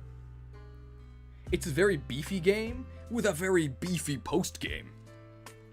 Somebody just said it, the sound design in Black and White is fantastic. I agree. The aesthetic of the UI is also just really crisp. Everything works. You press a button, things happen, and it looks good. I think it's also overall one of the best balanced Pokemon games.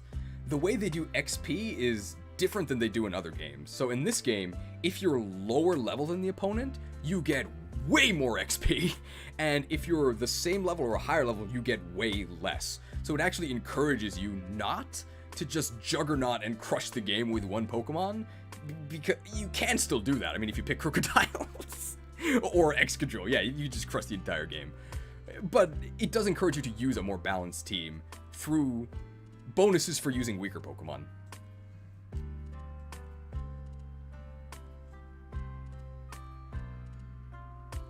The trainers also tend to be quite strong, at least compared to other games.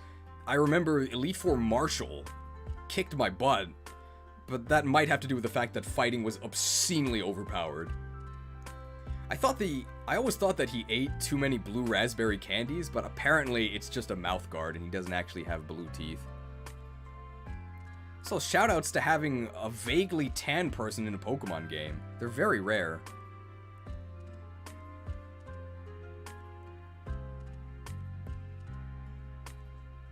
The Unova region itself, I'm also a big fan of, because although I live in Kanto now and my family is from Johto, I grew up in Unova in New York. There is no desert next to us, but I think they just tried to kind of compress the American experience.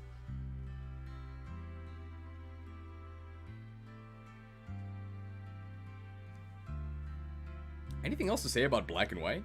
That's true, Lenora was black. That was crazy. Was she the first black Oh my... Was she the first black person in Pokemon? I think so, right?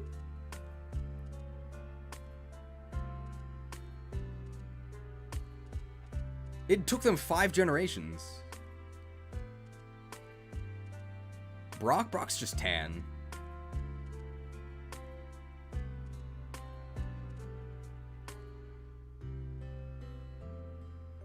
Unova invented black people.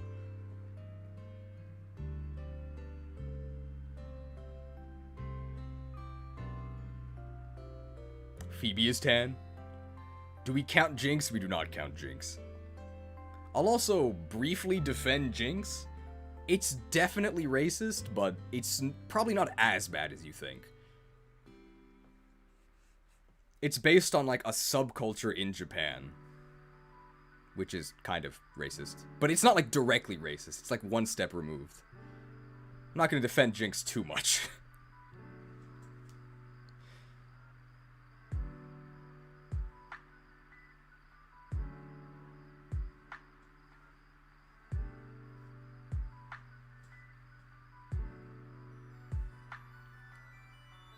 Yeah, it is based on Gyaru, which is kind of racist. But it's a very different brand of racism than the American one. It's more about ignorance. I don't want to talk too much about this. I'm not a Jinx fan. But it's not as catastrophic as you think. One thing I don't like about Black and White is that most of the water types are crap. Where were you during the Black and White tier list, where like a third of it was people telling me that Basculin was good?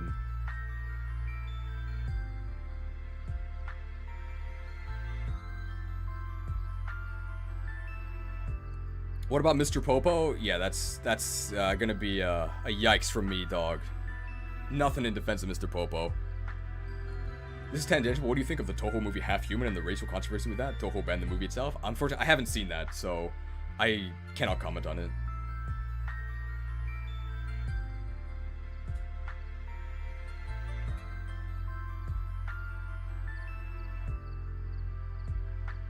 Alright, I think that's it for Black and White, right? Anything else to say?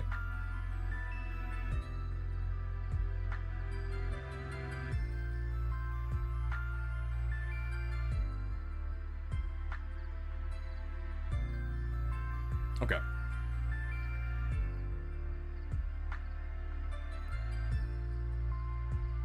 Next.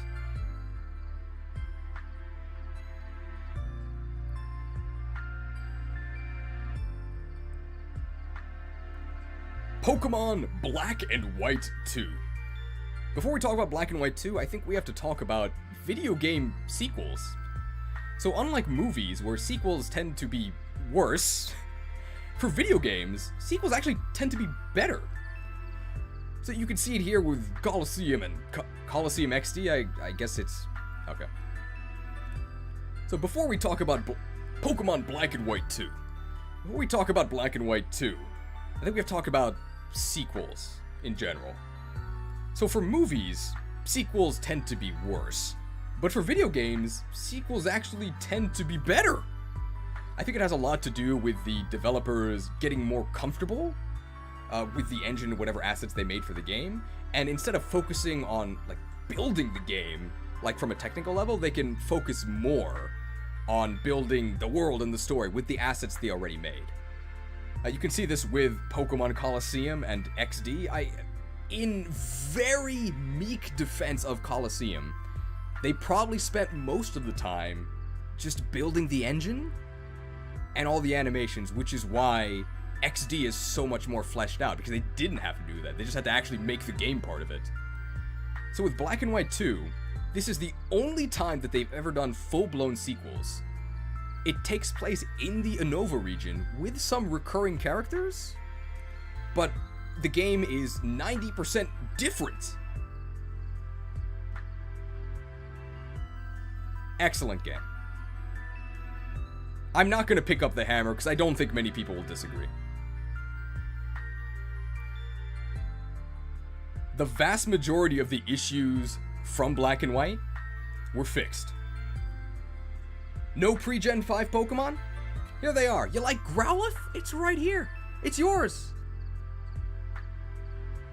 You like Magnemite? You can get in the zone. This game had voice acting. It's crazy. If you go into Roxy's gym, in Japanese she sings about Dogas, that's coughing. In English she just sings about Pokemon. When you go to Elisa's gym, she asks if you're ready. I am ready to play one of the best Pokemon games ever.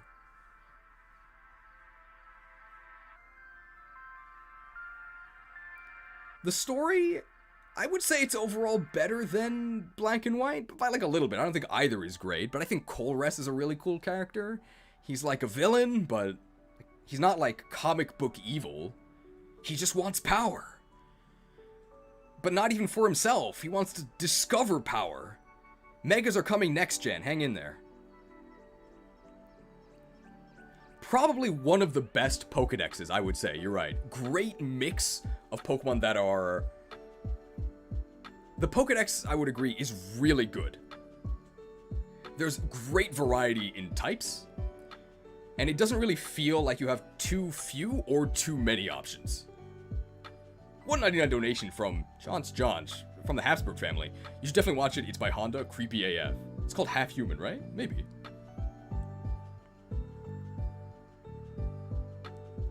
Charon is one of the best gym fights in the series. I do think I think that one of the great things about Black and White 2 is the fact that it's a sequel. So we're gonna ignite the Fire Emblem just for a little bit. I would say that Fire Emblem 9 and 10, those are the games Ike's in. You definitely know Ike. I would say that individually, yeah, I like them. But together, they're my favorite. Just the fact that these are the characters you know and love. They're back with way more muscles and better stats. Getting to see characters from previous games evolve, wow, Pokemon terminology, it's just really satisfying to see. So like Charon, he was your rival in the original game, and then in the sequel, he's a gym leader. He's actually the very first gym leader you face, and then knowing that he has this crazy powerful team from Black and White 1, but that he's grown as a character, and he's not just about crushing noobs, he's about training noobs and helping them improve. It's so nice! Fun game!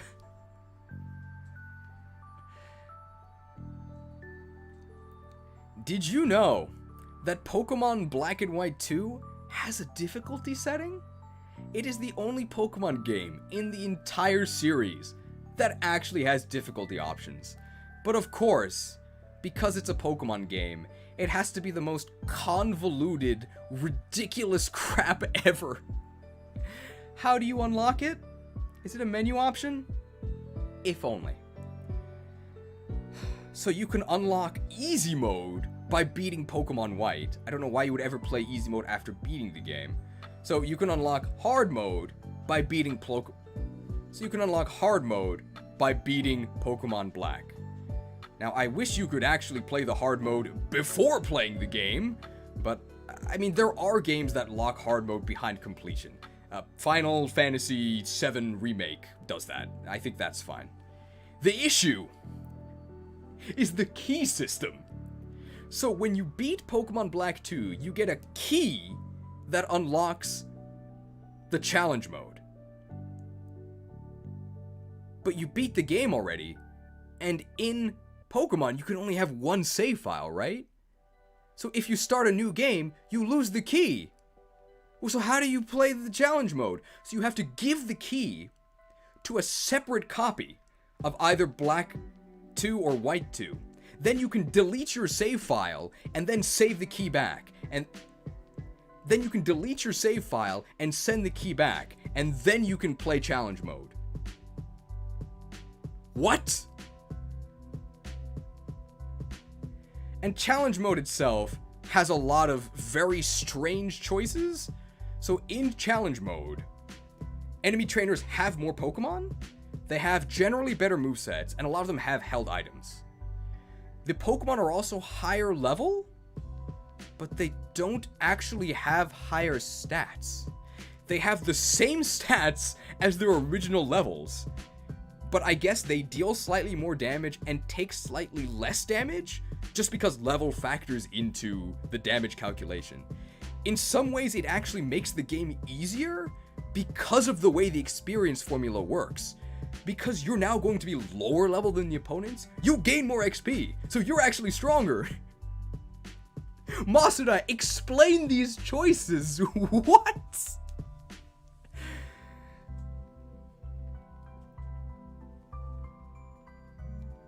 I've gotta scroll up to these donations. I missed some, I'm sorry. $5 donation from the Boonsman. Medals, Pokemon World Tournament, tons of fun, available Pokemon as well as challenge mode makes B2 the best in the series. We're gonna talk about the non-story content soon.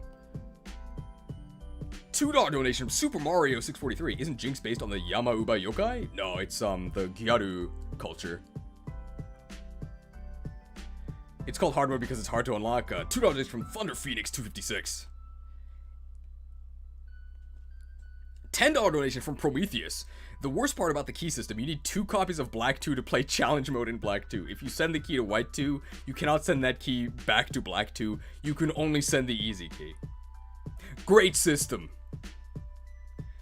I would say if you're going to play Black and White 2 nowadays, you should just play it very legally on official hardware and unlock challenge mode that way. That's what I'll say. I'm replaying Black and White 2 right now on challenge mode, and it is actually, I think, a really nice challenge for a Pokemon game. I'm almost always 1 or 2 levels below the gym leader. It feels really good. I'm trying to use about 4 Pokemon. Black and White 2 in-game tier list next, by the way. Other great stuff that's in Black and White 2, really fun side events. There's Pokestar Studios, which is one of the most bizarre, but in my opinion, also really fun side events. So you make Pokemon movies. I know that doesn't really mean anything. So what actually happens is you're basically put into pseudo-scripted scenarios, 600 BST by the way. They're sort of challenge battles where you're given an objective to fulfill. Now, normally, in most Pokemon battles, the objective is the same. Kill the opponent as fast as possible. But in PokeStar Studios, you're actually trying to create an exciting, tense scenario through the prompts they give you. So the prompt might be, knock out an opponent each turn, or it might be something much wackier, like survive for X amount of turns. It's really interesting. And then at the end, the battle gets turned into a little video that you could watch with like special effects. It's really neat and charming. I love it. There was a character from Black and White called Bryce. He said he was an actor. You didn't really see it in Black and White, but in Black and White 2, you do, because he's an actor at PokeStar Studios. Yeah, somebody just said in the chat, each one is more of a puzzle than a battle, which I really like. It's one of the charms of the Battle Frontier as well. PokeStar Studios also has specific appeal to me because before I became a professional YouTuber, please subscribe. I actually worked in the Japanese TV industry, so to actually see like a green screen in my Pokemon game is very strange because this is what I used to do in real life. I know how this works. Yo, Cheese, I'm really happy that you're doing this list. I'm gonna let you finish Pokemon Platinum as one of the best Pokemon games of all time. I mean, it's in the upper half.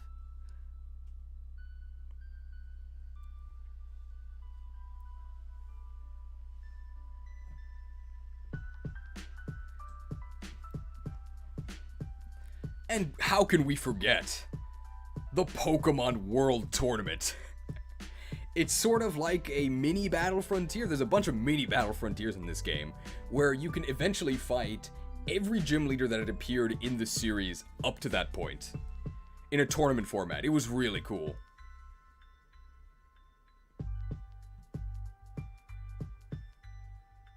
Is there negative stuff to say about Black and White 2 that we haven't yet? There's also the Battle Subway, which is okay, I guess. I mean, it's better than the restaurant Subway, but that's not saying much. Fast food tier list when?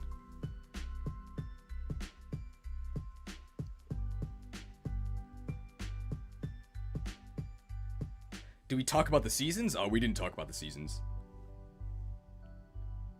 Oh, yeah. Black and White 2 actually do have, for the first time, like, location differences. So Route 4 in White 2 is like a desolate ruin. But in Black 2, it's actually developed. It doesn't really change the gameplay that much. But it's kind of neat. At least it's an actual version difference. $2 donation from Solomon Kurtz. Memory Link is a really neat sequel mechanic. Remind me how Memory Link works? And then $5.50 donation from Harkaran Dami. Black and White 2 had very good postgame, in my opinion. Black City, White Forest, PokeStar Studio Pokemon World Tournament. Yeah. The Ghost Girl murdered by Darkrai? Oh. Oh, yeah. Connect Black and White to Black and White 2. Things happen based on progress? Yeah, okay. Another cool sequel thing. There's the memory link between Black and White and Black and White 2. And by importing save data, certain events will happen based on your progress through both games. Really neat. Sequel mechanics. Both Black and White 1 and Black and White 2 also have seasons. That's why they added Sawsbuck. I mean, it's no Go-Goat. But it is cool that, based on real-life timing, actual areas in the game change, and certain areas become accessible or inaccessible based on the season. It actually does affect gameplay, not a lot, but somewhat. It's neat.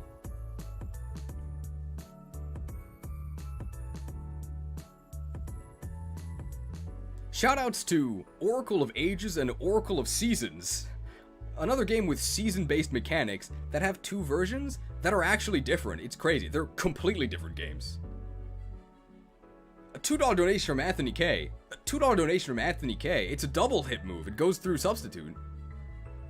But he didn't say anything. If there was supposed to be text, you can @ me and then I'll try and read it. I know that sometimes the text doesn't quite work.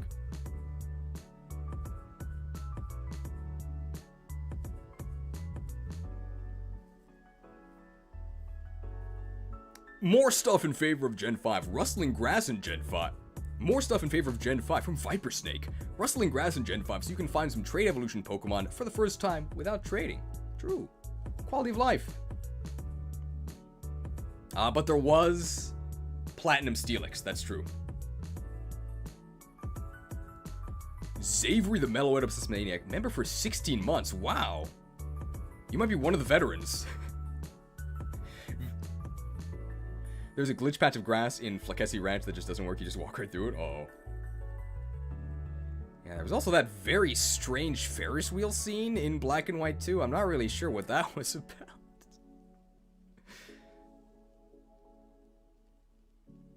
Anthony K sent their message. Did I miss it? Hang on. Let me scroll up. What was Anthony K's message? HGSS should get the HGSS should get the SS to Black and White 2 HG. Black and White 2 has an actual level curve and has more than 2 or 3 good mons from each region. I could definitely concede that Black and White 2 could be better than HGSS, but I'm just Johto biased. I really like Johto.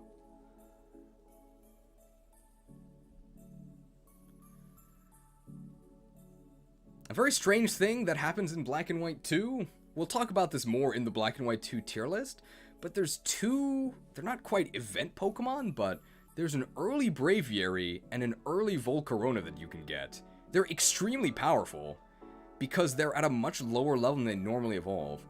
Almost as if those are the levels those Pokemon should evolve in the first place. How about we do a poll to pick which one is the top? This is not a democracy, okay? I'm a Tyranitar. You can't change my mind, no matter how much you pay. HGSS is the best. But I also really like Black and White too.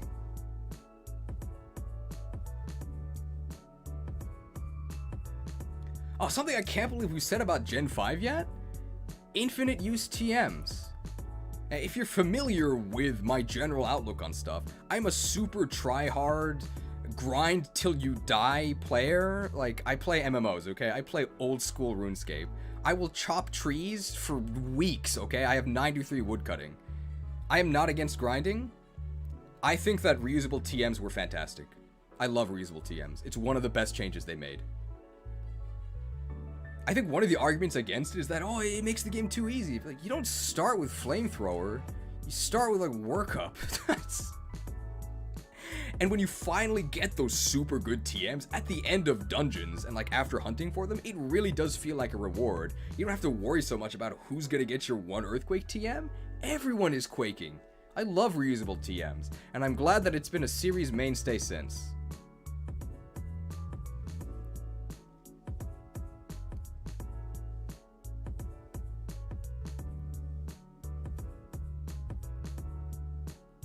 You start with Return, though? In Black and White 2, yeah. Big buff for normal types, but they need it.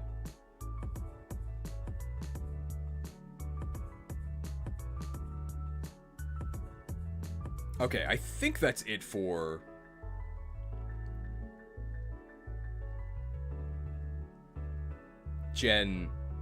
That's it for Black and White 2, right?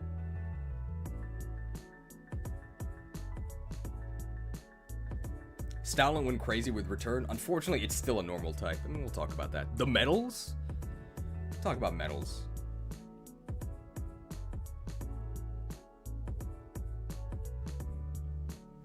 We'll also say that, despite the fact that Black and White and Black and White 2 are in, like, 2.5D, it's probably the most alive world they've ever made. You can kind of see how they tried to recreate Castelia City in Scarlet and Violet. Because in Castelia City, you have people running past you, and then just text pops up.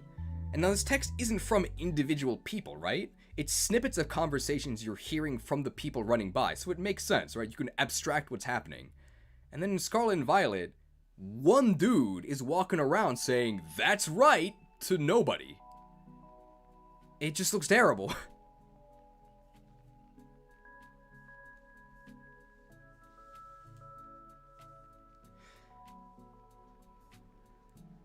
Oh, I missed some donations. 220. 220 donation from Harkar and Dami. The repel prompt was god tier. True, Black and White 2 added the repel prompt. Your repellers run out. Would you like to use another? Yes. $5 donation from Zeppia. Asterisk reusable TMs in Black and White 2 with the fact that you don't get useful TMs in those games until super late. I think I did say that, right? Halfway to 99? Hey, 93 is more than halfway to 99, okay? And people are saying that it's convenient. I would definitely describe reusable TMs as convenient. Truly, Gen 5 was the generation that valued convenience. They also toned down HM use a lot, not quite eliminated, but compared to HM hell of Gen 4, where you had to have at least 2 HM employees on your payroll, not even HGSS was exempt from that. Black and White really toned down HMs. I think you just needed Cut, and then the rest, well, and like Surf, but Surf is actually good. And the rest were like optional to just get like treasures. It wasn't that bad. There was no Mount Coronet, I'll say that.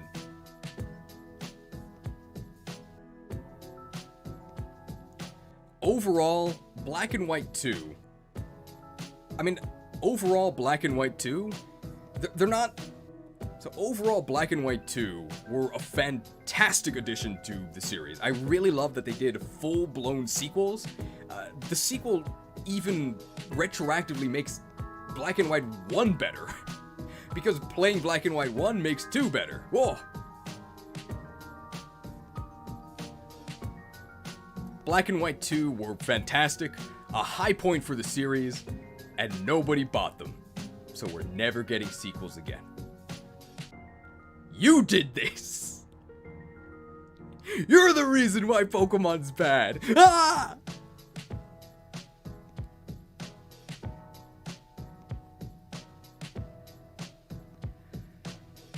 Okay, I think that's it for Gen 5, right?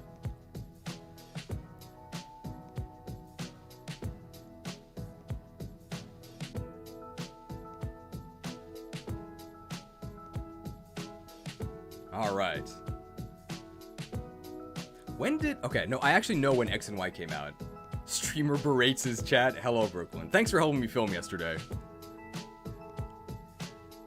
X and Y. So this came out in... I actually knew Brooklyn JP when X and Y came out, because we were college classmates. So Pokemon X and Y came out in 2013. I was a sophomore in college. Usually, and I agree with this, Pokemon X and Y, the jump to 3D, is the line of demarcation. League of Explorers, the line of demarcation between old Pokemon and new Pokemon. X and Y is where Pokemon finally made the leap to 3D, and some would argue this was where the downfall began. And I would agree with that. Pokemon X and Y! Good. Old game's good. New game's bad! Ah! I like them. I thought they were fine. And not just because Charizard got 2 megas, okay?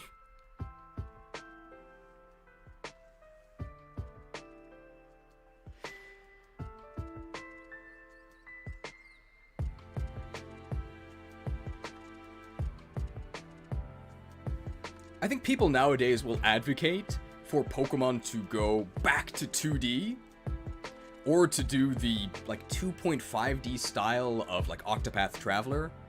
Now, this is a pretty hot take, and I can definitely say that I might be wrong on this, but I personally, me, Imported Cheese, Omar, I do not like the style of Octopath Traveler. I don't. I much prefer 3D. The issue is not 3D. 3D is the future. The issue is that Game Freak sucks at 3D. We know that 3D is better because Colosseum had 3D, and it's the only reason why anybody defends those games. The issue isn't 3D, the issue is bad 3D.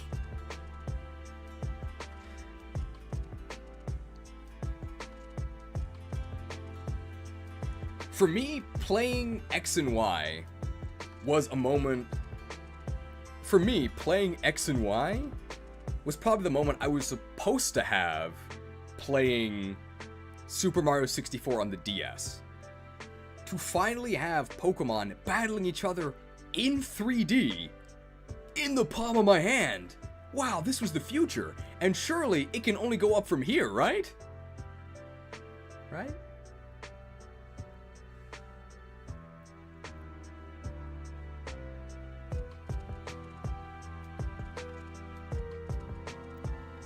I think Megas were a fantastic addition. I know not everybody likes Megas.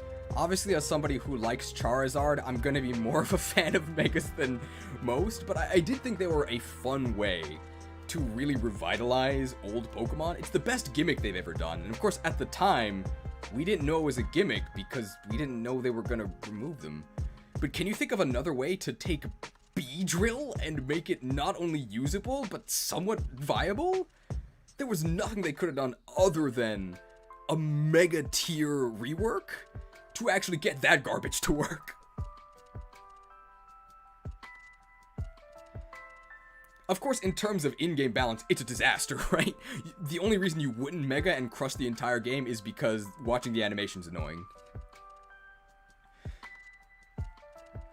$5 donation from Blue Crimson 217. XY is, did you like Kanto in 3D? Gen 6 starters should have had megas. Gen 6, well, I guess Gen 5 is kind of where the Kanto pandering started, because a lot of the Gen 5 Pokedex echoes Gen 1. Fire Red Echo's a good game, by the way. But Gen 6 is definitely where they started the sleeper agent programming. Hey, you get the Gen 1 starters. You like Gen 1, right? Yes. I love Gen 1. I picked Charmander.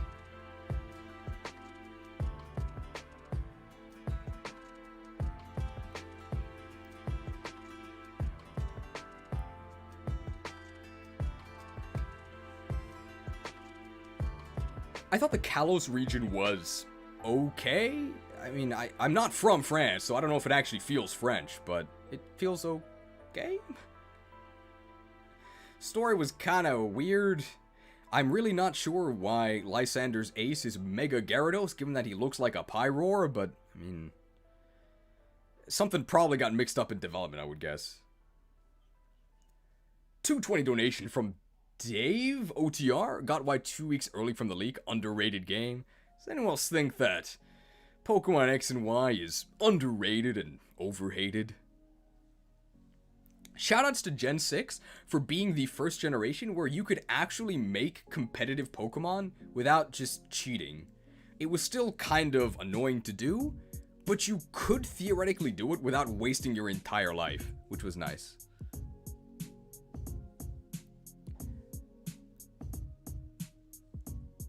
I will also say, reiterating that I am a super try-hard, grind-till-you-die, 93 woodcutting MMO gamer, I think that party-wide XP share is good. Okay? It's not a question of Easymon. Almost every RPG has party-wide experience share. Party members that don't fight get experience. That's fine. The issue is that the game is not balanced around it at all. If you have party-wide experience share on the entire time, you're just gonna crush the entire game. The fact that you can turn it off when you're getting too strong in order to, like, hold back your true power is what makes experience share work. I wish they had kept it that way. I think I missed a donation.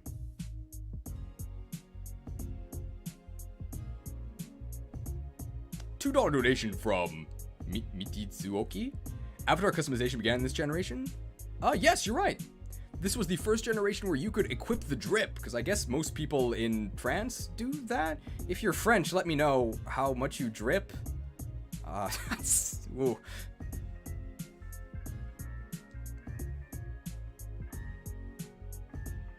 I might have said this before in a different video, but I'll say it now. I think it's a good thing that Pokemon games are easy. I recognize that these are games for children,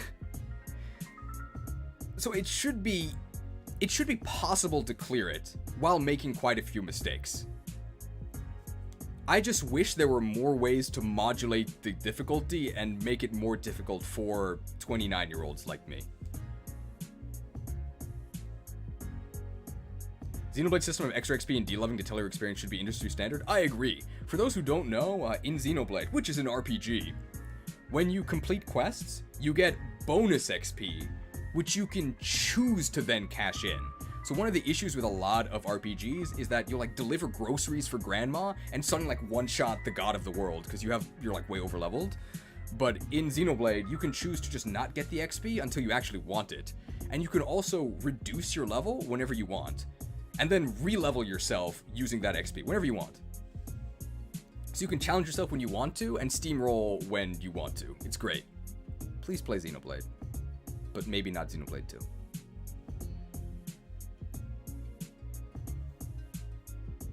Grandma's love makes me strong.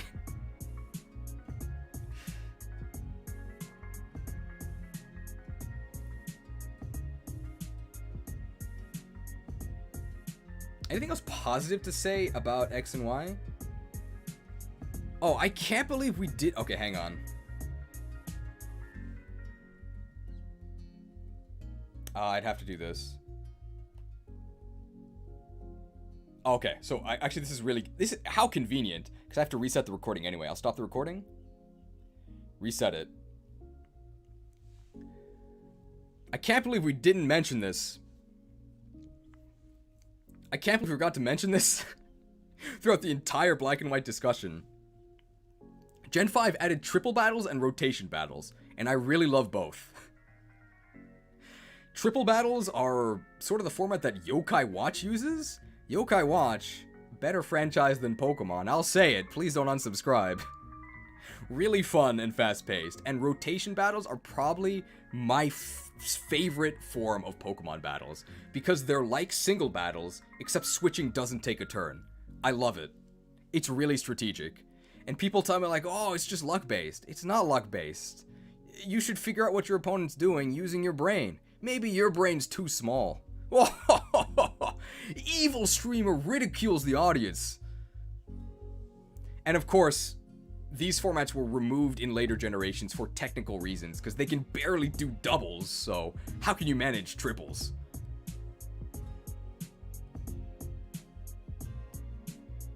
Oh.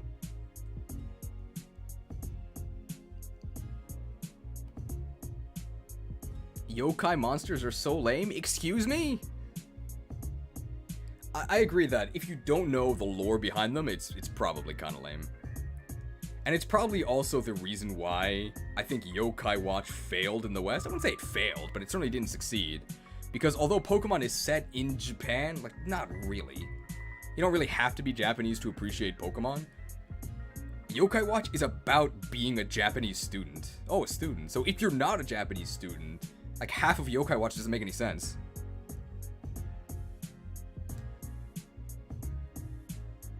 Oh, that's a mistake. Sorry. Oh, we're not done with X and Y yet.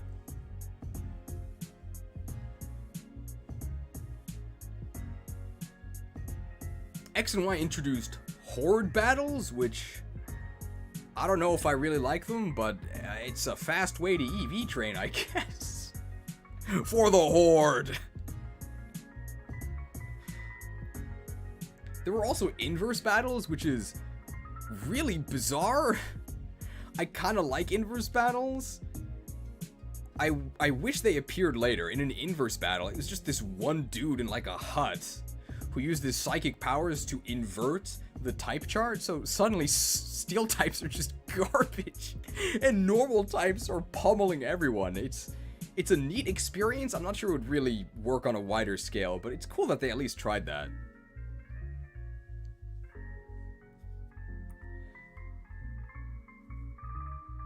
There were also sky battles, which were just battles, but you had to use flying types or levitators, and they ruined all of the animation of flying Pokemon to make sky battles work. It's the reason why a lot of flying type Pokemon just kind of hover. Is this how you fly? I don't think so. Did I miss some messages? I just remember that 5th gen had GTS negotiations. Oh yeah. Shoutouts to Gen 6 Online. I think we can all agree that Gen 6 Online was the best it's ever been. The player search system was so simple and clean. Please don't copyright claim me. Are there people near you? Here they are. You can also access the O powers for minor buffs to a bunch of different aspects of the game. You want to fight someone? Tap them on the PSS. You want to search for someone? Use the player search system. It did exactly what you wanted to, without any weird barriers. And I don't think it's an accident that the system got worse. We'll talk more about that later.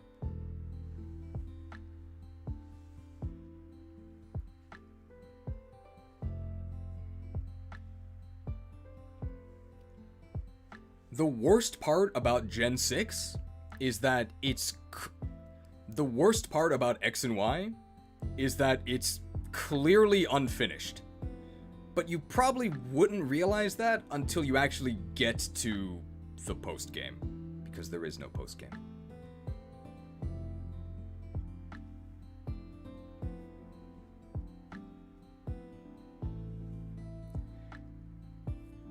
Anything else to say about X and Y? Also, F's for Zygarde. He's still in that cave. Somebody go get him. It's been over a decade. He's lonely.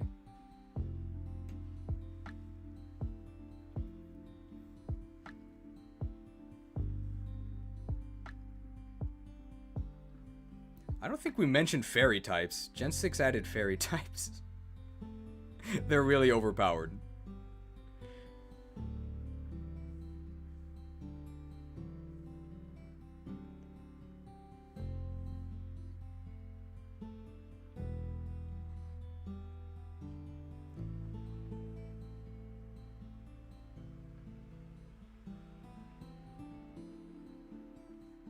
Make fairies weak to bug? I agree. Justice for bugs. Honestly, here's my slightly hotter than lukewarm take. Actually, here's my hot take. Make fairy weak to normal. Oh, yeah. I said that right before somebody in chat typed it. $1.99 donation from Jacob. Only 3 mons per gym because it's in 3D. Alright. I think that's it for X and Y, right?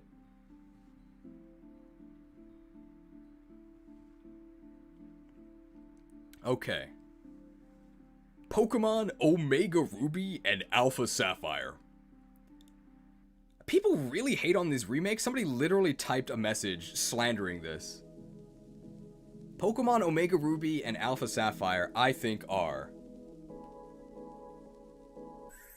just better than Ruby and Sapphire. I don't know why you would ever play Ruby and Sapphire when you could play Omega Ruby and Alpha Sapphire. I think they're a straight upgrade in almost every way. It's the same game you know and maybe don't love that much. It's in B tier. But just better. All of the quality of life updates from the subsequent generations have been added. Infinite use TMs. Less annoying HMs. You get some soaring. It's in 3D. There's Megas. You can fight Wally. He's got a cool necklace and a Chad Glade. Physical special split. Fairy typing. Dex Nav. PSS. Online functionality. Mega Swampert. I think that Dean OOR93 might be a little biased. I think so far this is the most people have actually agreed with me.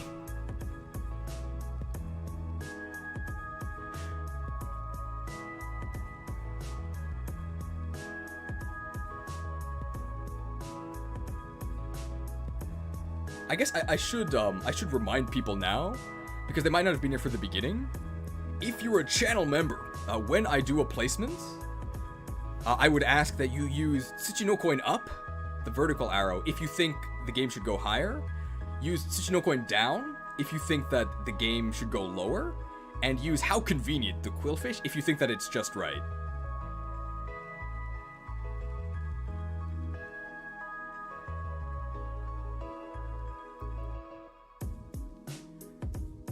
I think this was the game that the infamous 7.8 out of 10 Too Much Water review was actually about.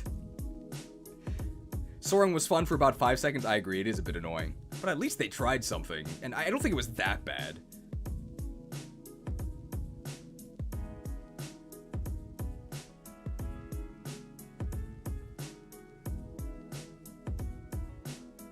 I believe... So for me, Omega Ruby Alpha Sapphire was the first Pokemon game I actually played in Japanese. I was practicing. I played it while I was doing my study abroad in Ecruteak City, in real life, known as Kyoto. And I remember I went to a Pokemon Club meeting, the Pokemon Fan Club. Nobody talked about Rapidash. I fought a guy whose name was Day, and he had 6 Dedenne. I won. And then pretty much everybody there, because Japan has different rule sets, everybody had Garchomp. And I didn't, because Garchomp was banned, so I got my ass kicked. Because I didn't use Garchomp. And then one guy came up to me. I guess he was trying to practice his English, because he said to me in English, "Ratias is my waifu." And then I left. Don't call me a Pokemon fan. I don't want to associate with these degenerates. Maybe he meant the human Latias from the movie.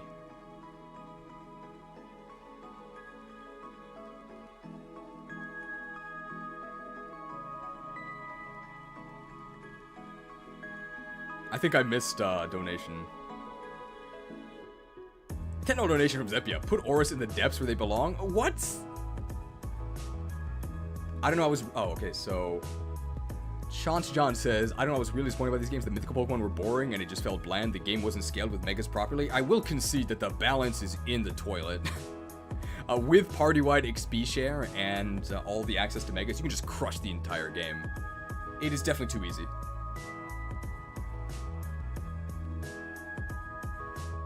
Delta episode puts it over Emerald. We do have to talk about the reason why it is not going above Emerald, which is one of the most blatant double slaps in the face that they've ever done. So, Omega Ruby and Alpha Sapphire take place in like a parallel dimension where megas exist. And then they removed the battle frontier, but not entirely. You can go to the site of the battle frontier, and there's a sign that says, "The Battle Frontier project has started." It's like when you leave a tip for 1 cent. It's more insulting than if they had had nothing at all. What? I think Masuda literally said that the reason why they don't put it in is because people just... I think Masuda literally said that the reason why they don't do the Battle Frontier is because kids these days just play mobile games and they have short attention spans. So TikTok really did ruin everything. Give me the Battle Frontier. I think if the Battle Frontier was in the game, nobody would have any qualms about putting it above Emerald.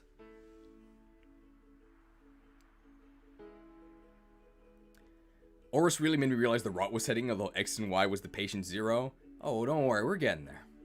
Don't worry.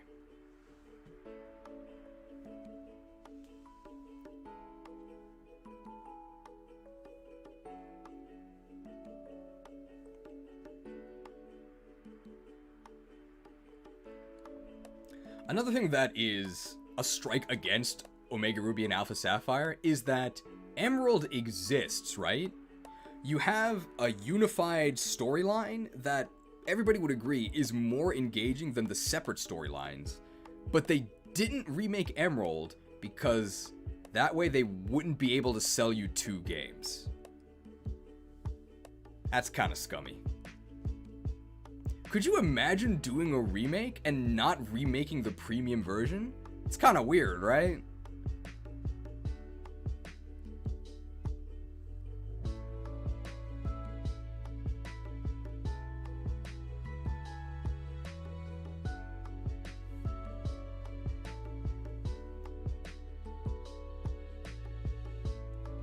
Issue with Gen C is super training. It's great, don't get me wrong, but it makes it accessible in the campaign, just borks the balance. I think Megas are a much bigger issue.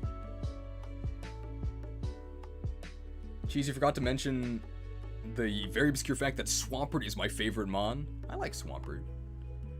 I do think that Blaziken is underrated, though.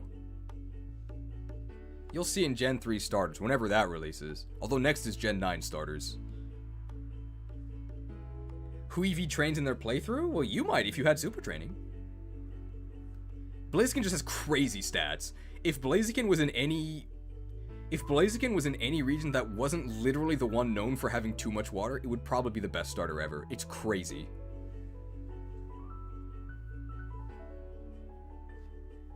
It just has perfect stats.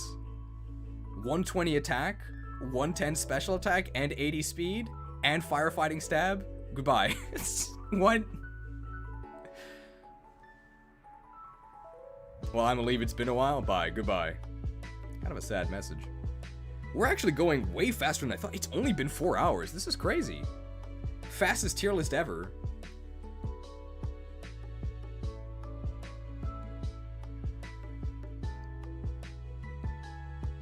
Jeez, you can literally max all your Pokemon in 10 minutes with super training in a little carpal tunnel. Believe me, I know about carpal tunnel, okay? RuneScape. Okay, I think that's it for Omega Ruby Alpha Sapphire, right? Anything else to say? Has he ranked a single Pokemon yet? No, 4 hours and not a single one ranked.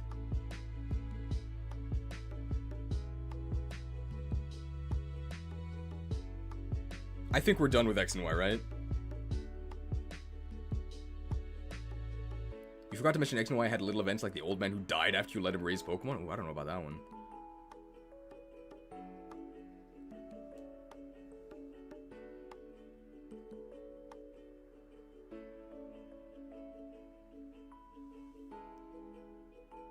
Alright. I think we're moving on. What year was Sun and Moon? No, I know this. It had to be... It was my first year in Japan. So it had to be 2017, right? 2017 or 2016? It's 2016? I moved to Japan at the end of 2016. Okay. Get your emotes ready. Pokemon Sun and Moon. Generation 7, the Alola region.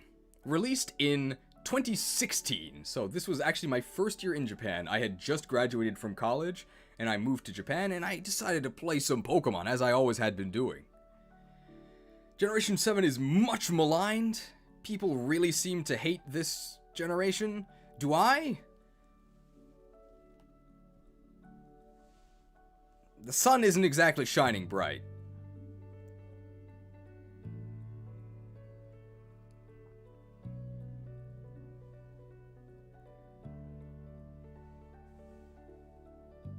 Ironically, even though it's set on a chain of islands, there's less water than Hoenn.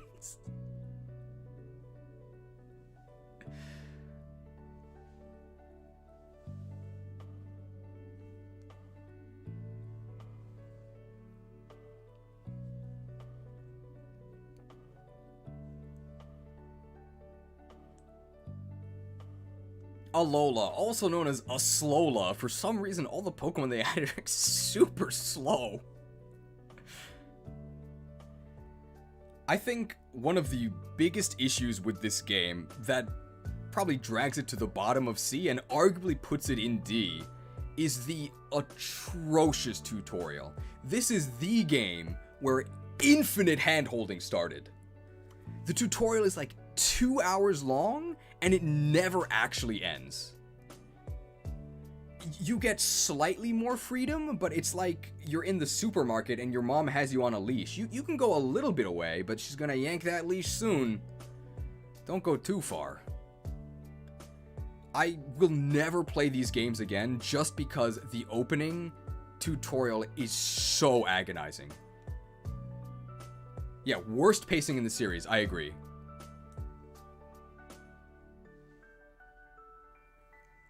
The actual game itself is mostly okay. I would say that the greatest strike against it is that it's clearly unfinished. But unlike X and Y, where you didn't really notice till the end, this way, with Sun and Moon, you notice about 2/3 of the way through. What happened to the last third of the game? You go to the Elite Four.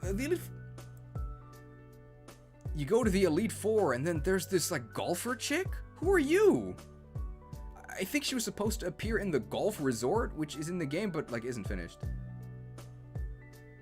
May as well talk about the gyms and the island trial. You notice I called them gyms, even though they're not actually gyms. They're island trials. They're gyms. They boasted about having unique trials instead of gyms. They're just gyms. But at least the trials themselves are kind of fun. I really like the Fatal Frame Mimikyu one. Mimikyu is one of the best Pokemon they've ever added. I love it. $2 donation from Chance John. Sun and Moon gave us the best fire starter, though. In doubles, I guess. Do you like Intimidate? Get ready.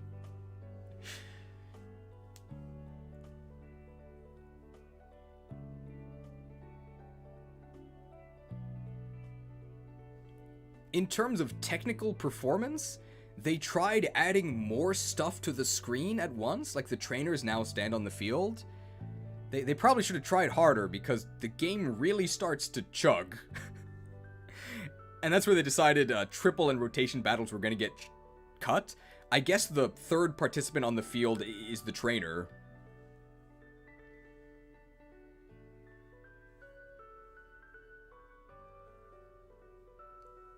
And of course, I hope you like Kanto, because the concept of regional evolutions were introduced, or regional variants. I think regional variants are cool and a good addition. I hope you like Gen 1. Here's your Gen 1 variants. Yes, I love Gen 1. I picked Squirtle.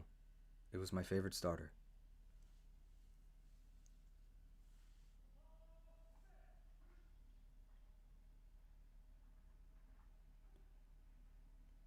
Oh, the music stopped. Hang on.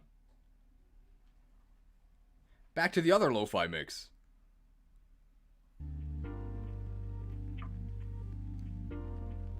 The story was good. It was okay. The story was alright. It had some cool moments. I'd say that overall, Black and White was better, and as we already stated, I wasn't that much of a fan of the Black and White story. The jellyfish Lusamine was cool. I think she placed really highly on the waifu tier list. Guzma is also hilarious. I think it's probably safe to say that the villainous team in Gen 7 was the best because they were just a bunch of ruffians. Definitely my favorite moment in Gen 7 is after you beat the game, there's a post-game battle with Guzma where he's just at his mom's house in normal clothes. It's hilarious.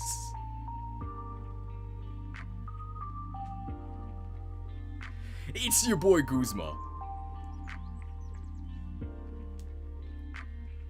Shoutouts to some guy, Miguel, from my Discord. Golisopod is his favorite Pokemon. He really likes Golisopod and he really likes Guzma. He made an entire Gen 5 hack called Project Bug. I don't think he's in the chat now, but I'll ask him if I can put a link to it in the description. If you like bugs, and you like Gen 5, maybe consider trying that game out. I think he spent a lot of time on it.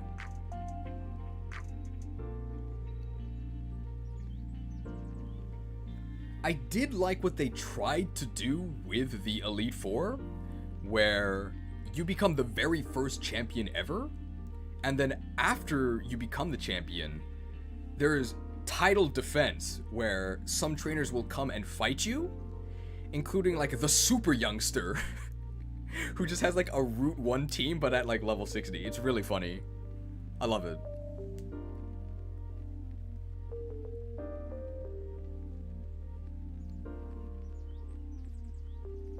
Any other good or bad things to say about Sun and Moon? Oh yeah, Festival Plaza.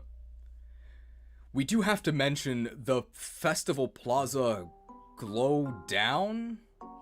What's the opposite of glow up? Dim down? I'm Doug Dimmadome. So the Festival Plaza was just the PSS, but with extra steps. You had to go to some bizarro pocket dimension where everyone was like creepily happy. It was an endless festival, or else you better smile. I don't know why they made it so much worse. I mean, I do know why they made it worse. We'll talk more about that later. I think this is the third time I've said that.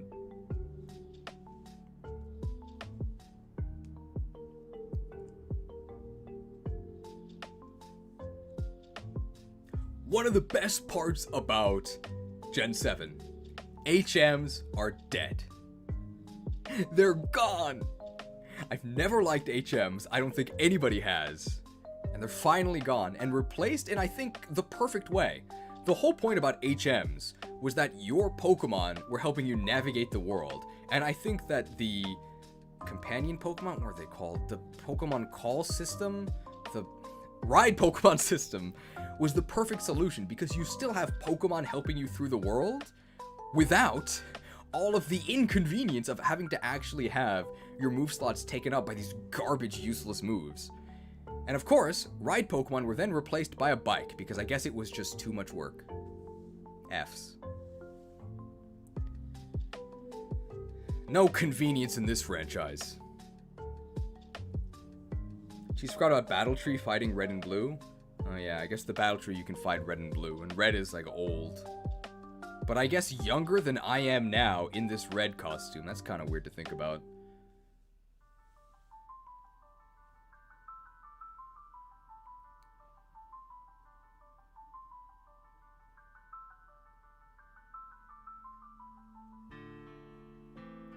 Alright. I think we're almost done with base Sun and Moon.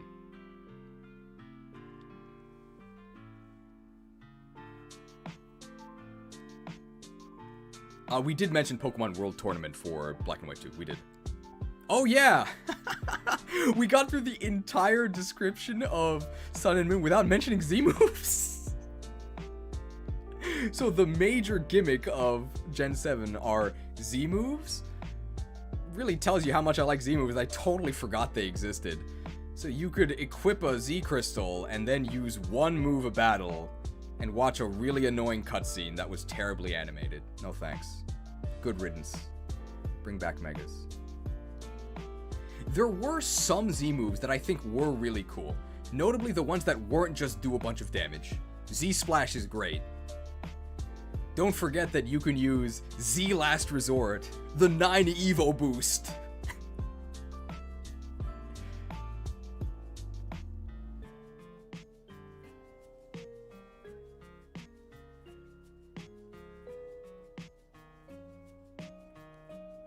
Oh yeah, this game also has Ultra Beasts. I keep forgetting these major mechanics. This game also has Ultra Beasts, which, on the one hand, I don't really like because they don't look like Pokemon to me, but also, that's kind of the point, right? They're supposed to be very strange, so I guess that's acceptable. I just wasn't a huge fan. Apparently, Extreme Evo Boost was so... Apparently the animation for Extreme Evo Boost is so long that you'll get copyright claims for it. My April Fool's silent stream actually got copyright claimed for the music in the game because I wasn't saying anything, obviously.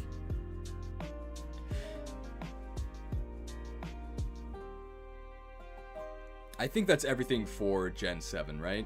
Or for the base games? Oh yeah. Moon had a reversed day and night cycle, which was very strange. I assume the reason why they did this was because they expected most people to play during the day, and that way you'd get night-specific events if you played Moon. I don't really know why they did that. Does anybody know?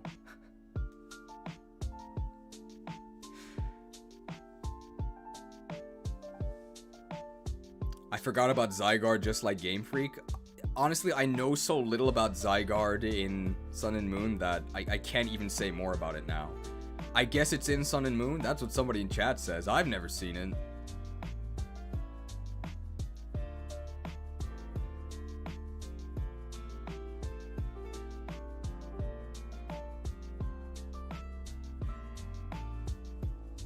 Okay.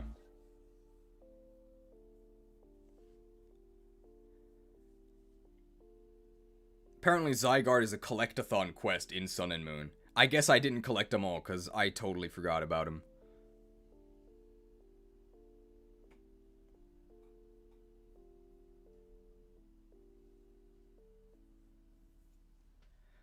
Last thing I'll say about Sun and Moon, for me, This was the first game where I started to notice that something was really wrong. From a source you might not expect. So Sun and Moon has all of the Pokemon in it. You can import Pokemon that aren't in the regional decks. If you import them, they have all their stats, they have all their moves, they're fully functional, but their Pokédex entry is completely empty. Now, Pokédex text is something they've been copy-pasting for generations. I don't care about that. But I remember thinking, well, why don't these Pokemon have Pokédex entries? Surely that couldn't have been too hard to add, right? It's literally 2 or 3 lines of text for each Pokemon. What happened? I mean, maybe it's just a blip, right? A glitch in the Matrix? This isn't a portent of things to come, right? Alright.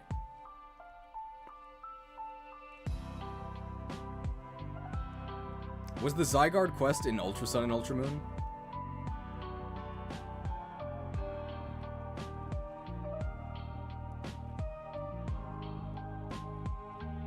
Alright. Oh, it's vanilla only. It's in both. Okay. Pokemon Ultra Sun and Ultra Moon. It's got Ultra in the title. And Ultra implies better, right?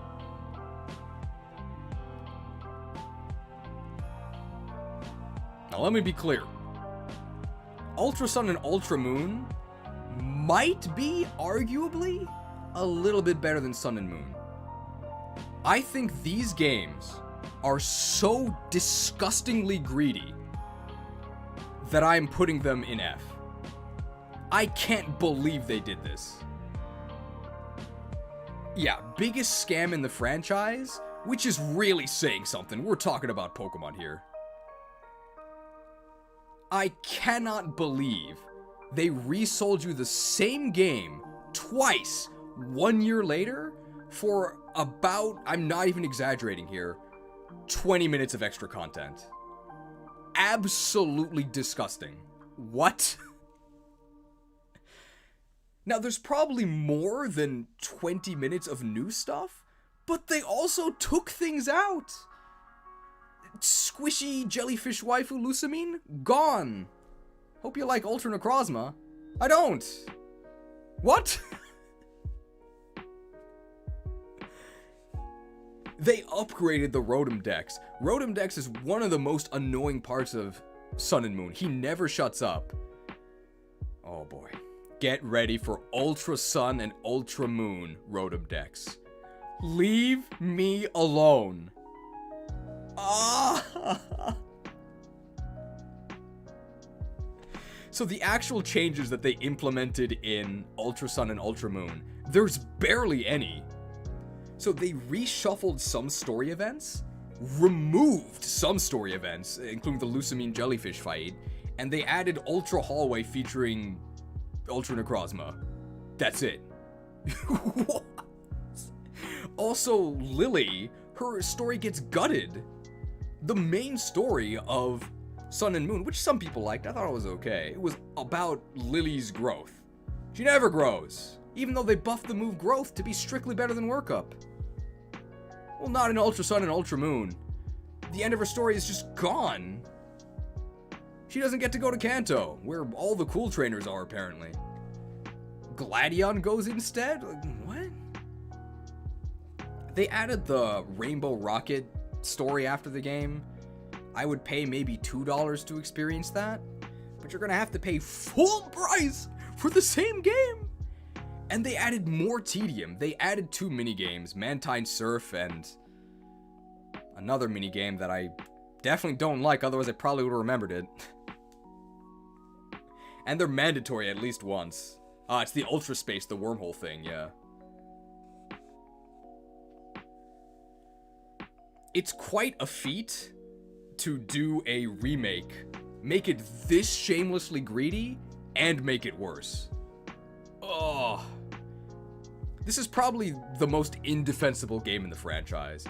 The only reason it's not gonna be at the absolute bottom is because at its core, it's still Gen 7, which is okay.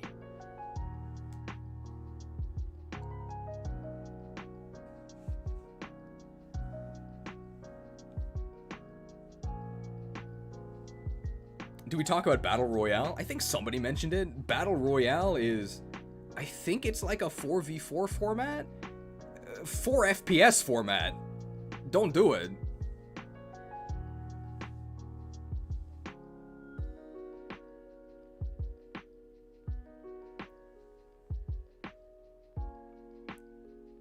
One v one v one v one. Commander? I choose Tyranitar as my commander. His ability Sandstream reduces the frame rate of other opponents.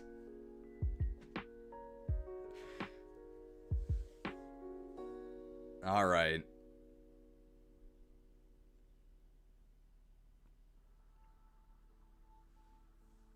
Anything else to say about Ultra Sun and Ultra Moon? More like Ultra Scam. Oh. Anything else to say about Ultra Sun and Ultra Moon? Ultra Sun. More like Ultra Scam. Can I say that, like, legally?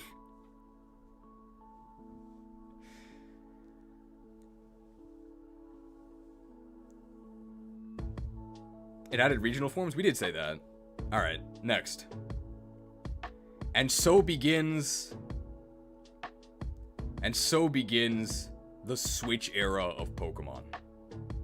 Get ready. Pokemon, Let's Go Eevee, and Let's Go Pikachu. Nobody says in that order. Pokemon, Let's Go Pikachu, and Let's Go Eevee. I think you're going to be really surprised.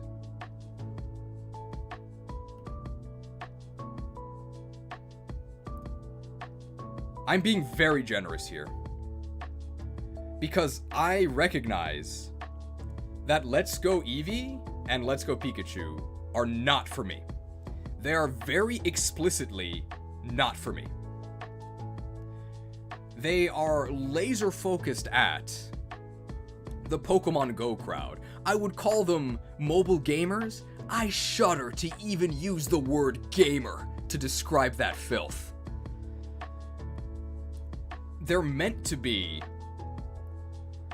These games are specifically meant to activate the sleeper agent programming from Gen 1. Hey, have you heard about Pokemon Go? Yes. I liked Eevee. I always evolved it into Jolteon. I should play this game.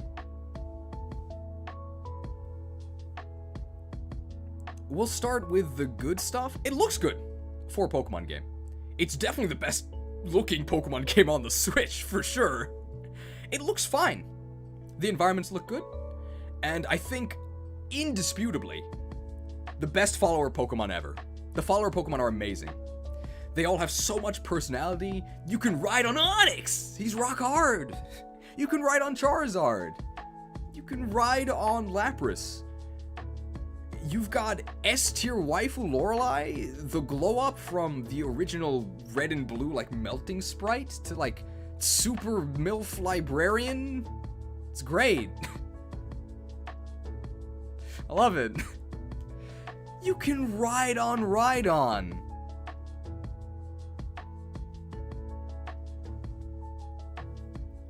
The actual gameplay is not for me. I hate the Let's Go catching mechanics. And they pared down a lot of the main game mechanics. I know, they made it even easier, crazy, but there's no held items, there's no abilities, and because of the candy system, you can just stuff whatever Pokemon you want with a bunch of sugar and just make them invincible. And I really do mean invincible. Like, your stats can get so much higher than enemies that I don't really know how you can lose. The game really is pretty much unlosable, because they won't even let you enter gyms unless you fulfill criteria that makes the gym unlosable, pretty much.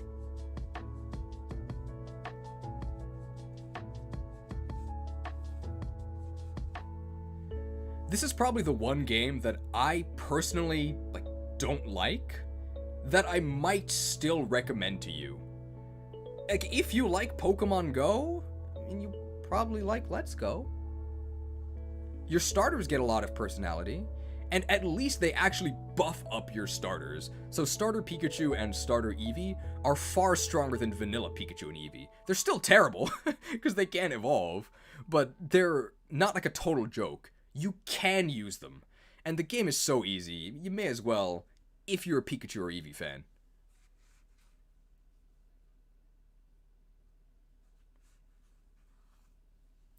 music stopped.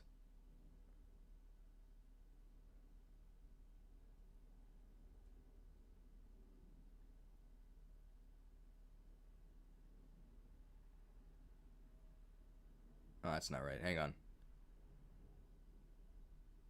I was supposed to go forward one.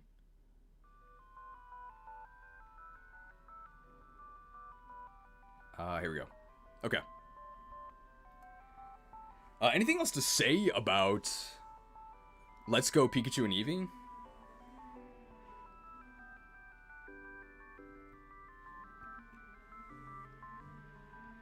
I hate the cutesy names they give the moves. You don't like Zing Zap? Well, that might not be it. You don't like Zappy Zip? I have no idea what it's called. There's an electric priority move. You don't like Salad Spinner? I have no idea what these moves are called. You don't like Swirly Swirl? I think that was a real one. Zippy Zap. Sizzly Slide. I mean, guys, maybe you don't know this. I think this is a game for children. Wait, is Batty Bad actually one of the moves? I thought that was a joke.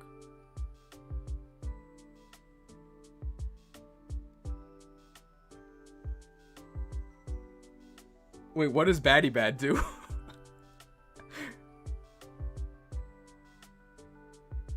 Yeah, some Pokemon move names are pretty bad. What about me first?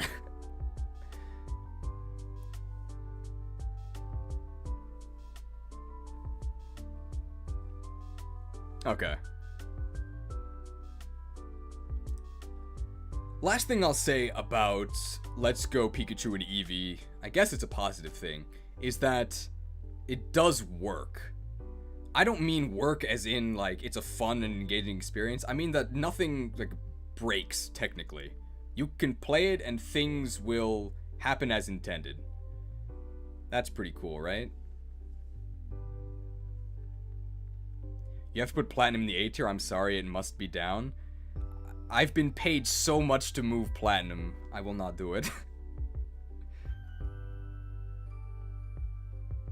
Did they have better Japanese names for the moves, or are they still bad? I assume they're still really cutesy. Let's look that up right now, because we actually have a lot of extra time, right? We've only been going for 4.5 hours. Let's see. I can't believe this is a real baddie bad.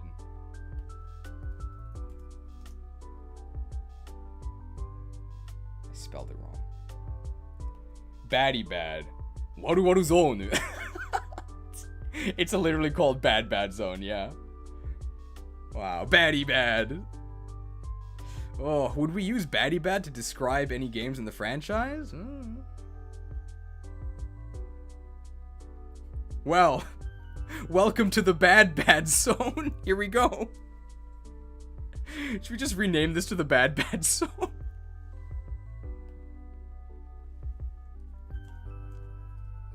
Signature move.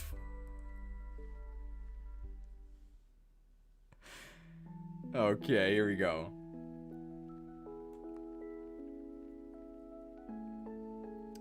Pokemon Sword and Shield.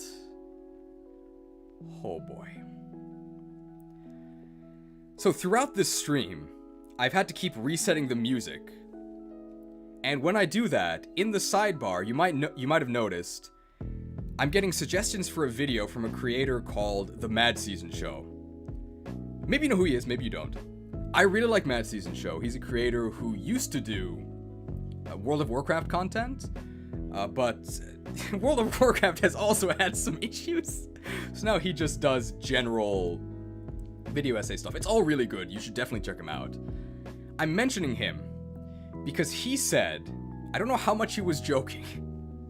He said that Warlords of Draenor was his favorite World of Warcraft expansion because it was so bad that he got bored and started a YouTube channel. For me, Sword and Shield, it's the Warlords of Galar. This is a game that I played and I just stopped in my tracks. I was like, what am I doing with my life? Am I really a Pokemon fan? What is going on?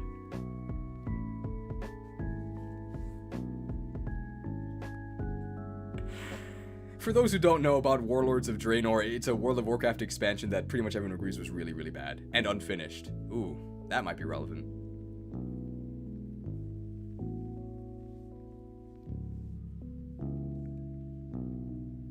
Warlords of Draenor was probably better than Sword and Shield. Oh, absolutely. No question, but not a candidate for this list.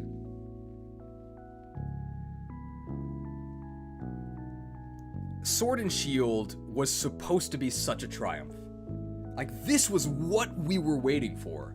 Here's the Pokemon game that is finally on a home console. I think I'd rather go to Britain in real life. Oh, I have been to Britain in real life. It's actually nice. I'm sorry. It's impossible to talk about Sword and Shield without talking about Dexit, which I guess also relates to Great Britain. So the huge controversy about Sword and Shield, this was the first time that not every Pokemon would be in the game.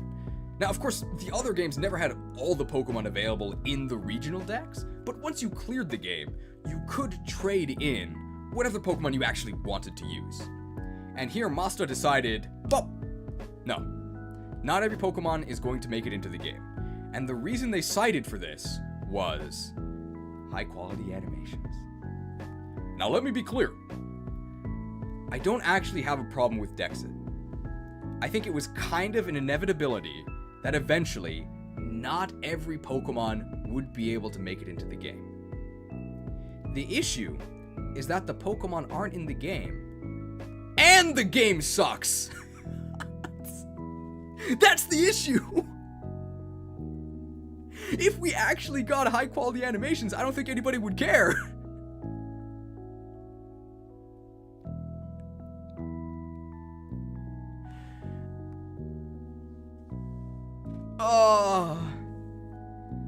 Okay, is there anything good we can say about Sword and Shield? I'm struggling to think of anything. I guess I'm out of PP.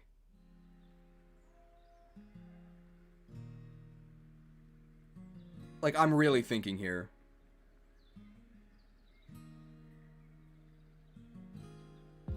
I can't think of anything. I really can't think of anything. I'm sorry. Raids are kind of fun. I'm gonna take your mod status away. Wooloo's cute, I guess. They gave us mints. Okay, mints is something. Oh, move tutors. Yes. Okay, that is one positive thing. I liked free move relearning. I think free move relearning was a good quality of life change. We got one thing. Yeah. That's it. These games are a disaster. So what did they add in Sun and what did they add in Sword and Shield? $5 donation from Zephyr. Low-key Sword and Shield deserves its own tier. Should that be the bad zone? Maybe.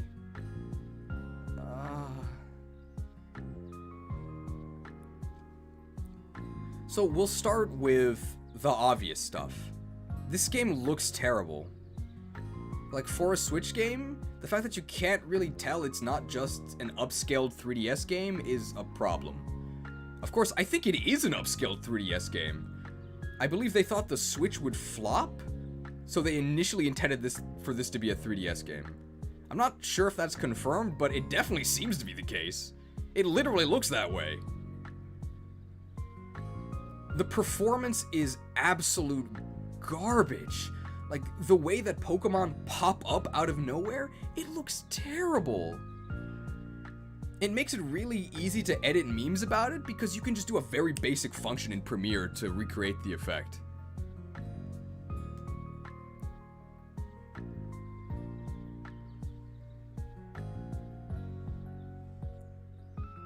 They should have gotten the people that made Pokemon XD back. There were good Pokemon models animation on the GameCube, but they couldn't do it again on the Switch.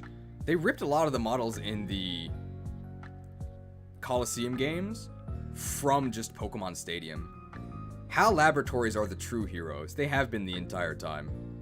I guess I'll also do it now because I didn't talk about Pokemon Battle Revolution before, but Pokemon Battle Revolution is an atrocious game. people just praise it now because it's still the best that Pokemon has ever looked. That's not a good thing. That's a bad thing. S+ Honchkrow fainting animation, though.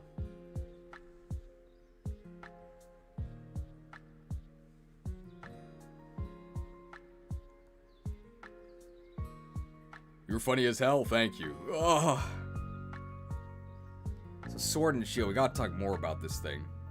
So, performance issues aside, do we get a good game? No. They call it Sword and Shield because you either attack or defend it. Well, guess which side I'm on. I should get my sword for this.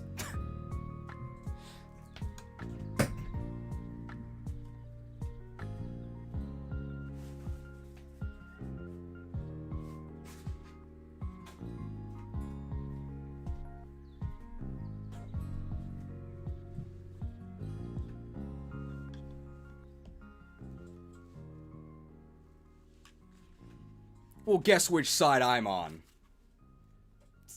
Ah! I don't like this game.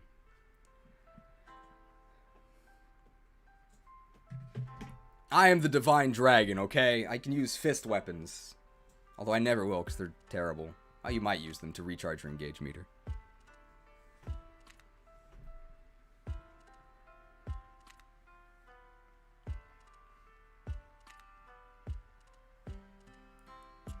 Bad changes that were made in Sword and Shield, for whatever reason, the toggleable XP share, which as we established before was an excellent feature, can no longer be toggled. So they had functionality, and they removed it. Why? Why? There's actually a statement about why, which is the whole reason why we did the Omori's challenge. So, Director Omori literally said in an interview, if you don't want your Pokemon to get overleveled, you can just box the Pokemon you don't want to use. What? I guess another positive change they made was the box link. I do like that you can access your box from anywhere. That's nice.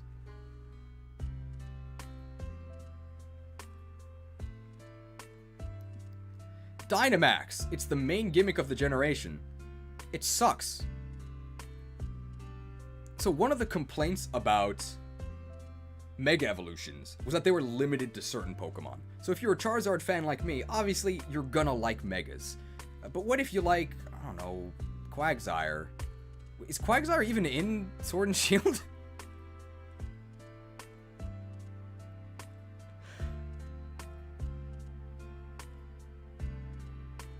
Okay, he is. Alright, so what if you like Quagsire?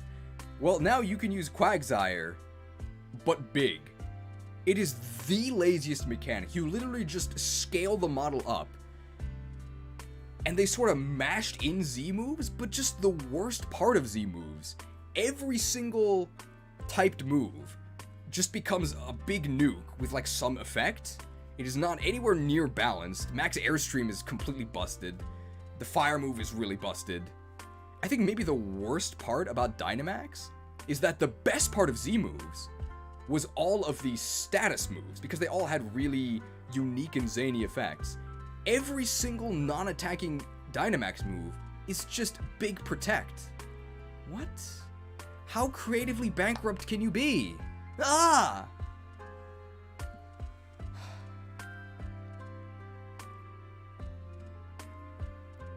Then there's Gigantamax. So there's still that factor of only some Pokemon getting cool upgrades, but sometimes Gigantamax was worse than Dynamax. Why do they do this? And tying into Dynamax is the max raid mechanic. Pokemon Go ruined Pokemon. I'm serious. Because you can see, we got more tendrils from Go infecting the main series game. And one of the most obvious examples of that are the raids, because the raids came from Go. And how did you actually play the raids? You furiously tapped the screen. Mobile gaming. You furiously tapped the screen And that's basically what you do in these raids, except 75% of the time your tapping does nothing because the enemy has a shield up. Your AI partners are completely worthless throughout the entire game. Solrock used Cosmic Power. Magikarp is unironically one of your better partners because it actually attacks. So you're noticing, wow, my partners really suck. Maybe I could have real-life humans help me. I guess I'll just go online. What happened around this time? Pokemon Nintendo Online became paid. When the Switch came out, online was free, but now you have to pay.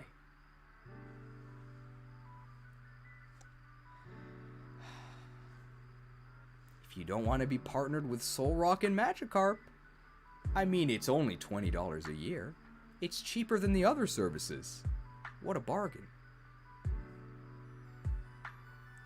The online, of course, was completely broken.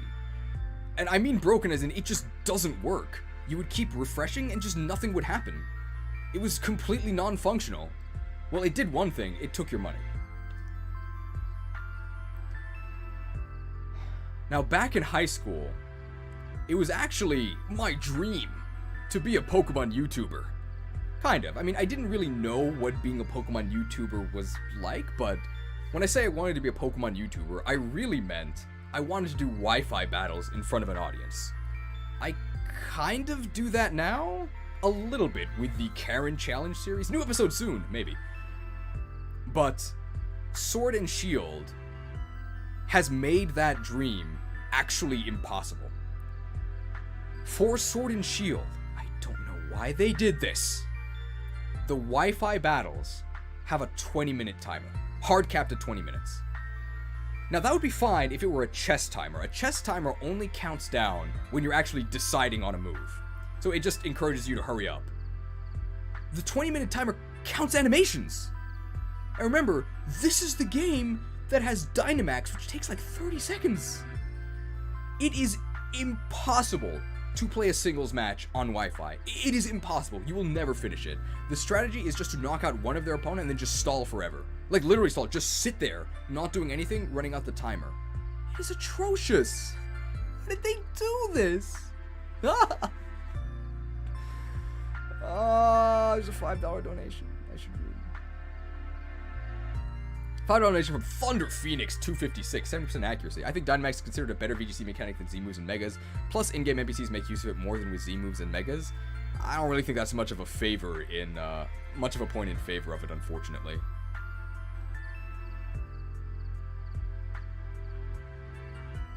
Isn't Dynamax also incredibly unbalanced?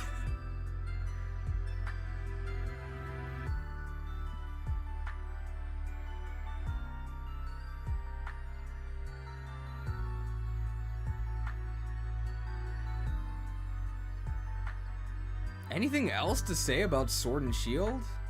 Oh, instead of a third version, no guns in Britain, I guess, they have DLC. Is the DLC better than the base game? I mean, I guess? That's really not saying much, though. And people will say that, well, isn't it better that they do DLC instead of separate versions? Well, yeah, I guess, but can I have a complete game in the first place? How about that? I think if the DLC had been included in Sword and Shield from the start, I would pay $30. Not for the DLC, like for the whole experience.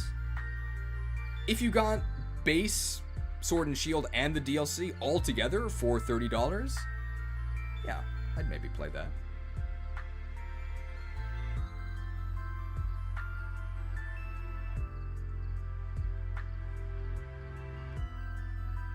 The DLC, by the way, has follower Pokemon only in the DLC areas, and it doesn't work. Like, it's just broken. Pokemon will disappear behind you because their move speed isn't calibrated correctly. So they did it correct in Let's Go, and then they messed it up.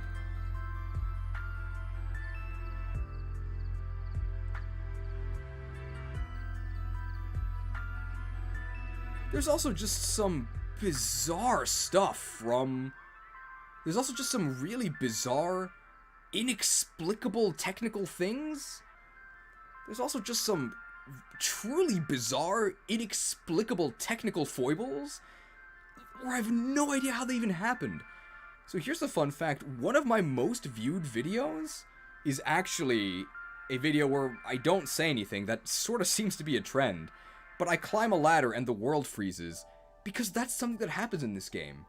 Climbing ladders activates Zawardo and freezes everyone.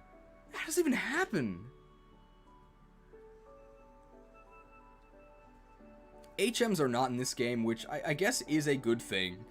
But the personality and the life brought to the world by the ride Pokemon have been replaced by a hideous bicycle outfit and a bike that can go on water. So you basically only have Surf, and it's it's just so boring.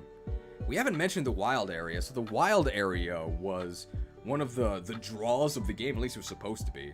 It was supposed to be this wide open wild area where you would encounter Pokemon in the wild. No longer on a patch of grass. So it was sort of like bringing Let's Go mechanics into the main game. I think I mentioned this earlier. I remember I got to the wild area. I was like, oh, this is alright. So where's the next one? There isn't one. It's just a big field in the center of the map with literally Ocarina of Time graphics. The Mad Season Show thumbnail I was getting recommended is actually for Ocarina of Time, by the way. I'm gonna watch that after this.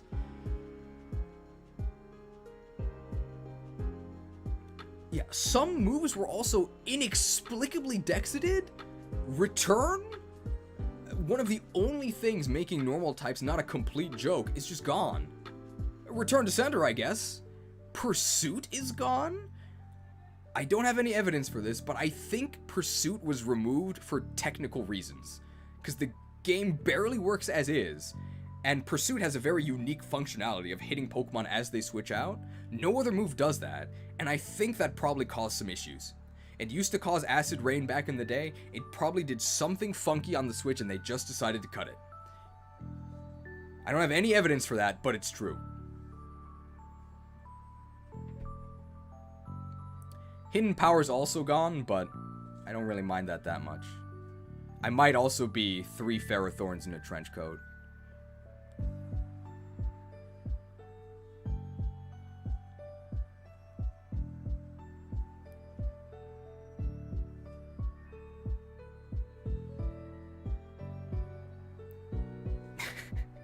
Hidden but not forgotten. Anything else to say about Sword and Shield? This move cannot be used. It's recommended this move be forgotten. Once forgotten, this move cannot be remembered. I wish I could forget.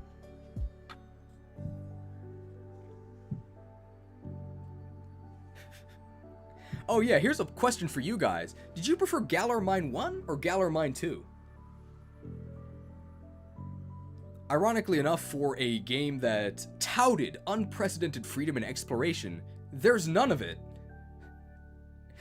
The most dead linear routes. The game is a big hallway. If you want to play a game that's a hallway, just play Final Fantasy XIII.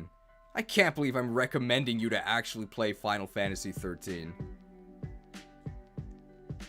Let's start a poll. How do I do this? I think I have to go to the actual window.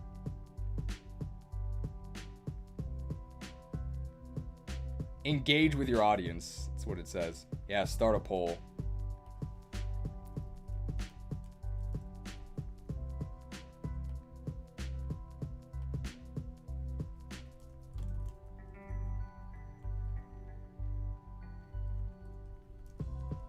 Here we go.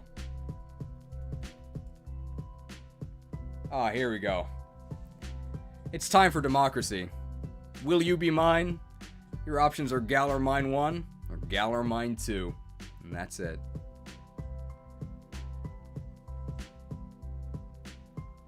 Ah, who can forget exploring Galar Mine 1 and finding Roly-Coly? Or what about when you explored Galar Mine 2 and found Roly-Coly?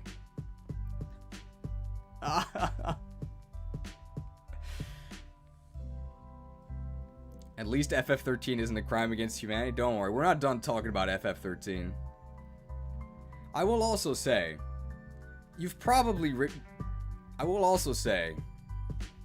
know by now that I really like Charizard. Unironically, I like Charizard. It's my favorite Pokemon. There's a Charizard on my hat. There's a Charizard on my hat. For me, #1 Charizard fan JP. Why is Charizard in this game?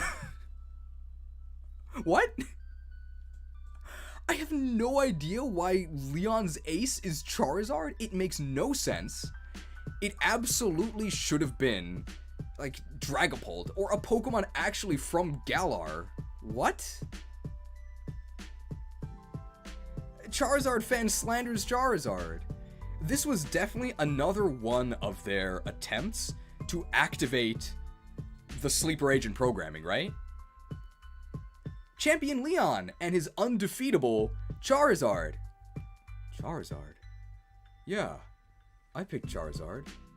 It's a dragon, right? Ugh. This game would be a lot better if they replaced Leon with RE4 Leon. Would you like to play Pokemon Sword and Shield? No thanks, bro. I think they cut that line from the remake. Where's everybody going? It's not bingo, right? Where's everybody going? Voltorb flip? That's pretty funny, right?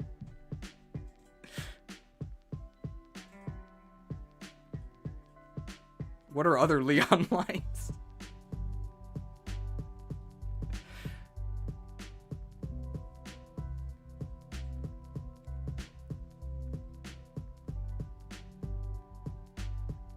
They should have made his ace Resident Evil videos when? Probably never. In the matter of Britain, the two Welsh dragons fight. Oh, you're from Britain, right? The red representing Wales and the white representing the Anglo-Saxons. But don't they already have one of those Pokemon? The Druddigon. Is no thanks, bro, an achievement? I will say, in defense of cutting no thanks, bro, it was a very strange line. Like, it didn't really make any sense. It was very funny, but it was also very out of place. Annoying bird? I am the great Leon! That's a different game.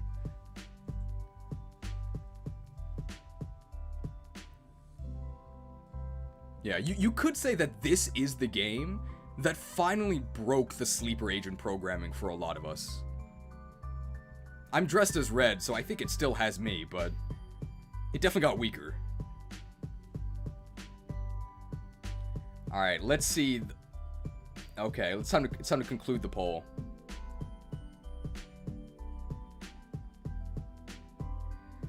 And the people have spoken. What kind of loser would choose to inhabit Galar Mine 1 when 61% of the population favors Galar Mine 2? Stop the count.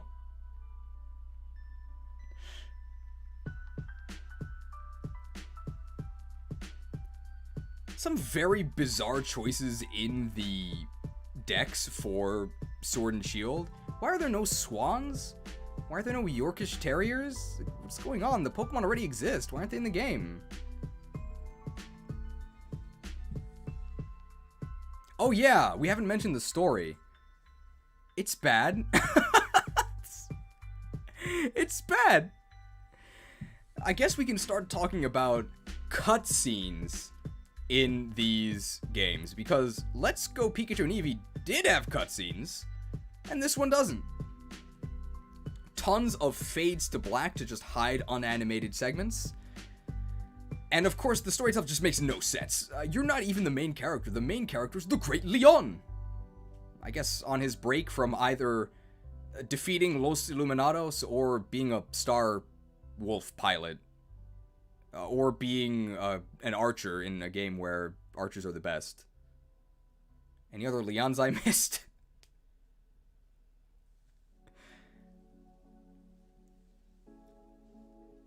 I think one of my... Oh, or, no, that's... Okay, the Demon King is Lion, okay? You can't get me. You're a fake fan. I think one of the most...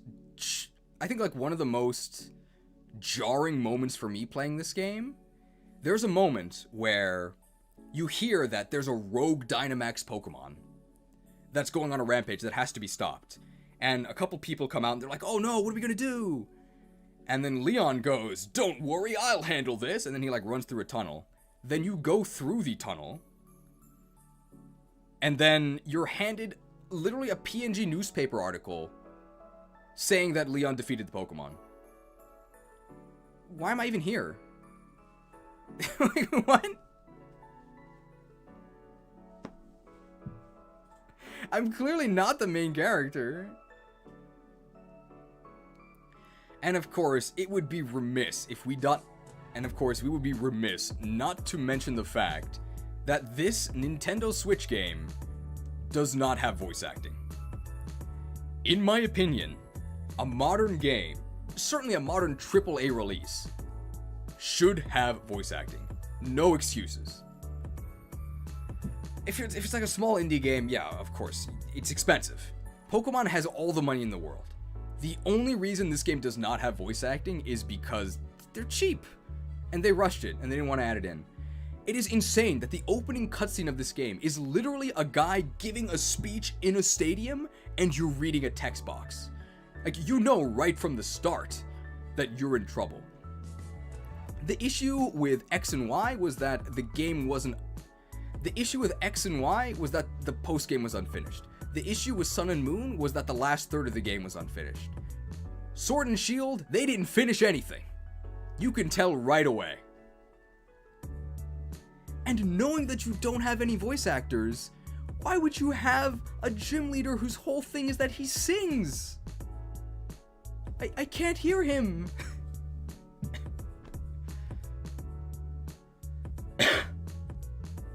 For the people that say there shouldn't be voice acting, there's a couple reasons I've heard.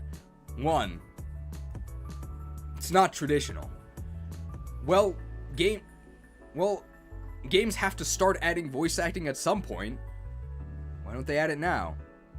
Another argument against it. The voice acting could be bad. Yeah, it could be bad.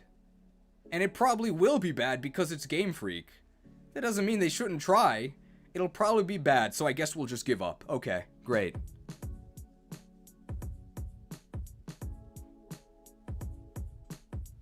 And of course, people saying that it would be too expensive because of all of the translations they'd have to do. They have so much money, okay? There is no excuse. Geez, the gym leader only sings in the shower, don't you know? There's a secret tunnel where you move the truck away with strength to access their shower. I guess I'm just not strong enough. I hope Tears of the Kingdom has full voice acting. I hope Tears of the Kingdom has full voice acting. Not having in Breath of the Wild felt really off. It had voice acting, right? Rex from Xenoblade 2 has bad VA. VA is bad in all games. Hey, among the many glow-ups that Rex had in Xenoblade 3, his voice actor is also way better. And of course, Pokemon has voice actors in other aspects of the franchise, right? The anime? Could you imagine if the anime didn't have voices?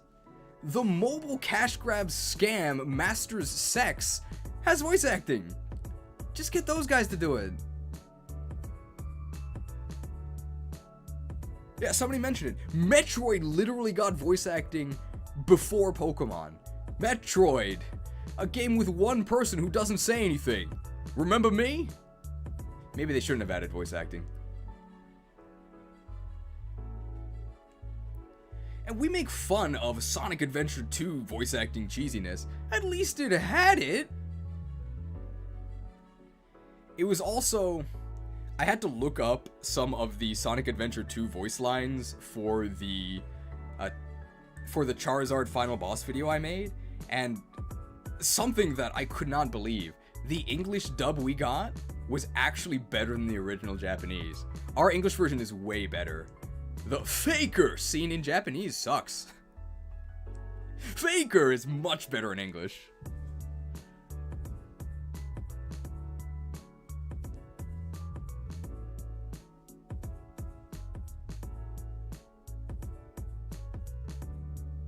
Hey Cheese, remember how Resident Evil had full voice acting on the PlayStation 1? Oh, that was close. You were almost a Jill sandwich. I thought that you, Jill, the master of unlocking, might get more use out of this.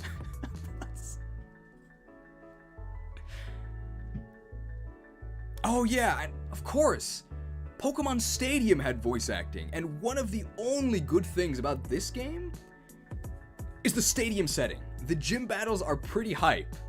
Could you imagine how hype they would be if they actually had an announcer? Like they did on the Nintendo 64?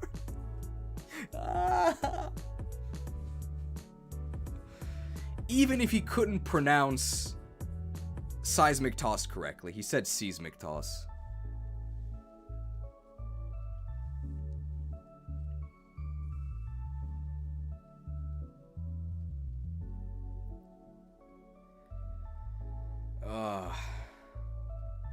Geez, I think your expectations are too high. Pursuit mechanics too complex for them nowadays. How are they going to implement voice acts?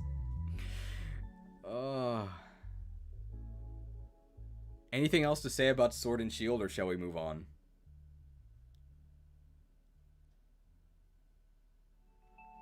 $300 live viewers? Really? Wow. Down on the word go. Legends in the bottom? We haven't ranked it yet.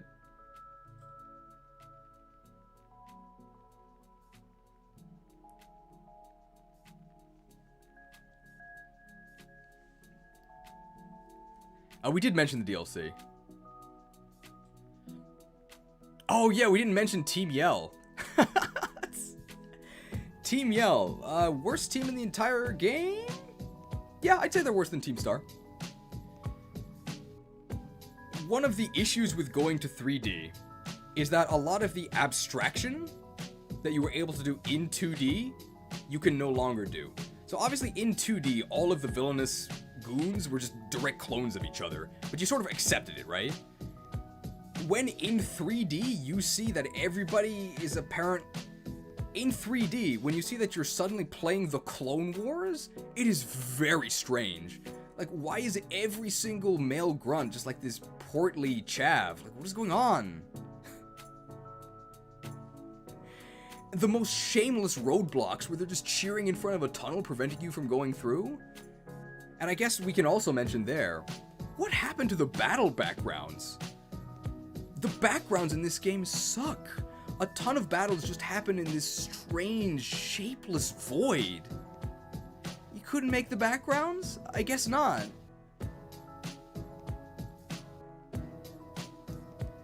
One fan theory, I didn't come up with this, but one improvement I think they could have made to the story, which would have been great. I'll dunk on the story a little bit more before I talk about the possible rewrite of it. The story makes no sense. So, definitely not evil Chairman Rose. Apparently, has to awaken the Dynamax Pokemon, and it has a name, and cause the end of the world, like right now, because in 1,000 years there's going to be an energy crisis. I mean, there's an energy crisis in our real world right now. It's going to end in about 50 years, and nobody's taking steps about that. Chairman Rose is really forward-thinking. It, like, interrupts the champion tournament to do this completely unrelated end-of-the-world scenario? Leon throws one Pokeball and then, like, gives up? You can throw another Pokeball, bro. I guess there's legendary dogs? They did something. I don't know, man. And of course, the evil plan is delivered to you in front of a PNG background because they didn't want to actually model a cityscape. Let's talk about the fan rewrite I read. So the fan rewrite was that Leon, who has this cape that he wears that's full of sponsors, is actually a sham. So when you actually do the champion battle against him, like, he sucks. And then you realize that Rose has been rigging all of his fights. The reason why he's been undefeated is because of corruption. And then the true champion is the secret queen of Galar, Marnie. None of that's true, of course. But I guess you can imagine. Can't forget the real royal family, Swordward and Shieldbird. It sounds like a joke, but unfortunately it's not.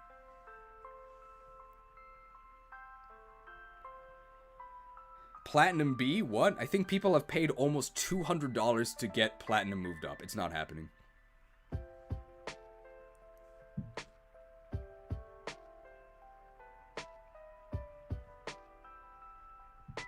The movesets of the legendary dogs are also totally bogus.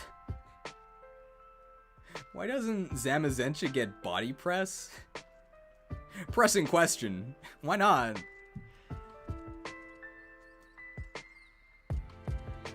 What happened with Gen 7?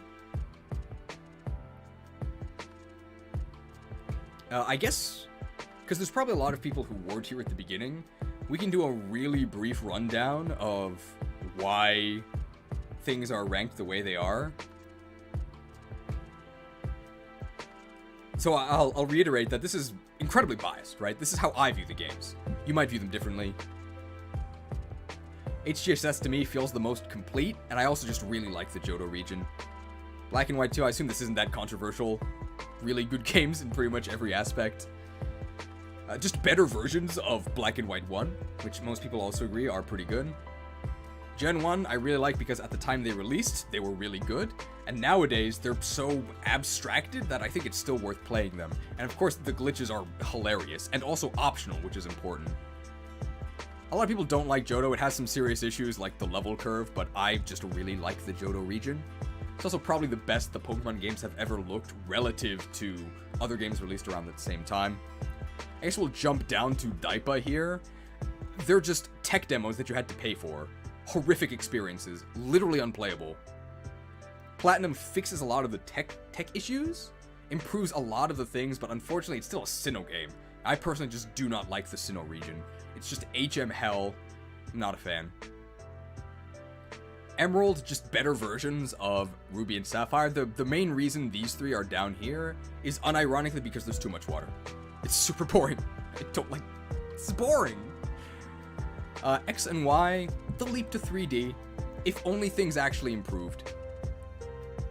Colosseum, I spoke about this in depth in the Colosseum tier list, but it's just so boring and barren. There's nothing in this game.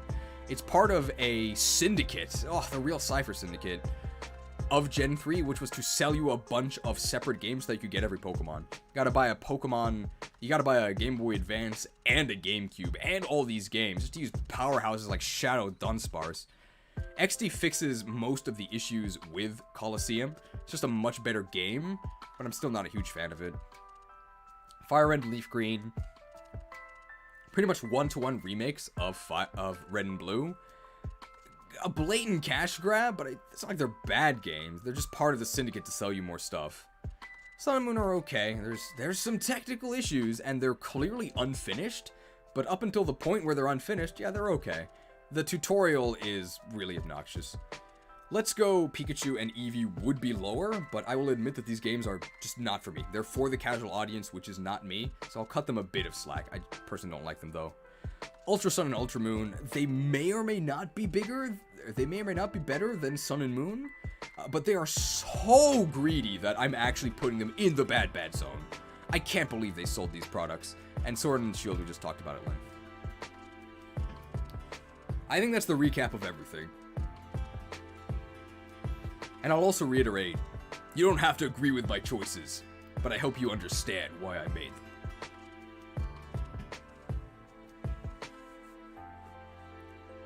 Also, shoutouts to Solrock and Lunatone not being in Sun and Moon. But I think Aegislash was in Sword and Shield. So there's that. $5 donation from Solomon Kearns. Another consideration for the Switch era is that there's just so many better games on the console, there's really no excuse for Gen 8 and 9's quality. Don't worry, we're going to talk about that soon. We are going to talk about that soon. Why is Legend so low? It's not even ranked yet, bro. This was just a, I should explain this. These two are just unranked tiers for formatting issues, because otherwise, if I had them all in one line at the bottom, they would clip behind the chat, that's all.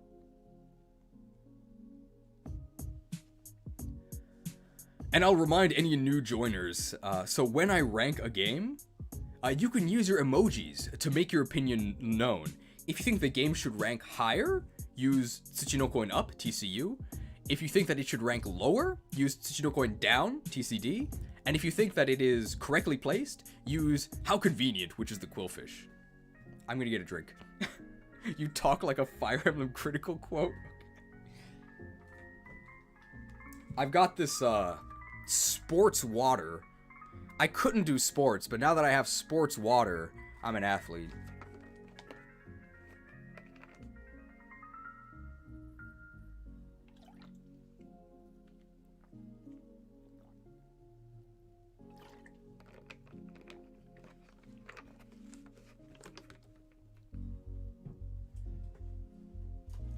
I've also got these, let me see these. Quick Oats. Grau Rapide. Rapide. I think that's French. I should have brought these out during Kalos, I guess.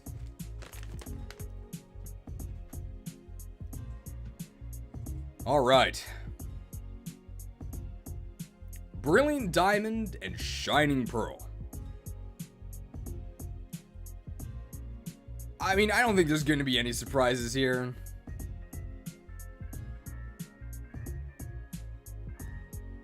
They might actually be worse than Daipa.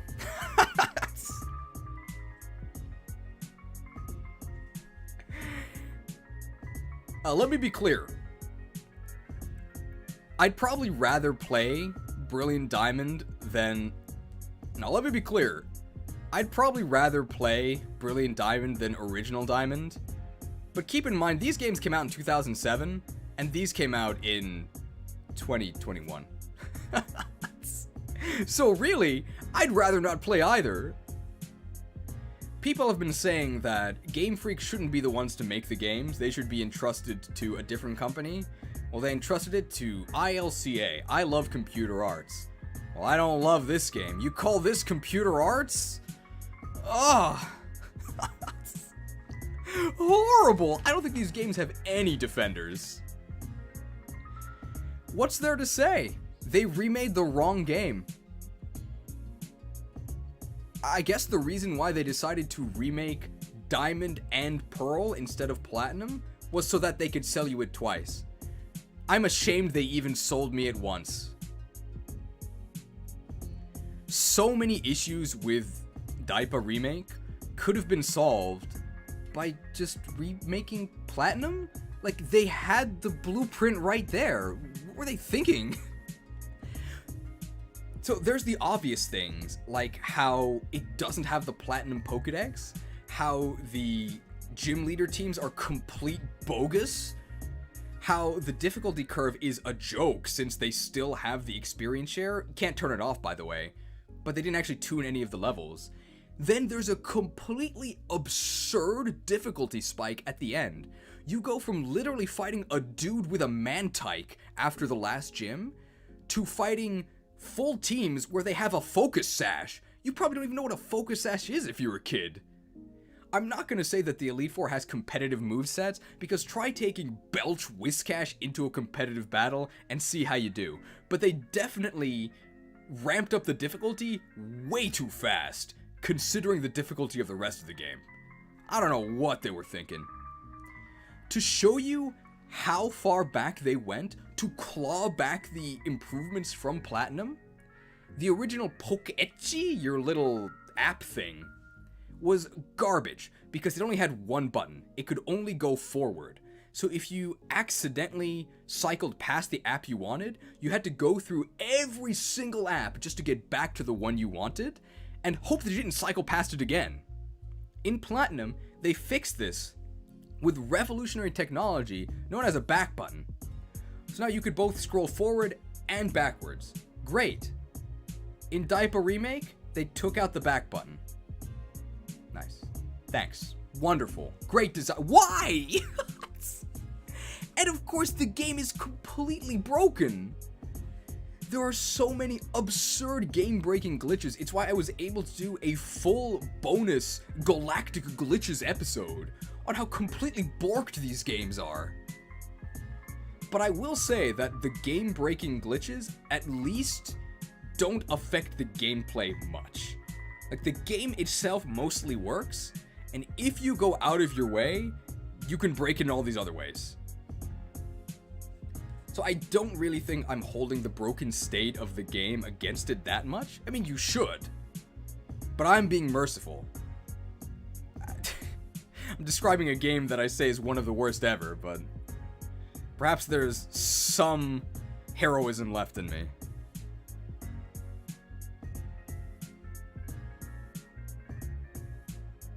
Oh yeah. So the original Daipa was on a grid, because it was on the DS. And in Daipa Remake, you can use the control stick to move around, but it's still kind of on a grid. So if you try to just move around with the control stick, you will constantly just bump into stuff and move incorrectly.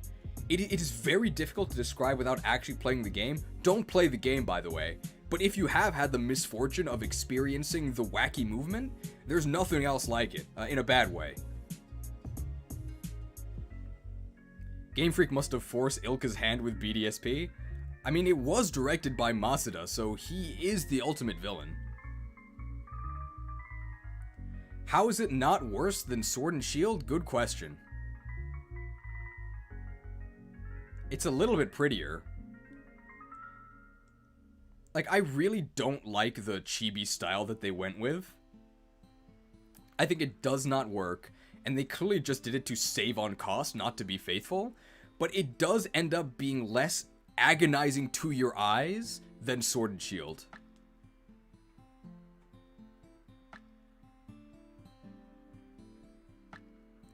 We didn't mention this for Sword and Shield, but for whatever reason, Sword and Shield removed infinite use TMs halfway. Some of the more powerful ones were made into TRs, technical records, wow. And now if you do extra grinding and interact with the god-awful raid mechanic, you can teach someone Leaf Blade. Cool. And then in BDSP, they did this bizarre, like, middle ground where TMs break, but they give you like 5 of them. Okay? And the balance is horrendous. The point that sticks out to me is that as soon as you get to Veilstone City, you can just buy Flamethrower, Ice Beam, and Thunderbolt. Incredibly powerful moves that you should not have access to that early in the game. The reason why you can buy them is because gambling is illegal. So you can no longer get them from the game corner. You can just buy them from the department store. Why do they do that? You can later, much later in the game, go and explore an optional area, the Fuego Ironworks. And at the very end of this dungeon, you get one Flamethrower TM that you could have bought for cheap about 7 hours of gameplay earlier in infinite amounts. They did not care about this game at all, and it shows. The battle backgrounds look really nice, though.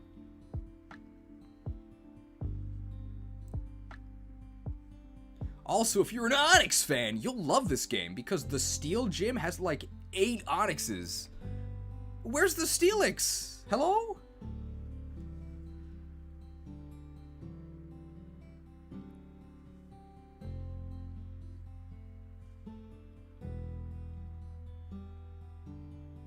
Presentation-wise, I think Sword and Shield was pretty good. Any last words before your ban? Sorry, I don't mean to be so aggressive, but honest question. This is actually an honest question. Why do you think the presentation was good or acceptable? I really do want to hear your thoughts. How is it still going on 5 hours later? You must be a new viewer. These lists always take a long time. We prefer to go too far in depth rather than leave stuff out.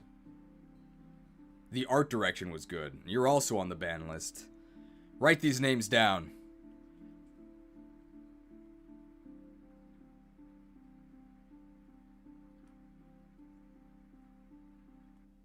Anything else positive or negative to say about Daipa? Let me rephrase that. Anything else negative to say about Daipa?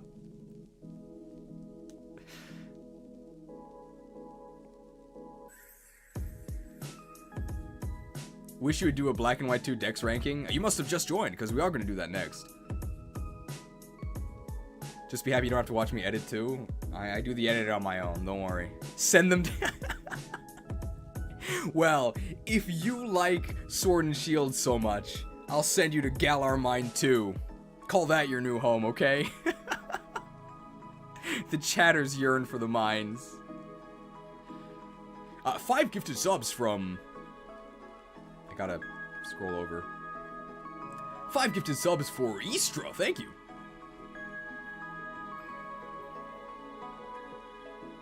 HGSS in top tier is a major sneak? What is a sneak?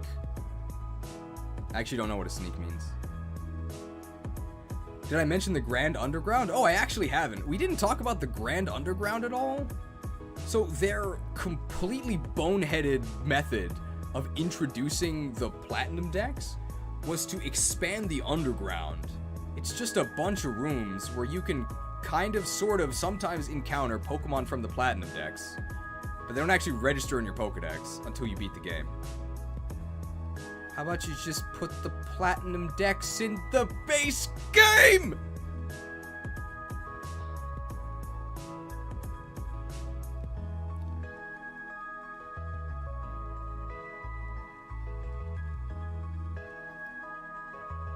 Alright.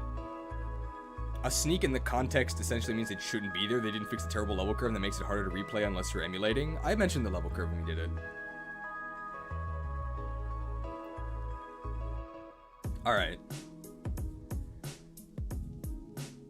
Cheese, stop recording. It's been 3 hours. I have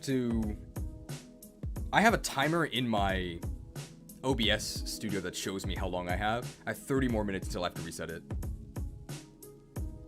Oh, the affection system. We should mention that. So, in Generation 6, they added an affection system, which is not the same as friendship. So, affection was optional in Gen 6 and 7. By interacting with your Pokemon outside of battle, you rub them, and then they like you more. You can also feed them. And this would give you certain bonuses in battle. Incredibly powerful bonuses. But because it was optional, this really didn't matter.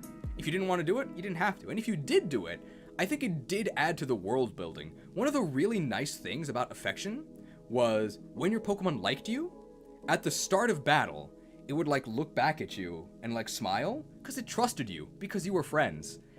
And then starting in Gen 8, there's still affection, but it sucks. First of all, it's not optional. It happens whether or not you want it to. And instead of the nice little head turn where you actually felt connected to your Pokemon, they just do this super lazy bounce as if they were double kicking. Well, I feel like I got double kicked, somewhere I can't say.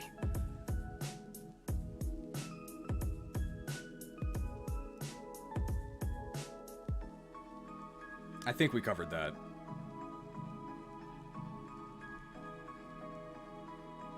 All of that is to say that affection mechanics, all that is to say that forced affection mechanics in Daipa make the game even easier than it already was. Because affection gives you bonus crits, you can suddenly dodge things that would otherwise be undodgeable, you can cure status out of nowhere, and you can survive at 1 HP. Repeatedly, by the way.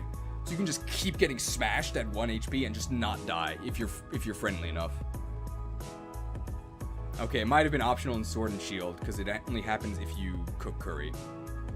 So Daipa was the one that made it mandatory.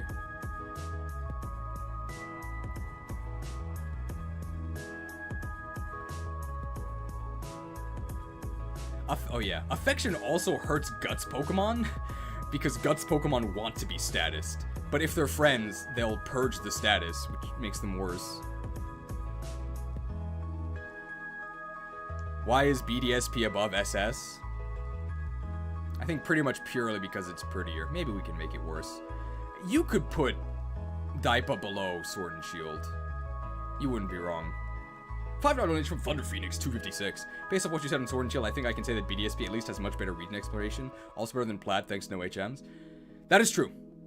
1 point in favor of BDSP. It killed Platinum. 1 point in favor of BDSP. It killed HMs. They completely removed HMs, and instead you just have Bidoof do almost everything for you, except for Fly, which is Staraptor. On the one hand, it's kind of a cute nod to the fact that Bidoof was the star H employee of the original Daipa, but on the other hand, they had ride Pokemon, so it's still really lazy. I think the greatest failing of Daipa, you can see here, there's no reason to play Ruby and Sapphire. Just play Aurus, they're better. Why is Platinum better than Daipa? It should not be, right? This is a mistake. Oh, also following Pokemon are still broken. Just like they are in Sword and Shield. So that's 2 games now where they just didn't fix the following mechanic. Even though they did it correctly in Let's Go Pikachu and Eevee.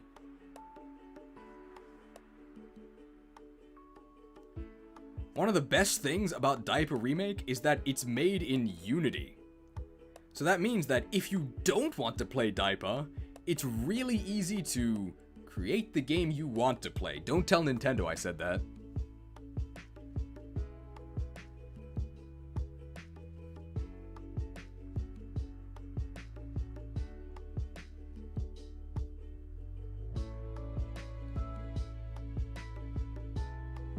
You know your game is bad that your following Pokemon are worse than the Kanto Cash Grab remake? Hey, the follower Pokemon were the best part of Let's Go Pikachu and Eevee. No shade against the follower Pokemon in that game. They were great. They all had so much personality. I think we praised them back then, right?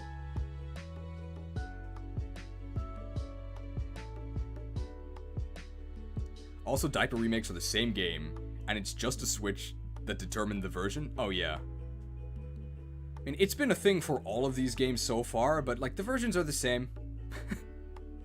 I think the only difference between the Daipa games is the Legendary that you catch. That's literally it. You can change one flag in the game and get the other version. Wow.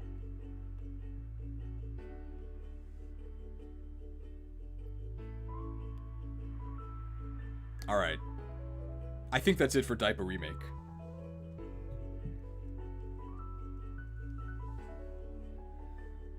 Showed up late but haven't played HeartGold and SoulSilver. How does it work and why is it better? Like Gold and Silver kind of made me want to play Pokemon Saber 2. I wonder how it addresses that.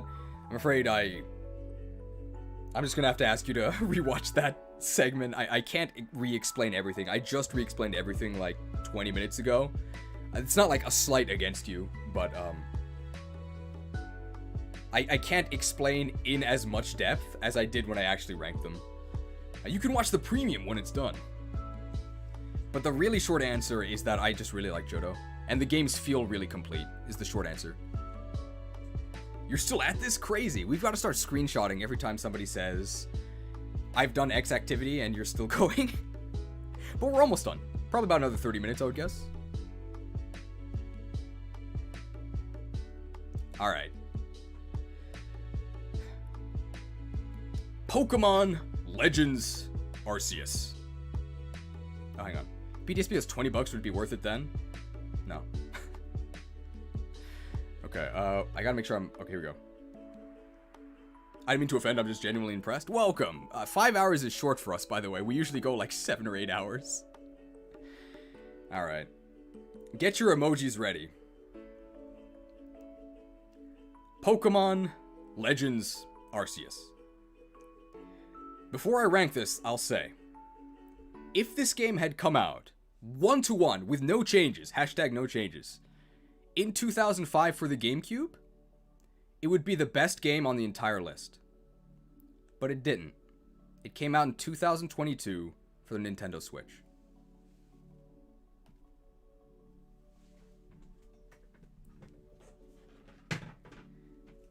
Press down B to counter! Come at me, I'm ready to ban you! Ah! Ah! I'll take on all of you! Ah! Ah! Take this! Ah!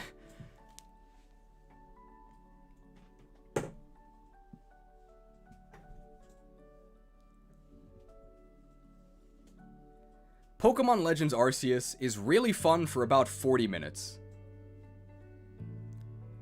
You cannot release a game of this quality in 2022.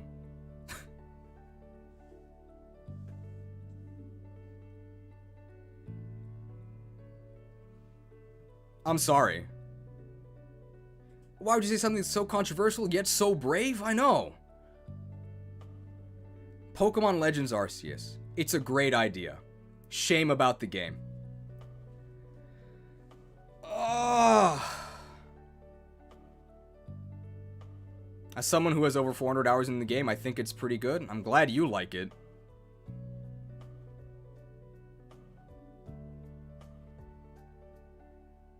Issues with Legends Arceus. There's a lot. We'll start with the easy stuff. The game looks like garbage. It's so ugly. And it has a ton of technical issues. But at least the issues mostly just make the game uglier. At least the game works. And of course, when I say works, I don't mean that it's fun to play or engaging. I mean that it doesn't like break when you try to play it. Usually the things that you try and do actually happen. Unless you're actually on Bascule Legion, in which case, no, it doesn't work. The presentation of the game is unacceptable. No voice acting, no cutscenes, they just fade to black. The story is boring and lame. Why is this an isekai? I was so excited to figure out about the origin of Pokeballs and what life was like in the world before we were actually friends with Pokemon. No, you just got a smartphone and you went back in time. What? And I guess spoiler warning here, but the game is like unfinished? What happens at the end? Can I go home, please? What about my friends? What about my family? Am I just stuck in this village? How do I charge my smartphone? Like, what? They just don't end the story. The mechanics are so shallow. Yes, let's get into the real criticisms, because of course, the mechanics are so shallow. Yes, so let's get into the real criticisms about the game, because of course, Pokemon has never been about the graphics, right? Pokemon has never been about the story. It's always been about the gameplay. The gameplay sucks. The gameplay sucks! What do you do in this game? You catch 20 Bidoof, and then you catch 20 Starlies, and then you do 3 battles with broken mechanics, and then the game is over. $60 US. The battle system was a cool idea, but it just does not work. Agile style, I heard it gives you extra turns. I've never seen it. Strong style, I hear it gives you fewer turns. That's definitely true. If you do strong style, I hope you knock out the enemy, because you're not getting another turn. And you probably won't knock out the enemy, because it only gives you like a very minor power boost. They culled a lot of the moves in a way that was very clumsy, because some moves removed just don't have any replacements. Why am I using Bulldoze on Garchomp? What? Trainer battles, there aren't that many in the game. I understand why there aren't, because Pokemon trainers... Oh, I think the music stopped.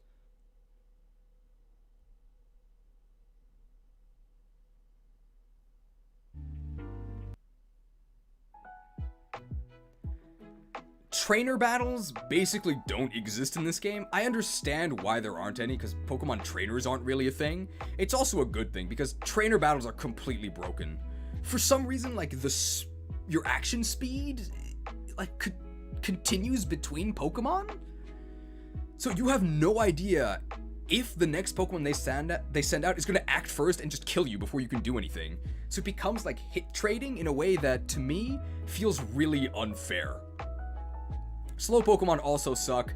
They suck in the main game too, but they extra suck here. Ugh. Best fight in the entire series does not get a D. Unfortunately, a fun fight is tied to the rest of the game.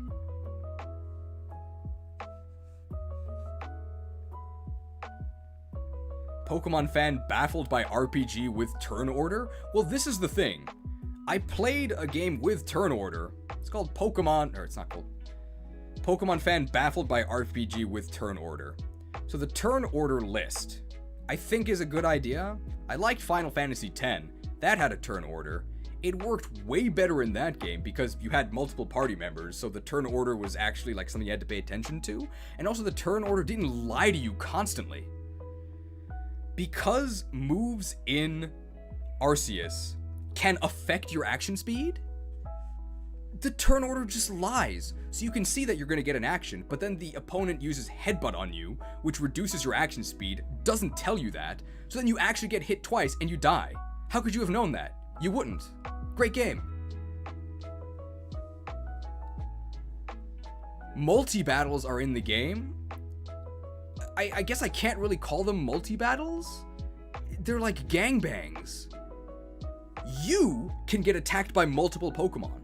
That would be fine if there was any way to actually interact with multiple opponents. There is, right? It's called spread moves, but they're not in the game. So all you do is just sit there and get beat up by like 50 Manaphies, and there's nothing you can do. Why not?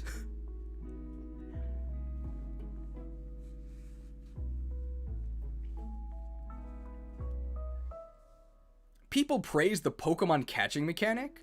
I'm not a fan. It's kind of like playing a really, really bad and basic first-person shooter, where your ammo is Pokeballs. And I guess your heavy balls just one-shot everyone. Instead of headshots, you're trying to get back strikes.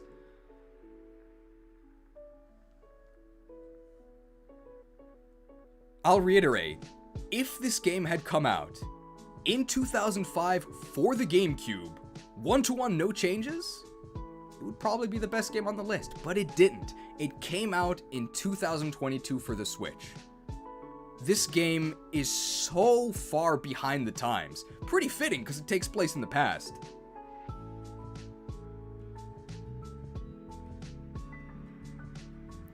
The fights where you, as the trainer, actually fight the royal Pokemon or elite Pokemon, what are they called? Noble Pokemon? It's like baby's first Dark Souls. I think that's fine. Like, it's okay. I understand it's a game for kids. But it's literally just bad Dark Souls. Oh, there it is! Step in the right direction! The first time that somebody said step in the right direction. I don't want to make too much fun of you, Mr. Waffleman. I was just waiting for someone to say it. Step in the right direction has been the motto of Pokemon for over a decade. At least they tried something new. At least it was a step in the right direction. How many steps do we have to take until we actually get somewhere?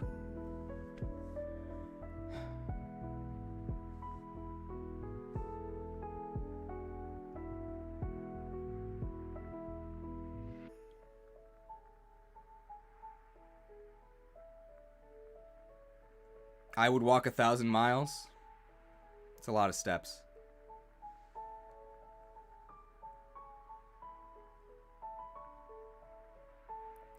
Just to finally... I guess I'll say that one last time. Stuff that was good in Legends Arceus. Lots of quality of life changes. You can change your nickname anywhere. That's nice. You can relearn moves at any point, which I think is totally fine as well. I like those changes. There were some good changes. Something I wish they did instead of Legends Arceus was I sort of wish that they made a Legends Palkia and a Legends Dialga, not only so that I could buy the same game twice, but so that I could live through trade mechanics. One really great thing about Legends Arceus is that they finally ditched trade Evos. You don't have to trade to get Gengar, you can just use a link cable, even though trading is in the game. So they could have forced you to get online to get the trade Evos, but they actually put in the game a feature that would allow you to actually complete your single player game by yourself. And there's no way they would remove that feature in later games. Ooh.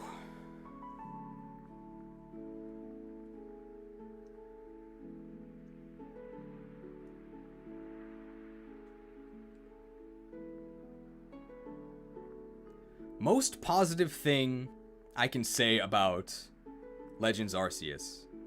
If they make a Legends Celebi, I mean, I'd probably play it. I don't know if it would be any good, but I wouldn't just start as a defeatist.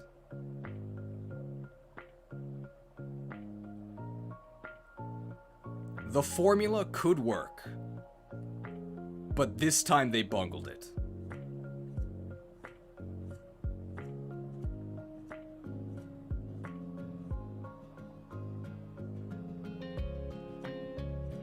More stuff I don't like about Legends Arceus. For a game that is all about catching oodles of the exact same Pokemon, there's no box sort feature. Well, actually, it's a pasture. How could you sort a pasture? Come on now. Can we please have a box sort feature?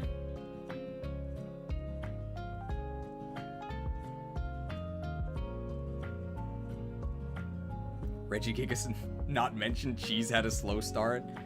Oh yeah. In Game Freak's endless quest to bully Regigigas into submission, which is a fighting type move it would be weak to, even though this game does not have abilities, Regigigas still has slow start. Lamau. Oh yeah, this game does have side quests, but they are the worst kind of side quest. You know what everyone hates about MMOs? When there's super basic side quests where it's like, go here and get me an Oranberry. Go here and get me a Raptor Heart. That's the kind of quest this game has. I think this game was touted as open world, but it's really zone-based, like Monster Hunter. Don't compare this game to Monster Hunter. Monster Hunter is way better. But I don't think that it needs to be open world. I think the fact that it's zone-based is totally fine. The issue is that the zones suck.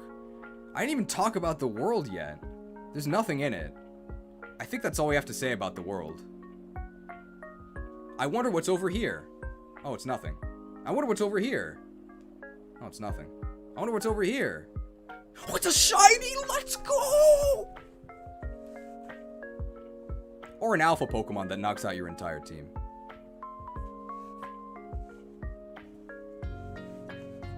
Shiny hunting was good. I did like the little sparkle.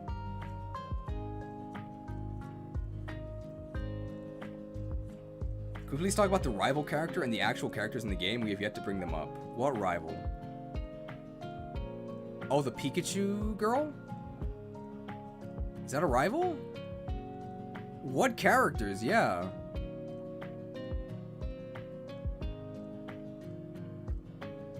Jeez, those are not side quests, those are fetch quests from Skyrim. Guess Game Freak is a fan. The final character before you fight Arceus. Volo is hot? Yeah, he is, though.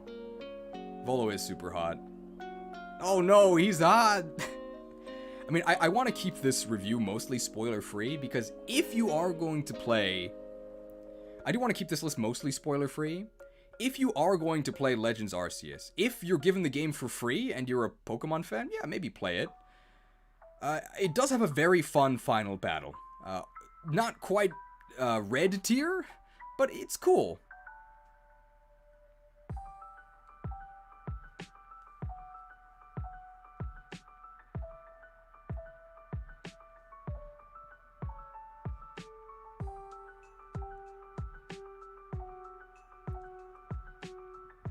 Anything else to say about Legends Arceus?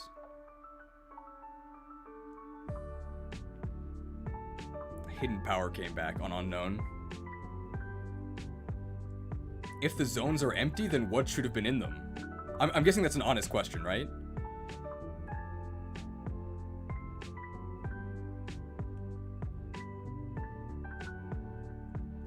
Cheese confirmed Volo Stan. Oh, honest question, yeah. I'll answer that in a second. I think for the people who struggled with the final fight, it does feel very unfair. It is probably one of the most unfair battles on paper in the entire franchise. It definitely feels more fair if you use the grit system. So something that the game doesn't really tell you. EVs in the game are replaced by grit, which you get by like catching a bunch of Pokemon. And the grit bonuses are insane. A Pokemon with full grit is so much stronger than a base Pokemon. Which reminds me of a point that I didn't say earlier. One thing that I don't like about Scarlet and Violet. Oh, foreshadowing. One thing that I don't like about Legends Arceus is that one of the best things about Pokemon is bonding with your Pokemon, right? You catch a Pokemon, and even though there's others of its species, the Pokemon you caught is the one that's with you for the journey, right? In Arceus, because you're encouraged to catch so many multiples of the same Pokemon, it sort of turns each member of that species into just like a stat sludge template. I really don't like that part of the game, especially because usually you can just go get an alpha Pokemon that's just better than the other Pokemon of its species. It has the same stats, but it's going to be at a much higher level, and it'll probably have special moves. So you're encouraged to kind of just discard your friends. Friendship isn't magic, and I don't like that aspect of the game at all. You help the town become acquainted with Pokemon over time, and that was kind of cool to see through your playthrough. Yeah, as you complete side quests, people in town become less and less afraid of Pokemon and interact with them more. I still think that Jubilife Village is just a completely dead hub world. Not nearly the amount of content that you would expect from a 2022 AAA release. But at least they tried.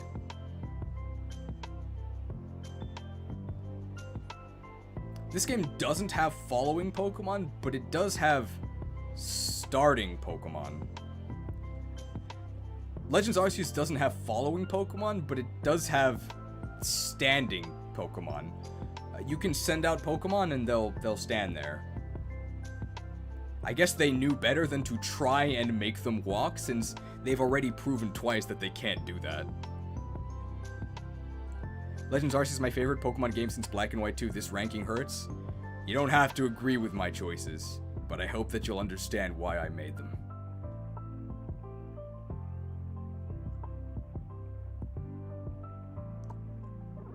I think Arceus is probably the most controversial placement on this list. And more than any other game, it's definitely a victim of Game Freak's incompetence. It truly was released in the wrong generation.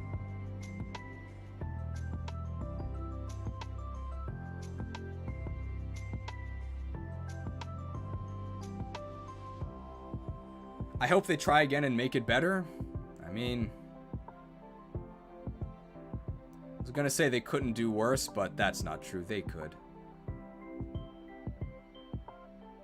It's the best game we've had in a while, but that doesn't make it better than mediocre. I agree. When should PLA have come out? I think I said it twice already. 2005 for the GameCube. Is there a reason why? Is there a reason why that this game could not have come out for the GameCube? Certainly looks like it could have.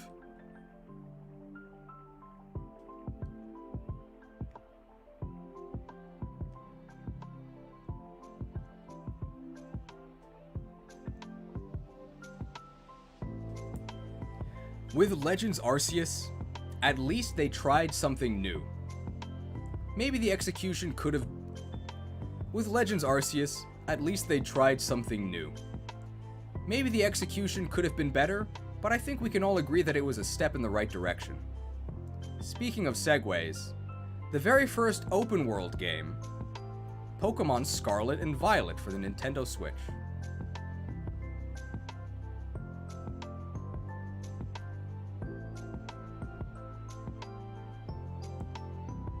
I don't think anybody's gonna contest this. Contests are gone, by the way.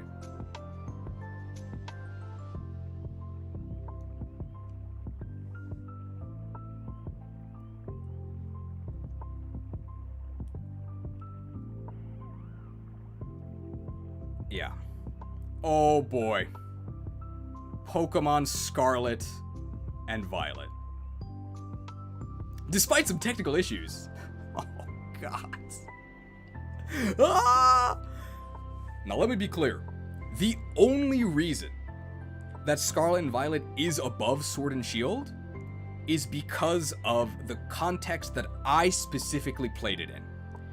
Because I was in the extremely privileged position of playing this game with an audience, you guys, I was able to ring out bad move, just an ounce of enjoyment out of this game. It's like The Room, where it's a group watching experience just to see how bad things get.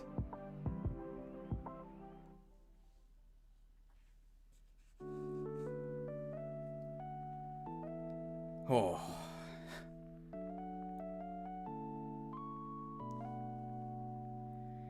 I'm assuming some people have no idea why there's a Quillfish emote. I may as well explain that now. We'll get to it eventually. I'm gonna lead... Sorry, there's like a motorcycle outside. It must be me right on.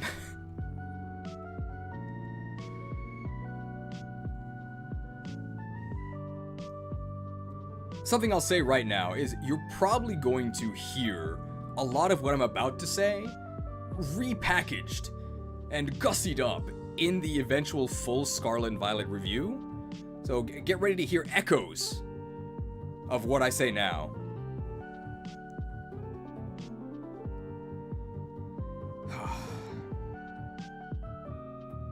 The Paldea region. There's just so much to cover with this game. I think again we'll start with the obvious. The graphical and technical issues. There's really no defense for these. This is the 5th game that Game Freak have made for the Switch. You wouldn't guess that. What in the world happened? I assume that because the development cycle overlapped with the bug fire type pandemic, something went wrong. Something went more wrong than usual. $2 donation from Istra. Scarlet and Violet are the Onyx of Pokemon games. Onyx is not in this game. People have said that this game is... what is it? People have said that this game is too big for the Switch. Let me remind you, this game came out at the same time as Xenoblade Chronicles 3. They're both for the Switch. It is purely a matter of technical incompetence. And I don't mean to like... And when I say technical incompetence, I don't mean to like throw nightshade at the developers as like people. I'm sure they're lovely. I'm sure they tried their best given the circumstances at hand. They're very bad at making games. They just don't make good games. I'm sorry. Something that's definitely a marvel of Scarlet and Violet, normally, you can choose between good visuals and good performance, but Game Freak does not compromise. You'll get terrible performance and terrible visuals. Take that!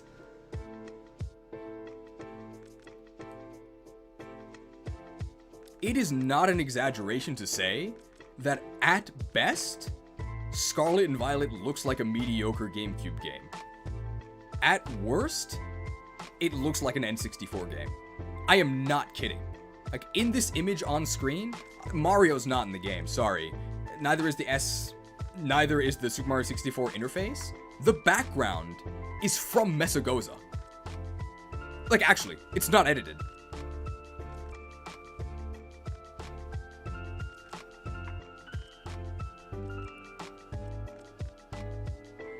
There really isn't that much more to say about the graphics. Pretty much every aspect of the game is butt ugly. What pick? You'll see it in the premium.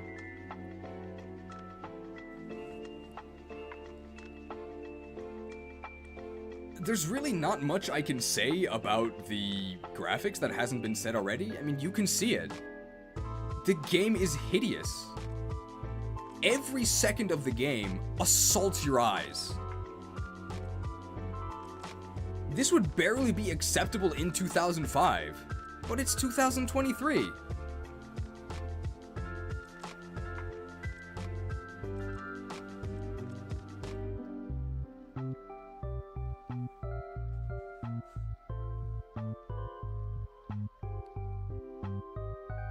They touched up some of the models for the Pokemon. It's very clear which ones they actually spent time on. So Scarlet has Koraidon, Violet has Miraidon, and they look fine. Arceus. Most of the Pokemon themselves look okay. As for their animations and the moves they use, not so okay.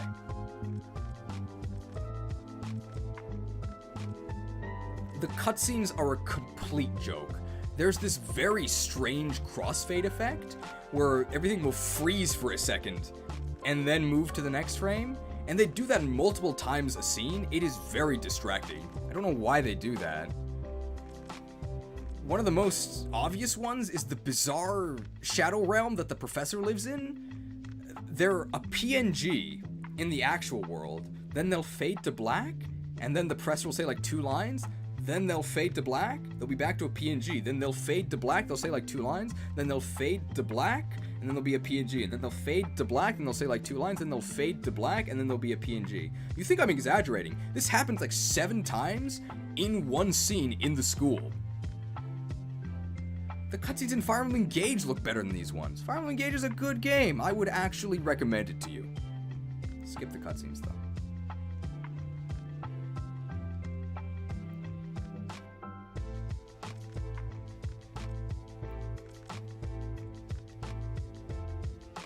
Performance issues. I mean, I don't know if there's anything else to say about the graphics.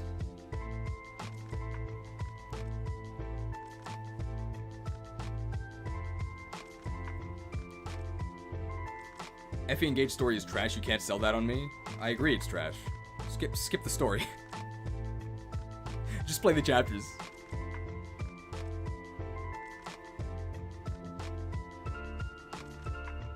The low frame rate children, that's probably a performance thing.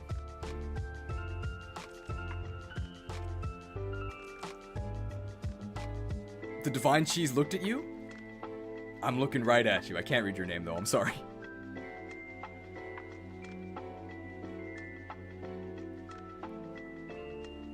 Let's talk about the performance issues. The fact that I was able to make an entire glitch tier list for this game should be telling.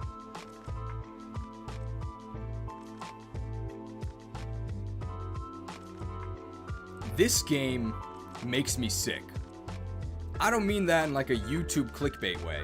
I mean that it physically makes me sick. Like the frame rate, the constant frame rate shuddering, like the constant frame rate stuttering and flickering, like it gives me a severe headache. Like actually playing this game for an audience was agony. It causes severe motion sickness for me.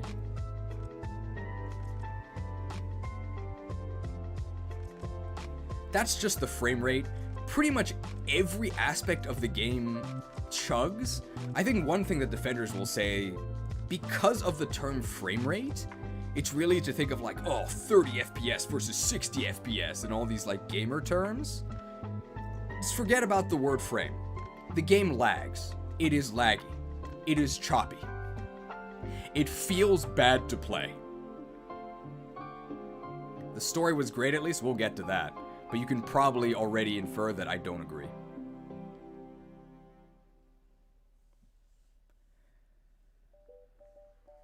There's a scene early on in the school with probably one of the most infamous scenes in the game, where it's just 5 FPS students kicking their legs.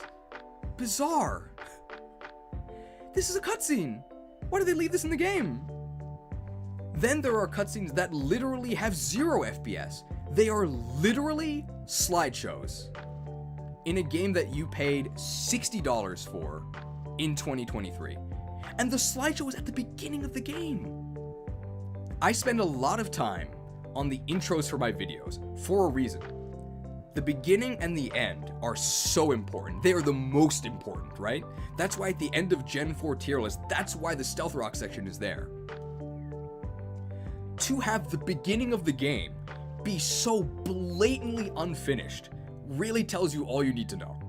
They couldn't even prioritize the most important part of the game. They released trailers that just showcased how broken the game was. They couldn't hide it.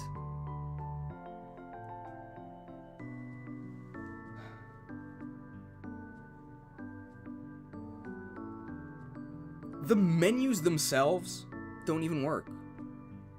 And RPGs are just a series of menus. How can you make the menus lag? I don't even know how. Game Freak found a way.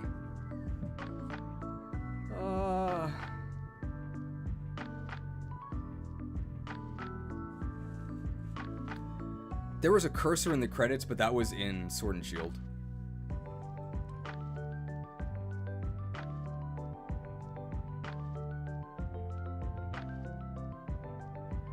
Anything else? I really don't know what else I can say about the performance.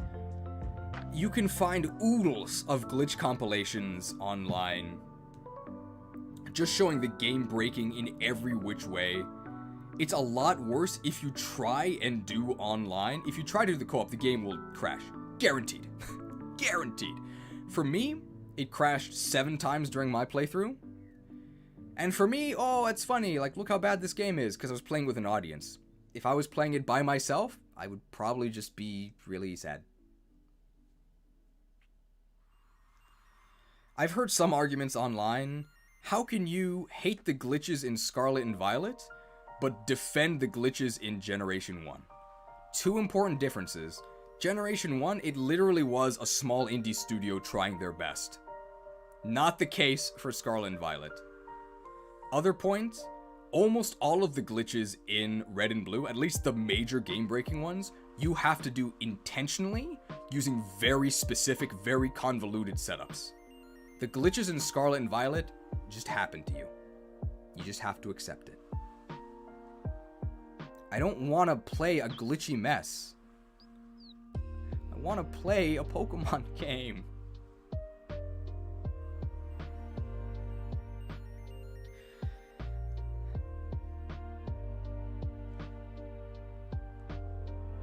Alright. Let's get to some more of the most often touted online arguments.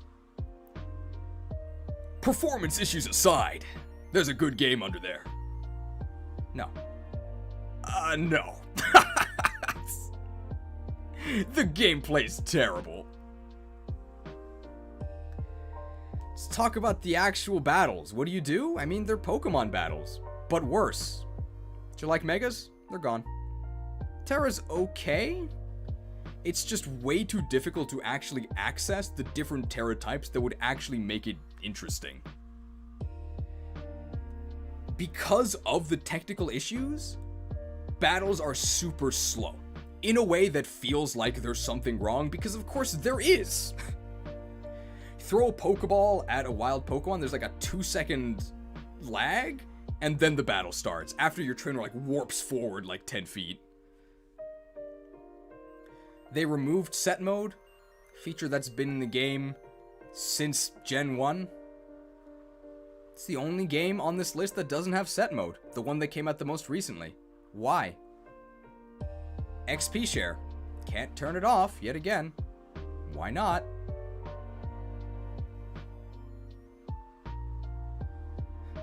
The removal of set mode, I will say this. The removal of set mode isn't the biggest deal, because you can emulate set mode, Nintendo hates emulation, by just mashing B, right? When the switch prompt, just ignore it. Just don't switch. Let me pose this to you. So let's say I don't want to play in set mode. Let me pose this to you. Let's say I want to play in set mode. In a normal game, at the beginning of the game, I would open the menu, I'd put it to set. That's it. If I want to play set in this game, after every single Pokemon that I faint, I have to press B. So that's going to be maybe 200-300 times that I press B throughout the entire game to do nothing. To skip a prompt that I would always want to skip anyway. So 2 button presses, open the menu, set mode, versus hundreds of B button presses. How inconvenient. But of course, the main draw of this game is that finally, it's a seamless open world experience. There's no seams. I guess that's why it falls apart. This is the worst open world game I've ever played. At least the Ubisoft worlds are pretty. I think the most positive thing I can say about this game is that there is actually very good variety in the Pokemon you can get.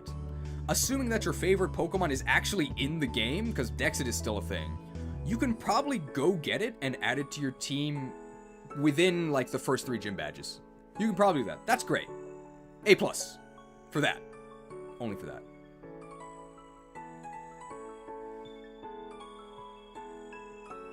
What do you actually do in the open world? Nothing. Nothing!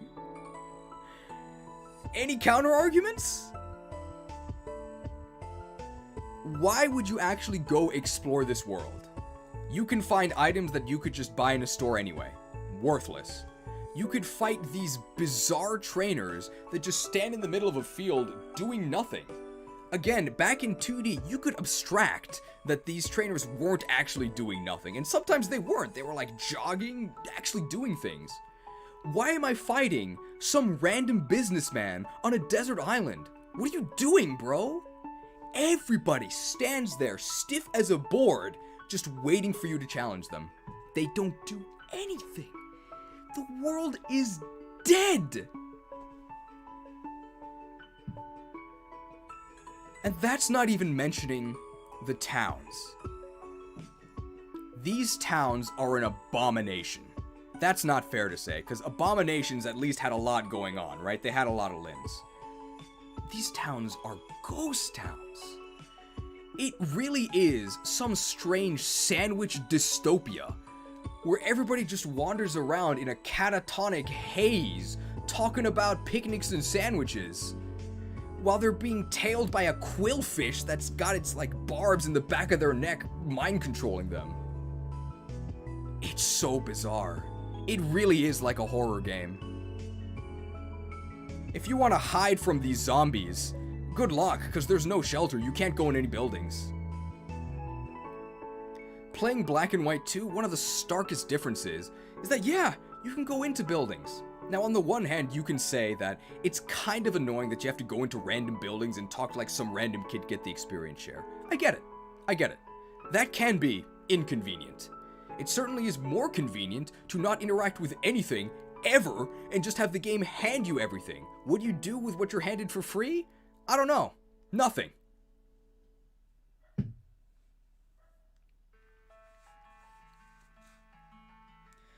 Another thing that I think has been lost, and I realized this again replaying Black and White 2. In Black and White 2, there's these ticker tapes that display like the current date and like what's happening in the game currently. Now these things are in English because I'm playing the English version of the game. Something that happened, I believe it was in Sword and Shield for the first time. They replaced languages, like text in the game, with this bizarre hieroglyphic rune script. And I think the reason they did that was that they didn't have to do different languages for different releases. And I do think something is lost from that. But I will admit that's a bit of a nitpick.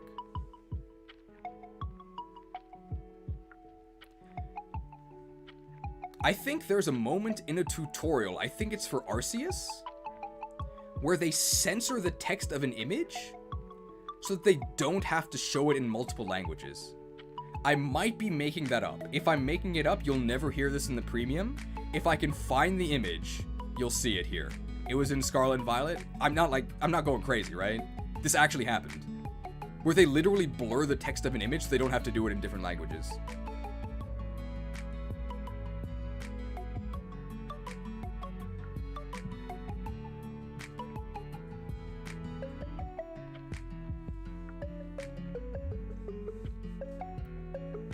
It was for the battle UI? Okay.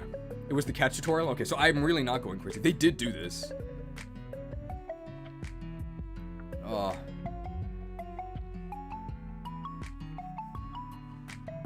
In terms of balance, the game is yet again super easy. You can mash A and clear the entire game. I did it. No voice acting, but it's probably not a shock by this point. It's still really strange to have people giving completely silent lectures.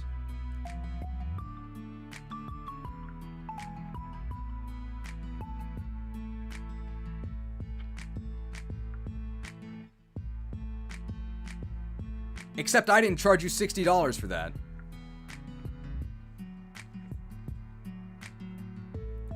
talk about the open world format. So in Scarlet and Violet, you can go anywhere. Can you do anything? Well, you can die, because there's no level scaling. What is the point of having an open world game where the only thing you can do out of order is get your ass kicked? What? Now, I've heard some defenses of this. One is that if the world scales with you, then there's no sense of growth. That's a terrible argument, because there's ways to make the world more difficult as it scales with you. Because making the game more difficult isn't just having the Pokemon be higher level. It's making them be higher level, having there be more of them, giving them better moves. There's very easy ways to make the game more difficult as you progress, while still keeping a sense of progression. Yeah, Pokemon Crystal Clear, a ROM hack made by, I believe, one person, has level scaling in an open world game. They did it wonderfully. They made different teams for every gym leader based on how many badges you have, which is how level scaling works in the Pokemon world, by the way. Remember Black and White 2? Charon is the first gym leader. We know from Black and White 1 that his strongest Pokemon isn't like a level 12 Lillipup. He's got a total, complete endgame team, but doesn't use it because he knows you have 0 badges. His goal is to test you, not to crush you. And the thing is, this game does do level scaling, right? Nemona has an endgame team at the start of the game, but she doesn't use it because she scales to your levels. Why don't the rest of the gym leaders do that? I guess it was too much work? So you'd have to make 7 different teams for each gym leader. Do you think they had the budget to hire someone to do that? You could probably do that in an afternoon, in like 2 hours. I'm not even kidding.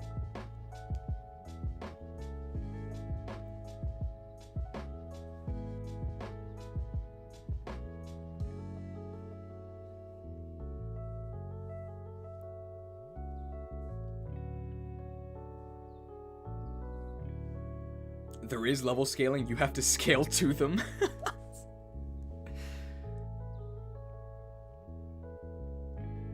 The storyline is split. Before we talk about the story, we'll just talk about how the story interacts with the gameplay. So there's 3 separate routes. There's Victory Road, and when I say Victory Road, I mean that's what the gym circuit is called. There is no Victory Road in this game, it's been cut. Then there's the Starfall Street, which are 5 minigame bases that end with a boss fight. And then there's Path of the Titans? There's something from World of Warcraft that was something Titans. And that's where you fight 5 Titan Pokemon. Dynamax is still in the game, don't worry. And then after each of those, you unlock an exploration ability. We'll go through each of those in order. Victory Road is just gym battles. There's really nothing else I have to say about that. It's just gym battles. And then it ends with, I guess each of the gyms is preceded by a little minigame. They're all terrible. And then at the end, there's an Elite Four circuit. And at the end, you fight the Elite Four. They're all in the same room. Best part about the Elite Four was always the memorable environments that each member had. Now, they've always been a little bit over the top. I don't know if you'd actually want to fight in a room filled with lava. Seems kind of dangerous, but the fact that they're all in the same sterile chamber, for me, is just such a disappointment. Now, you could say, oh, well, it's sterile on purpose because it's a school exam. Well, school is boring. Give me some better rooms. They could have done exactly what they did in the Origins show. So in the Origins show, all of the Elite Four battles take place in a room that looks very similar to the exam room, but there's computer projections, technology's incredible, that then bring the rooms to life. And they could have easily done that, but they didn't. Guess it would have been too much work. It's not a school exam one. It is. It's your final test in school.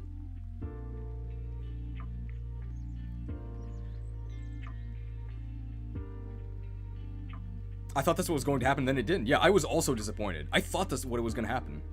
Because you step into this room that looks almost exactly like the Origins chamber, which had projections. Like, oh, that's what they're gonna do. But no, they didn't. Okay. No dungeons as well? Yeah. There's just nothing to explore in the world. They sort of tried to give you an incentive to explore through the Golden Go coins. So to evolve Golden Go, you need to collect a bunch of like Gimme Ghoul coins. And these Gimme Ghouls are quite well hidden, you need a lot of them. But each little Gimme Ghoul you find is like 3 coins. You need 999 Reddit gold to reach Golden Go. But you could go to these easily located towers and just get 50 coins at once. So why would you ever explore? Just go to the towers. Easy.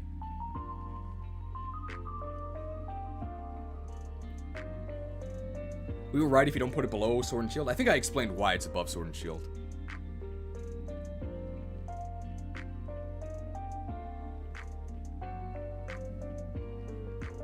Oh yeah. There are no dungeons. The closest we get to dungeons is the large cave before the Psychic Town, which I didn't even go to because by that point I already had climbing. I just skipped it. It's not like there's anything in the cave anyway.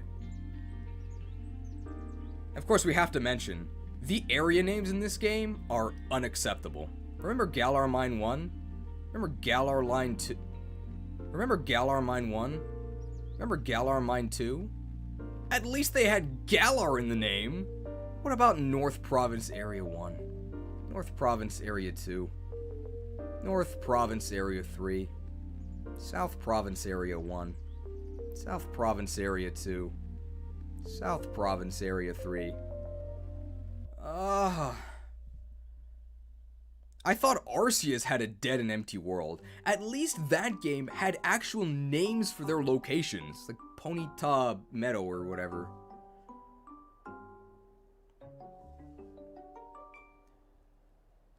One thing you could do in the open world is collect materials that you can then use to craft TMs, because of course, TMs are back to breakable. Why? So now there's just added busy work before you can actually use your TMs. Why did they do this? It seemed like an excuse to get you to go out and explore the world. It's just a chore.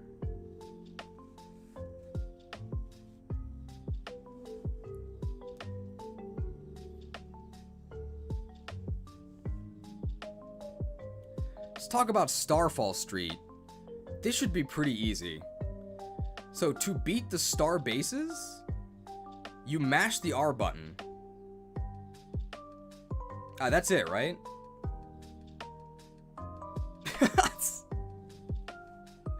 I think we're done with the starbase analysis. We can also mention that interacts with the Let's Go mechanic, which is kind of like follower Pokemon. So follower Pokemon were broken in Sword and Shield, but I mean, they fixed it in Daipa, right? Oh, okay, well, it was broken in Daipa. Oh, well, they fixed it for Scarlet and Violet, right? No, they didn't. It's still broken. It's been 3 games in a row. It still doesn't work.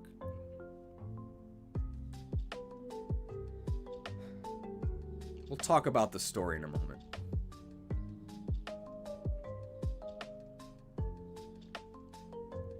The star bases is also a good time to bring up how unintuitive the intended level path is. Here it is on screen now. Couldn't figure this one out? You must just be bad at video games.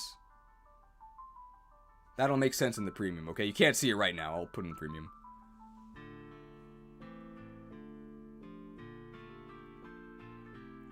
When I saw the first Starmobile, I was excited because I was ready to see how it would be different at each star base. Of course, the difference is that it's a different color. Nice.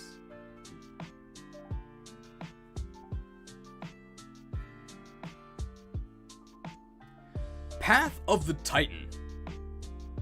The Titan path, it's probably the worst gameplay-wise. So there's 5 bosses throughout the world that you have to defeat. I imagine they made them Titans because it was really easy to just make them big. Just scale up the model size. Wow, it's a boss. Incredible.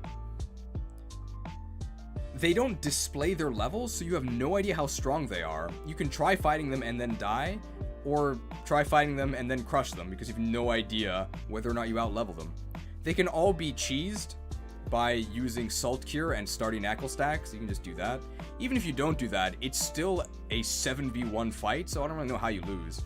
There's nothing special about these Pokemon. They're just big. They don't have any special mechanics. I think they have stat boosts. Who cares? The totem Pokemon at home.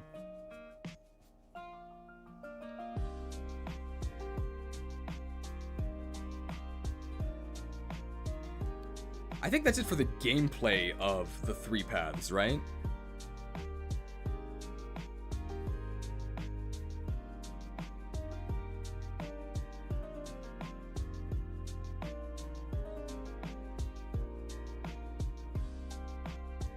Last things we'll mention about gameplay, I guess we'll briefly talk about multiplayer. Battle timer's still there, so I guess we'll briefly talk about multiplayer. The 20-minute battle timer is still there, so I mean, good luck playing singles. You can't. I guess they're encouraging you to play doubles. Are there double battles in this game? There's literally 4. And they're all unlosable, because you get free stat boosts during them. Fun.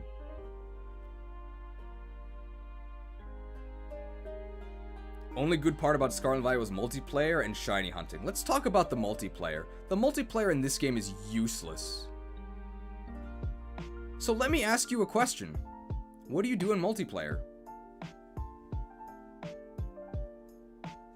You can't do anything.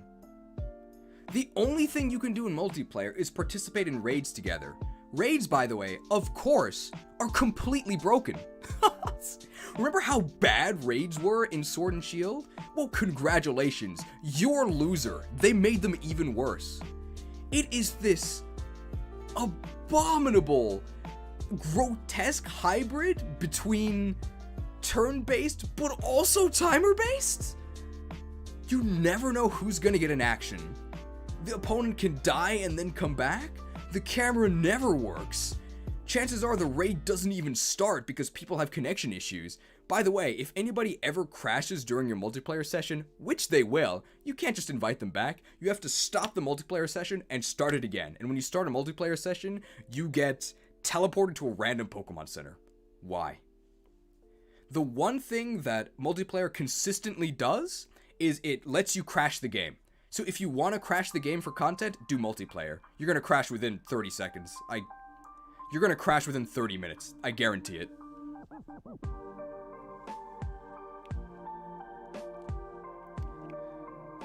One thing that multiplayer does enable you to do is to catch Pokemon from the opposing version if somebody in your party is from that version. I would rather they just give us all the Pokemon in one game, but they can't do that. By the way, this mechanic does work in Area 0, but you can't see your partner in Area 0. So what you can do is stream the game and then have your party members stream snipe you so that you can stay next to each other and catch the opposing Paradox Pokemon. Great gameplay.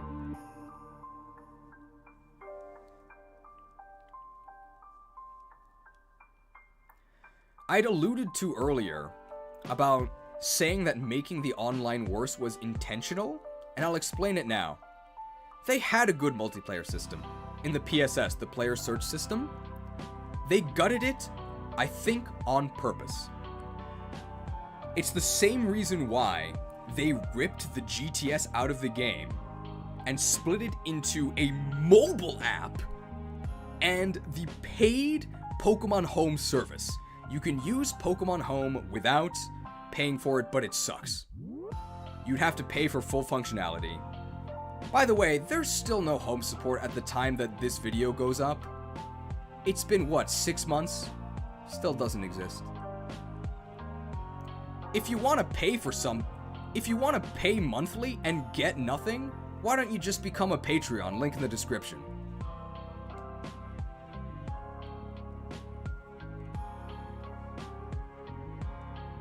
They even said earlier, coming in early 2023. Well, it's April 30th. I'm waiting.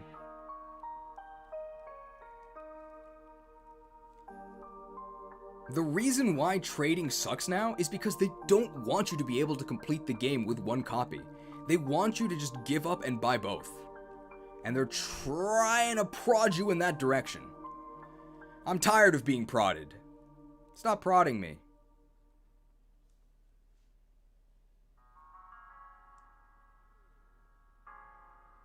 Did we talk about all the gameplay stuff we had to?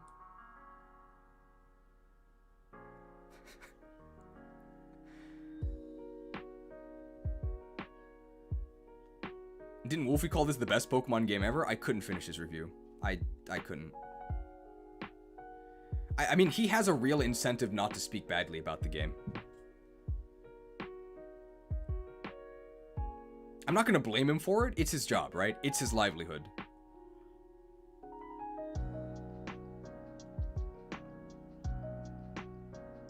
We mentioned the sandwich cult. We'll talk about the sandwich stuff, I think, more when we talk about the story.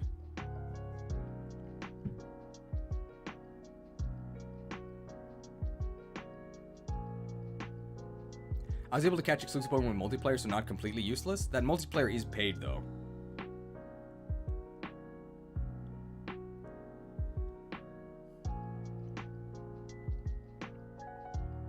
I think we can talk about the story now, right? We've touched on most of the gameplay stuff. No double battles, raid mechanics, empty open world. Yeah. But the olive, though. I did enjoy the olive.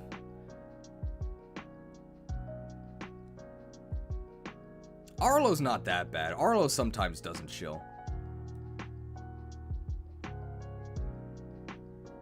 Forced affection? Is affection forced, or is it tied to sandwiches? I think I did mention Terra at the beginning. I think it's boring and too difficult to access the good Terra types.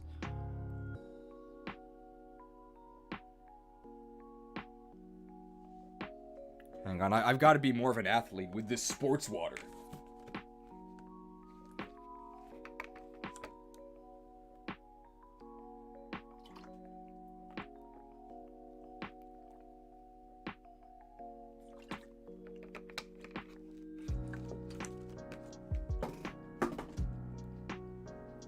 Now, the video's been going for a while. You're probably feeling a little peckish. Would you like a sandwich? I hope you like sandwiches, because this game is sandwich-centric. It is actually absurd how much of this game is about sandwiches. Like, half the story, I'm not kidding, is about sandwiches. And sandwiches are a major gameplay mechanic. Making sandwiches is how you get certain buffs that allow you to find certain Pokemon easier. Some Pokemon are almost impossible to find without the right ingredients in your sandwich. It's crazy. They even added a bread dog Pokemon? I like sandwiches in real life, but by the end of this, I was just saying, enough, man.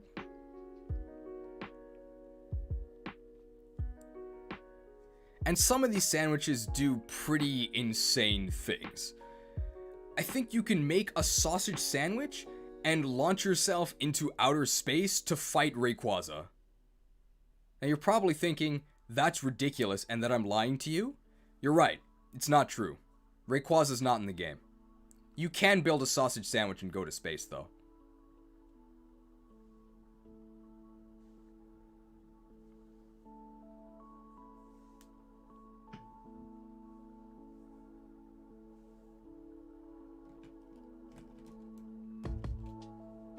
Okay, I think we can talk about the story.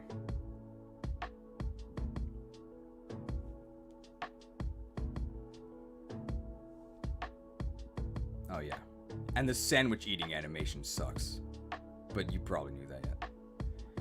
And the sandwich eating animation is an embarrassment. I think they should have just faded to black. That would have been better.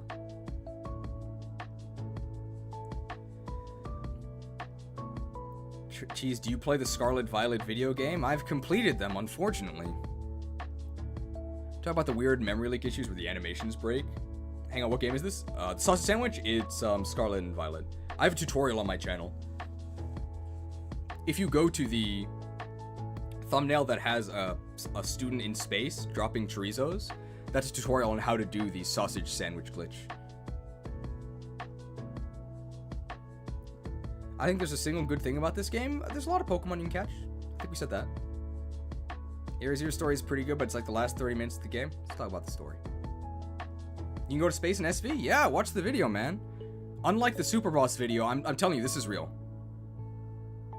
And Area Zero is good. Yeah, we'll get there.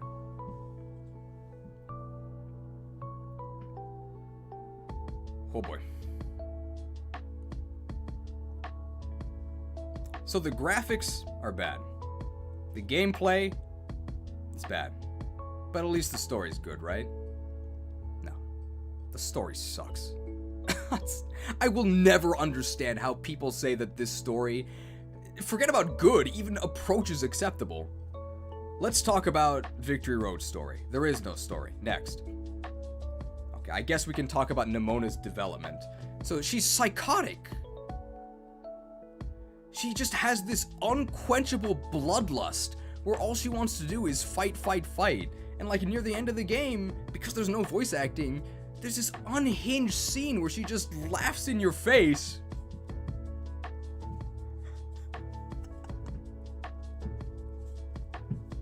And that's the end of Victory Road. Cool. Let's talk about Starfall Street. People defend that story. It's garbage. It's garbage. Even if you're an incredibly skilled storyteller, it's going to be difficult to tell a non-linear story.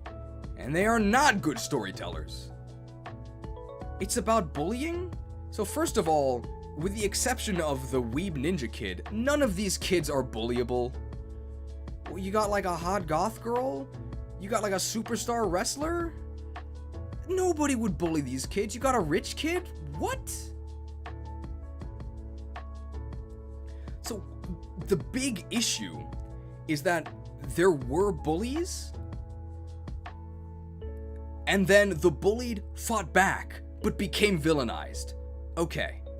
Apparently the old administration of the school knew about this, but didn't stop it. And then, when all of this came to light, every single faculty member quit. How do you have a school with 100% turnover, where all of the new staff, including the headmaster, has no idea what happened? It's terrible! This is not nitpicking. The core of the story makes no sense. We're gonna restart the music.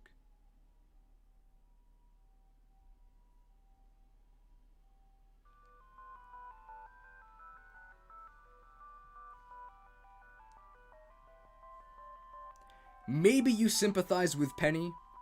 Maybe I would if she actually said anything. But nobody does. There's no voice acting. It's just endless text that you mash through, but they added a sepia filter, so I guess it's nostalgic. I don't know. Is the story better than Fate's? At least Fate's was fun.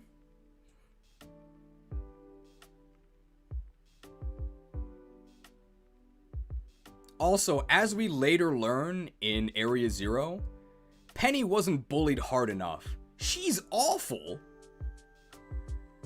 There's a moment where Arvin, whatever his name is, talks about his missing parents. And then Penny's like, oh, well, my parent calls me a nickname I don't like. Awful. I don't like you.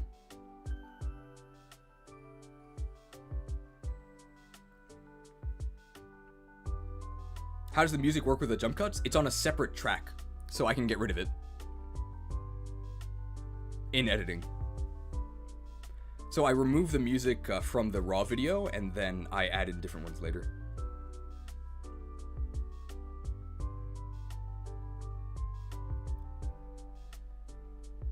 Now, probably the hottest take of SV so far that I've said. People really like Arvis's storyline? I don't know what his name is. Now, probably the hottest take of probably the hottest take I'm going to say about Scarlet and Violet, people say that, well, at least the Arven storyline is good. I just call him Arvis because Arvis is from an actually good game. No, it's not. So I don't know Arvis, and I don't know his dog, so I don't care about them. Arvis should have been the main character. The game should have started in Area 0 with Mabosstiff getting wounded. And that might have been the base for a good game. He's just this random guy you meet in 5 copy-pasted cutscenes, shows you his sick dog, you're supposed to feel bad. I don't. Maybe I would if in one of the very few cutscenes that this game actually has, there was voice acting about him being glad to cure his sick dog.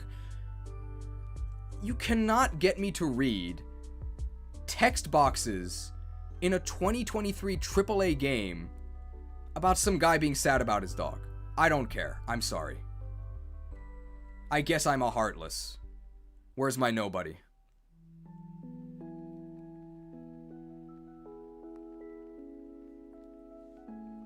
It just feels like very cheap, and it just feels like very cheap emotional manipulation. Don't manipulate me, okay? And don't cheap shot me either. That's a 4-second stun.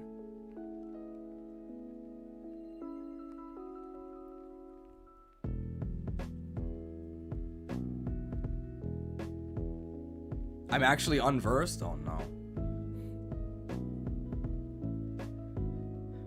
Only one thing left to talk about in Scarlet and Violet, and that is what most people consider, including me, only one thing left to talk about in Scarlet and Violet.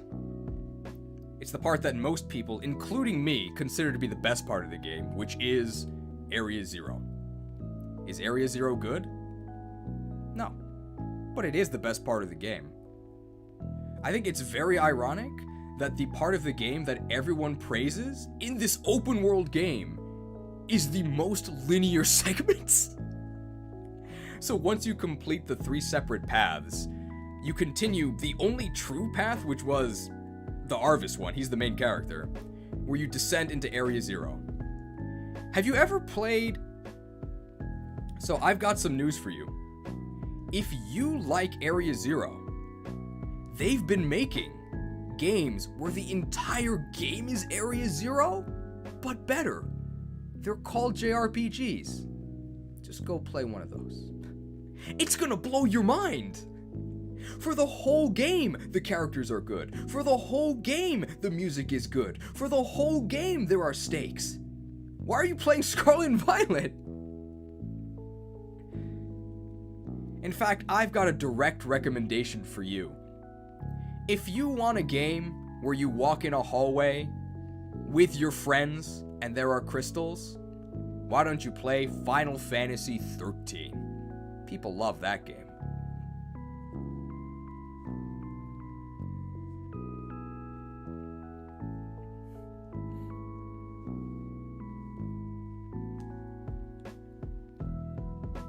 For Area 0 defenders, let me ask, what do you actually do in Area 0? You walk down a very big spiral with unreadable text that scrolls way too fast, and then you fight Paradox Pokemon. 12v1, so it's a real challenge.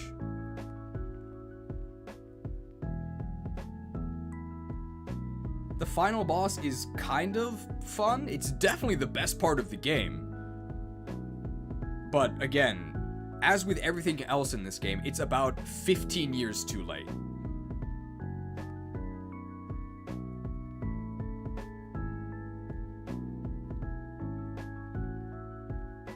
The atmosphere in Area 0 was sublime, and the fact it wasn't shown in the trailers made it so much better. Sublime? I'd agree with the sub part. Subpar. It's a grassy field with mist. You like Venomoth? You can catch a Venomoth. You like Slitherwing? I do. You can catch Slitherwing. It really is just the worst JRPG you've ever played in your life. It's a little more than that. Care to elaborate?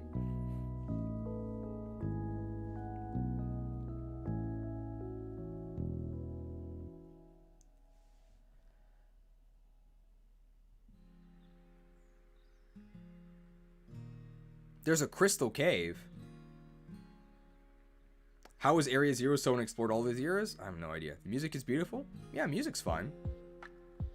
It's okay.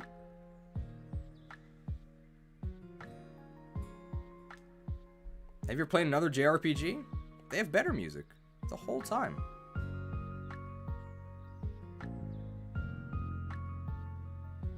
I think that's about everything for Scarlet and Violet.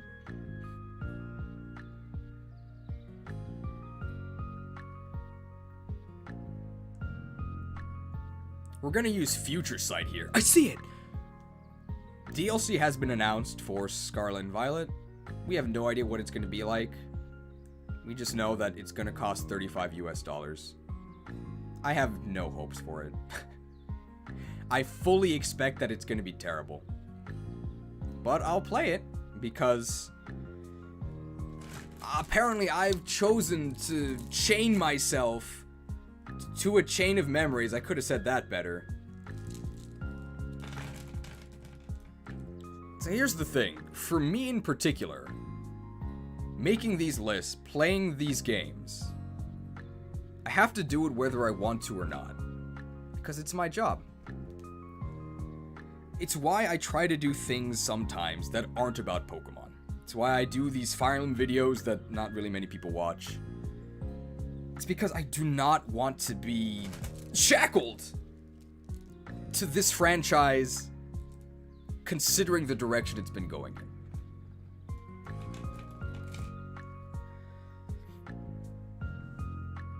You can see pretty much that the list is old games good, new games bad.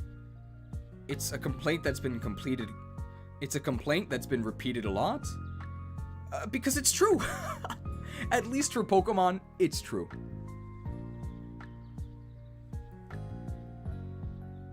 People will say... when I tell people about Scarlet and Violet, the graphics are bad. Okay, well, it's never been about the graphics. The gameplay's bad. Okay, well, it's never been about the gameplay. The performance is bad. Well, it's never been about the performance. The story's bad. It's never been about the story. So what is it about? Why would you play this game? I'm not sure. In my opinion, you shouldn't. There's a lot of words you could use to describe Scarlet and Violet. You could say that it's rushed. You could say that it's incomplete, that it's greedy, that it's incompetent. These are all negative words, by the way. But I think maybe the most fitting word to describe it, for me at least, is insulting. It really does feel like Game Freak saying, hey, you like Pokemon? Then buy this game. They know that their sleeper agent programming has been effective. They know that I love Charizard, and that I'll buy any game they put out.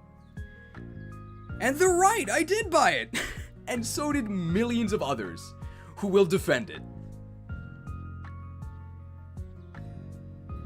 So to answer the question that this entire list was started by, do you like Pokemon? I think that, yes, I do. But I just wish that Pokemon liked me.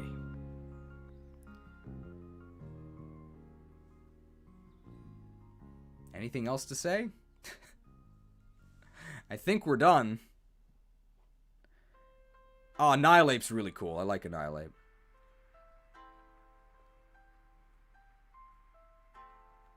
Do you know mobile gacha games are about collecting characters too? I should play Pokemon Masters Sex. Didn't I just do a video about Japanese dating? Surely Masters Sex will link to that series, right? Oh no. The Inconvenient Truth, sponsored by Al Gore.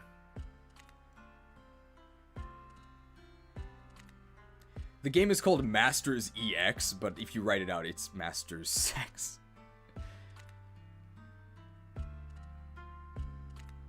I think this is our list.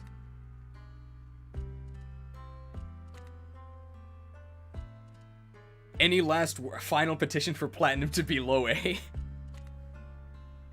Rest in peace, Pokemon. Not gone, but forgotten. I mean, it makes a lot of money. I sure love Pokemon Masters and they added the stamina system. It didn't start with one?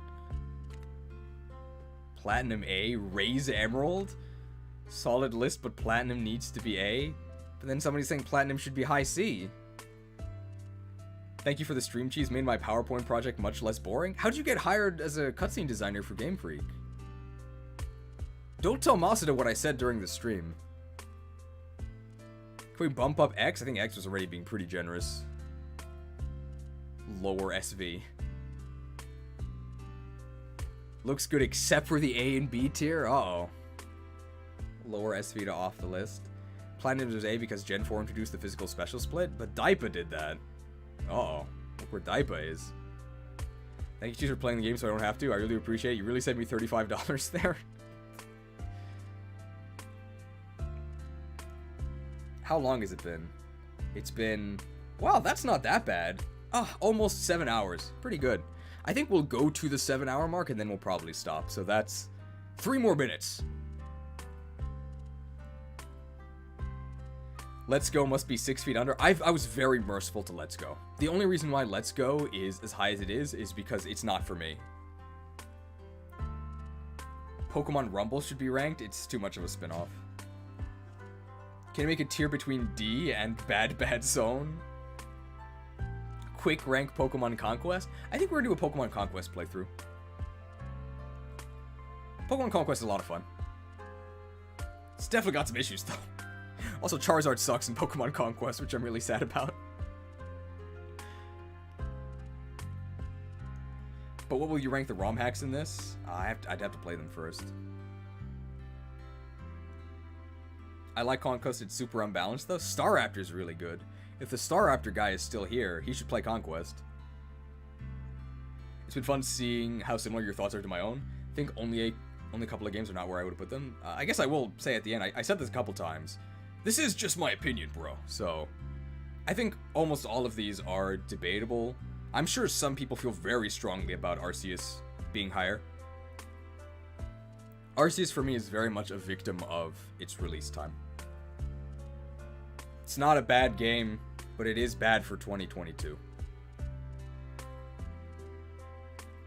For Conquest, would you do all the stories or just the main story? Just the main story. All the stories would be like the rest of my life.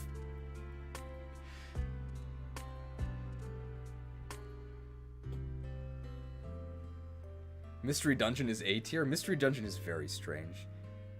I don't even know if we could do a spin-off tier list because there would be so much to explain for every single one. How is this still live? It's almost over. We're going for about another minute and a half.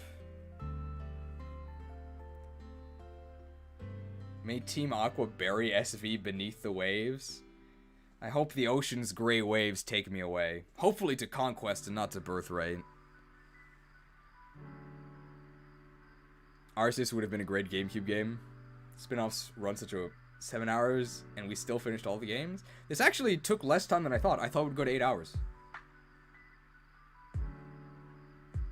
I think Scarlet and Violet actually took like an hour. What do I think of Ranger? I've never played it. So I guess while we're all here, last thing is, if you have any, I guess like questions to ask me while I'm still here, you can @ me and I'll try to answer them all now as I become even more athletic with my sports drink. Shadow of Almia? Did you mean Shadows of Valencia?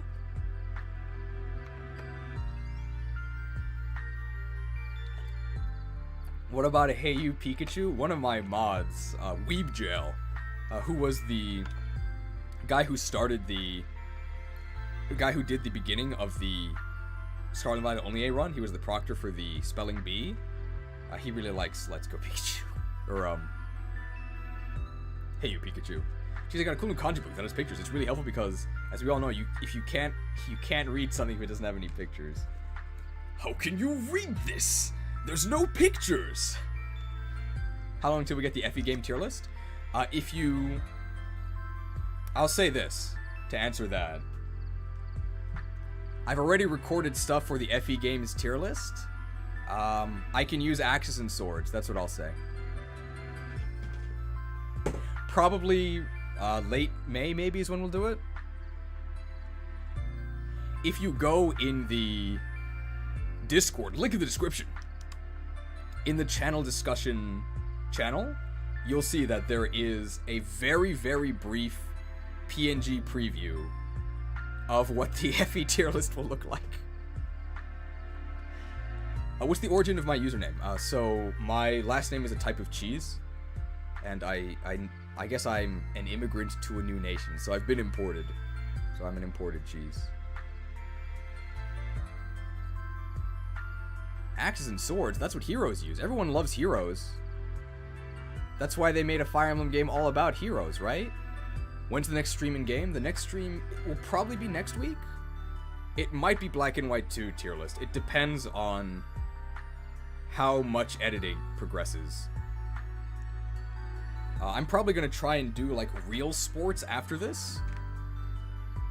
So I think this is I'm probably not going to do any more editing today because doing a 7-hour live stream does kind of hurt. So I have to go probably rest for the rest of the day, and then I'll start editing this list.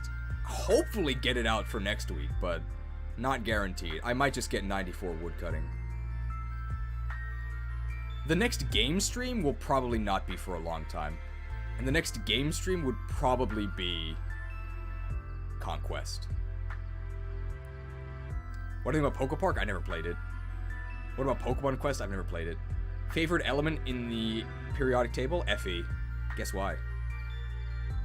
Not a question, but I respect you spending so many hours playing this terrible game. Don't respect me for this. Ugh. But I'm glad you enjoy the videos. $5.50 donation from Farfellow. Say what you want, but PLA is definitely a Kickstarter pitch I would donate to. It's got a good concept.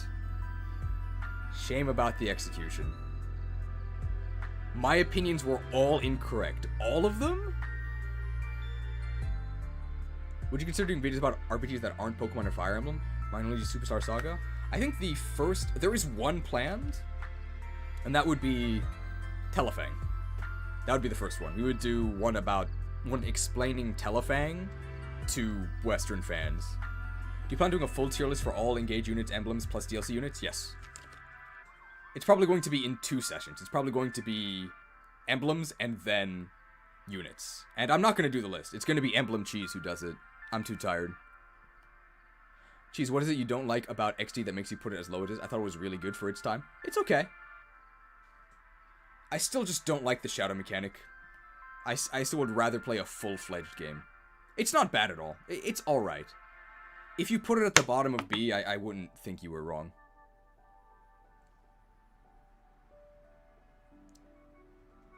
I think I've gotten through all of them. Can't wait for the Gen 3 starter video. Gen 9 starters is next, though. The reason why Gen 3 starters is not next is because Gen 3 starters has to include Leafblade Chronicles, which I can't make because the actors aren't in town. Also because the script doesn't exist. The script doesn't exist for Gen 9 starters either, but I have the real life stuff filmed. Be interesting to actually see you play FF13. We're not going to play FF13. FF13's not that bad though, but I already played it. I don't need to play it again. I totally understand why people hate FF13. It is a hallway, but at least it's a pretty hallway. Do I have YouTube collab plans with anyone? Plague Von Karma was here earlier. I'm not sure if they're still here, but probably someday with Plague Von Karma.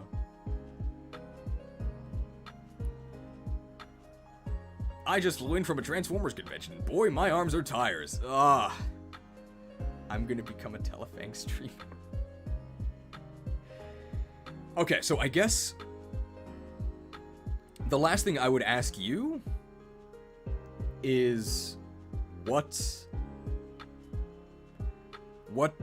tier list should we do next? What Pokemon related tier list should we do next? It's probably gonna be Black and White 2, unless anybody has other ideas. And I guess the other idea would be like Platinum. It's either Platinum or Black and White 2. Watch Lockstein and Noggin videos? I watch them sometimes. I really like them. Ultra Sun and Ultra Moon. Or Conquest. Before Conquest, we would have to replay Conquest. Definitely Black and White 2. So my question, another question is full Pokemon tier list. No. If we ever do a full Pokemon tier list, it's going to be an April Fool's stream. I'll tell you that much. We will never do a full Pokemon tier list. It's just not feasible. Okay, it's probably gonna be Black and White 2.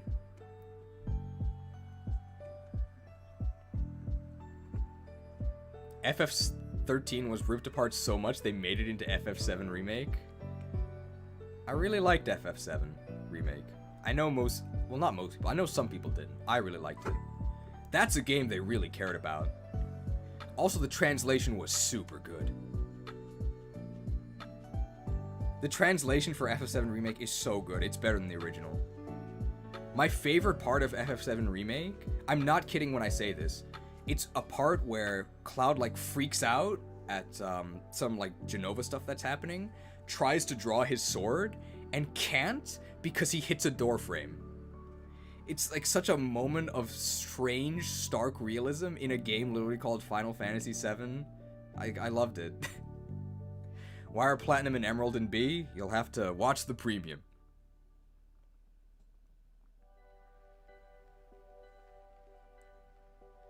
Alright, I think we are done. My last question to you then. Put this on my head. If anybody has suggestions for a theme for a Pokemon Conquest run, you can either type them now, or you can put them in the Discord, link in the description. We're probably only going to play the main campaign. There's like a ton of side content. There's like a ton of side content we're not going to do. It's just too much because they're all like separate full run-throughs. But my, I guess, current ideas for a themed playthrough, I guess I can, no, I wouldn't put a poll up. Charizard only? No, I want to have fun. Charizard's terrible. My current 3 potential challenges are Waifu Wars, where we can only use female warlords. That's kind of basic. Kanto Conquerors, where it would be only Kanto Pokemon. I'm not sure if I would do that one. And then Great Unifier, which I think might be fun. So the whole point of Conquest is you're trying to conquer the continent. And I think it might be fun to use one Pokemon from each gen. It goes up to Gen 5. So we'd have one from Gen 1, one from Gen 2, one from Gen 3, one from Gen 4, one from Gen 5. Great Unifier is also a skill in the game that's like the best skill in the entire game. Nobunaga has it. He's the main villain. Husbando Wars, I guess only males.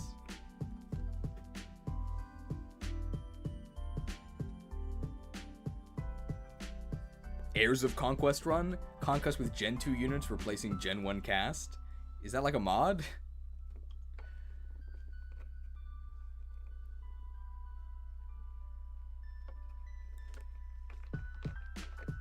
Oh, we've been going for 10 minutes over. Conquest, but throughout the entire game you trash on Fates? I mean, that's gonna, yeah, exactly, that's gonna happen no matter what. Not gonna lie, Pokemon Conquest kind of sounds like a fascist Pokemon game. Well, not really. It's supposed to simulate feudal Japan. So before Japan was one nation, it was split into a bunch of warring states. That's why they called it the Warring States period. And it's sort of a recreation of the initial push to conquer all of the surrounding areas and create a unified Japan. But it's not called Japan, it's called Dansei.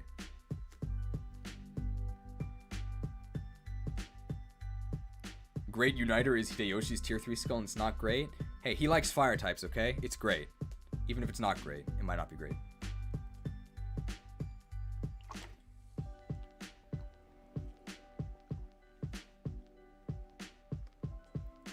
I will say that the Hideyoshi guy, the real Hideyoshi's castle is in Osaka, where my family is from. And Hideyoshi is the fire type warlord, so there is a reason that I'm a fire type trainer as well. When I'll do the Conquest run, I will probably do it after I complete the Gen 9 starter video. They shaped the map after Arceus. Yeah, so fun fact, Ransei, the name of the region. Ransei means born from an egg, like to hatch from an egg. And supposedly, the universe of Pokemon hatched from an egg.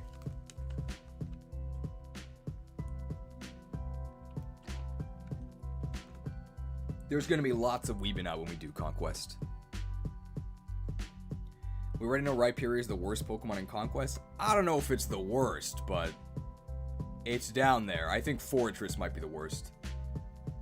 Doesn't Conquest take like 10 billion years to finish? It's 100%, yeah. But the main initial campaign is not that long. It's beefy, but you can finish it within your lifetime.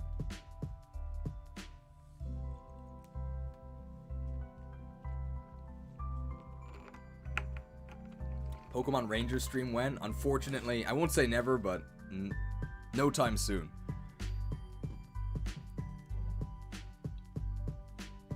Alright. I think that this list is over.